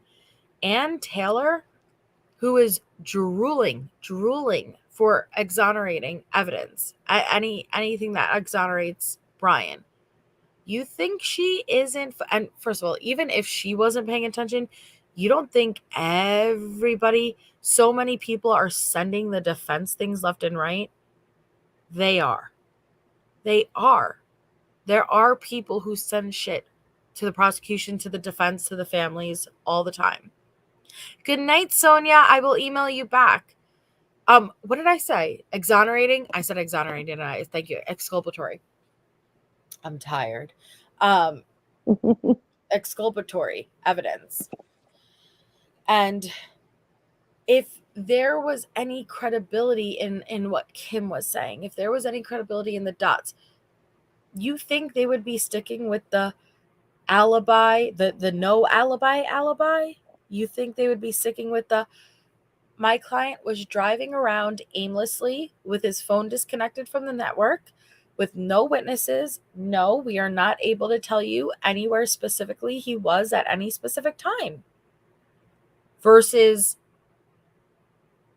any of the other shit these people are putting forward that are in Brian's favor?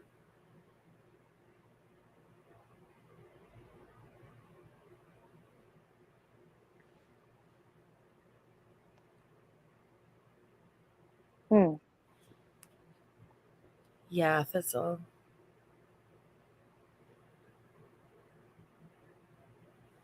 Well, and that's too, when the person said, it doesn't affect the case. Yeah, it does. Every innocent person has been dragged through the mud. And just because we don't see the direct impact it's had on their lives, please don't be mistaken. There are people who absolutely have reached out to them, probably mass flooded with messages, nasty, hateful emails, messages. If you've ever been on the receiving end of even a little bit of social media hate, it's bad, okay? Now imagine on a national scale of people thinking you possibly could have been involved in a quadruple homicide. The amount of emails, messages, reaching out to family, reaching out to your job, doxing, fucking with you on a real life scale, just because we haven't seen it doesn't mean it's not happening. And then think about every person that this fucking community accused. Then Dylan and Bethany. I have my questions too, but think about Dot and Kim and every fucking person who keeps pushing more conspiracies around them.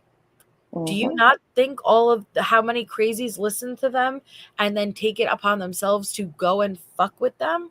People do. They're crazy. People do. So to say it doesn't affect the case, fuck yes, it affects people. it affects many people. This does damage. It absolutely does damage. And that's what makes me very mad. It makes me very mad. I found a really good thread. It wraps together like all of the theories. It's pretty funny. Okay, let's hear it. No, I don't. You're tired. We can do it another night. What is it, super long? A few paragraphs. All right, take us out with it. Read it to us, want- and then we'll end it out. You want me to do it? Yep. All right, hold on. This deserves a Red Bull. It's a doozy. All right, it's not fact. It is like a Kimbleweed. We need a Kimbleweed. We need a Kimbleweed. And yes, thank you, Jen P. We live here now. Love you, Heather. All right, are we doing it? Yep. I just opened my Red Bull. All right. Oh, I just threw my ice water on the patio. Sorry. Shit. What? You threw your ice water on the patio? I threw my ice out, yeah, on the patio. Okay. Whew. So this is from Facebook group. It's pretty funny. It says, this is a user's post in the Idaho murders group. It's the group that has 61K members right now. It's pretty funny. So she says, it seems this is the prevailing theory about what happened to the Idaho 4. Personally, if you ask me, this is a much more believable theory than whatever ridiculous story that is written in the PCA that the cops expect everyone to believe. The cartel fronted $70K in drugs to college students that don't even have a surveillance system around the house and who let people party there when they are not home. That Maddie flushed that $70,000 in drugs they must have had excellent plumbing, and that's why everything that Maddie told Adam. Somehow, some of the kids all end up at a fight club in tunnels under the King Road neighborhood, which is being live streamed on the internet while Maddie and Kaylee are at the grub truck.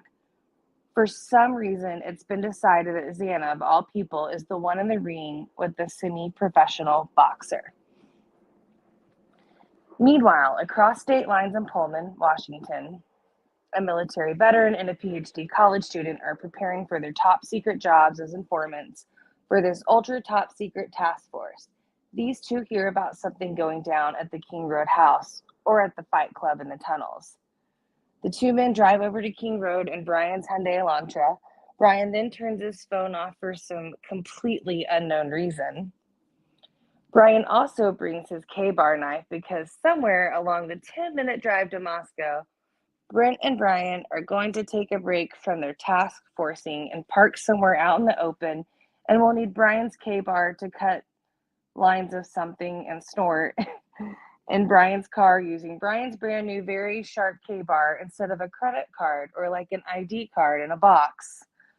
I'm not exactly sure why the two top secret task forces didn't do their stuff in private in their apartments before they left, but this is apparently how the story goes.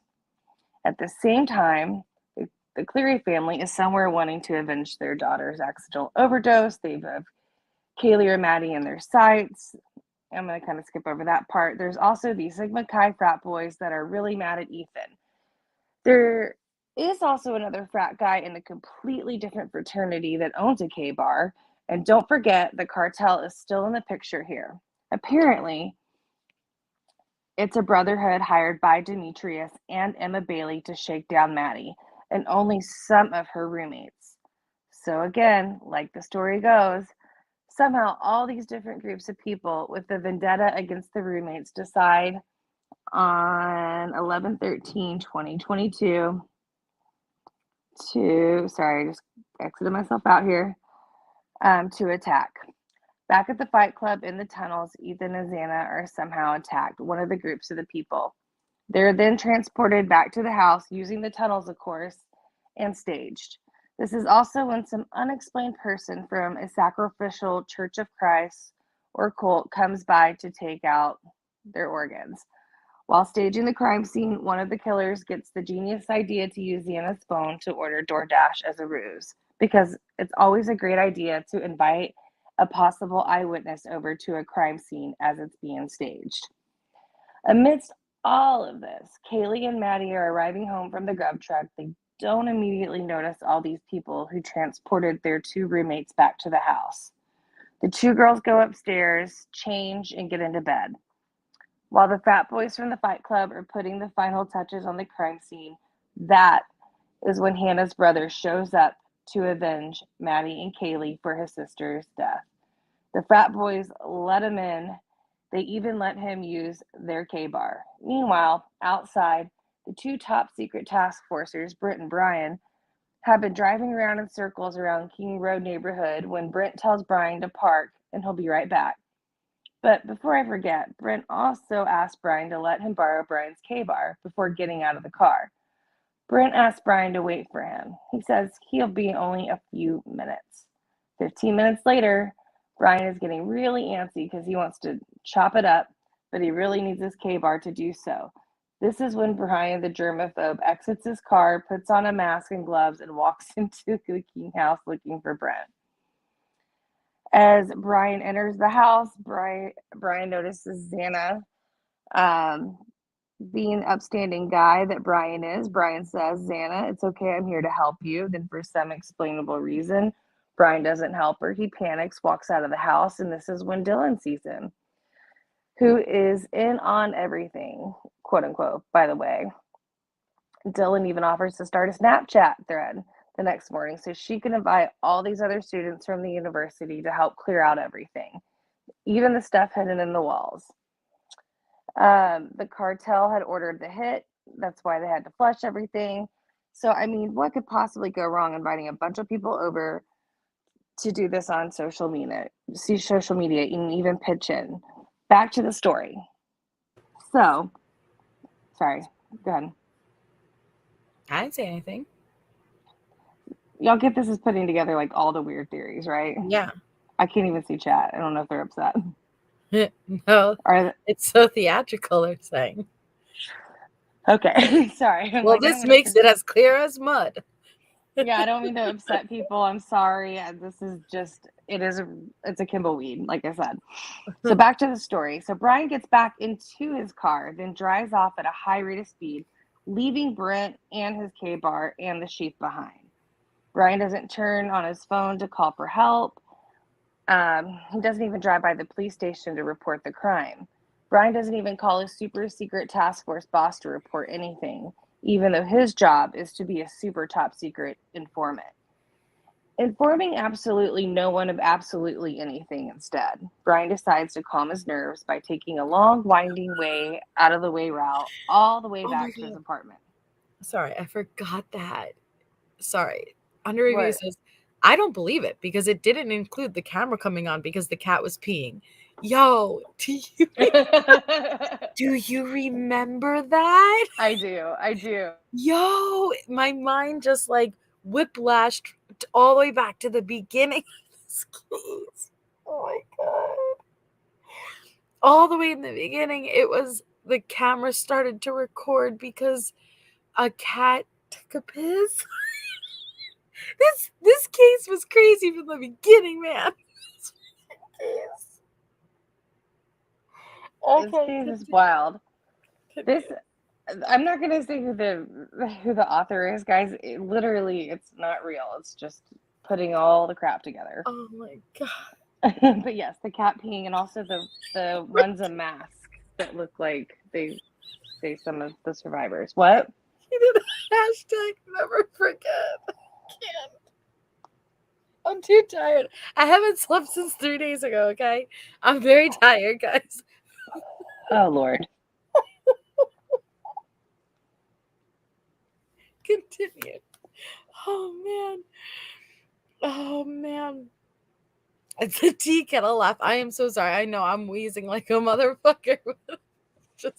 It's that delusional laugh, okay? I haven't slept since the night prior to Deet's panel, okay? That's how long ago, okay? Oh my gosh. Leave me alone. Leave her alone. Oh my goodness. All right, just before entering Pullman again, Brian turns his cell phone back on, except he doesn't use it to call anyone or report anything. He must have just wanted to check the time or something. After trying to sleep for a bit, Brian is restless and decides to drive back over to the King Road neighborhood the next morning for no apparent reason. He doesn't ever report the crime to anyone. He simply decides he will never return to Moscow ever again from that point on. And according to this cyber sleuth theory that quote unquote anyone with a brain has figured out by just using their quote unquote common sense and quote unquote gut feelings, Brian actually isn't being charged with a quadruple murder. This is actually just an elaborate psyop. Brian is actually sitting in jail in protective custody as an informant because the super secret task force he's working for is working on a much bigger project, and they're still not done yet with their bust or making all their other arrests. Also, according to this theory, Brent may or may not still be alive. It seems some aren't fully convinced he is actually gone, and some even suggest that Brent might be just sitting there waiting in protective custody and for all the other arrests that are supposed to be happening, quote unquote, any day now because, quote, the walls are closing in, unquote. Also, according to this theory, the Moscow PD, the Idaho State Police, and the 50-plus FBI agents that have worked this case are all corrupt and covering for these frat boys. Bill Thompson is part of it, aka Santa Claus, as well. This is also why Chief Fry is retiring after 29 years of service and a maxed out pension, according to the theory. This is a lot. Chief Fry is running before his life implodes and is exposed for his corruption. No explanation is offered on how this makes any sense considering Fry is running for Latah Sheriff, but I digress. Apparently, Brian's DNA was planted on the knife sheath by one of the officers who had been carrying around Brian's DNA in a Ziploc baggie obtained at a traffic stop months earlier for the off chance there'd be one day a quadruple homicide in Moscow that they wouldn't want to attempt even bothering try to solve. The joke is really on all these LE though, because they don't know about this super secret task force with the sniffing informants. Their house of cards is about to crumble and fall before their very eyes. The corrupt town of Moscow apparently had no idea how much attention this case was going to receive. They were hoping to sweep this quadruple homicide under the rug and frame some outsider PhD student from Pennsylvania to cover for a few frat guys from some very powerful families. Law enforcement are stupidly trying to pin the murders on Brian as their patsy, to take the fall in order to protect the enrollment at the University of Idaho. But the super sleuthing internet detectives aren't going to let that corrupt town get away with it. God, this theory might seem ridiculous and very far-fetched, but truth is sometimes stranger than fiction. Ooh. This theory also makes much more sense than whatever stupid narrative is written in the PCA that the cops and FBI expect everyone to believe. This theory might also explain why Ann Taylor is acting so confused in court, and it just might be why she can't figure anything out. She has 9,000 tips to sort through, and most of them are probably tips like these. Credit. The theories in this post are brought to you by the hard work and research of the many skilled cyber sleuths of the YouTube true crime community who have dedicated hundreds of hours bringing us facts. Whew, a special thank you to Drip Drop, Crime Circus, Chaos Sector, Bubbly Waters, Harsh Reality, Voldemort, Get a Clue, Unfiltered Lucky, Fake Witness, Dot, Justin, Anonymous Dave, Brat Norton, and any other hardworking true crime grifters I have forgotten to mention here. Without the hard work and dedication of the internet detectives and social media sleuths, the public would never know the real truth about who is really responsible for the Idaho 4 tumbleweed. That's it. That's a big one. That's what she said. That's a lot. That's what she said. That. It summed it up. Pretty much all of it. Sorry it's so long that I was like, well, damn. Oh my goodness. That I guess it's solved. Mittens for kittens. I guess it's solved. Yes, that was touche, Shay. You did wonderful. Thank oh you. My goodness. I'm so laughing at that. All right, I'm going to step down and get ready for bed. Thank you for having me. Good night. Well, thanks for coming on, Shay. We love you. Love you too. Good night. And so sorry, to get a little bit of a toot when people piss me off earlier. I'm cranky, I'm tired. But I've been covering Tisha for the last few months, and it's been really, really chill. And covering this case the last 2 weeks, it's been like whiplash, and I haven't been used to how hot the topic gets. But I appreciate you all, even the ones who pissed me off, and you're all welcome here. But not Dot anymore. Now Dot is officially not welcome. So, but seriously, I appreciate you all so much. Thank you all so much for being here. I appreciate you all listening with an open mind. I'll probably be on tomorrow in the mid-afternoon to do a Tisha episode, but then other than that, I'm going to take the weekend and I'm going to go through my receipts and I'm going to try to put together some things, and then I'll be back on Sunday evening. So I hope you all have an amazing weekend if I do not see you for tomorrow's afternoon line. So hit the thumbs up, have a wonderful night, and I will see you guys tomorrow.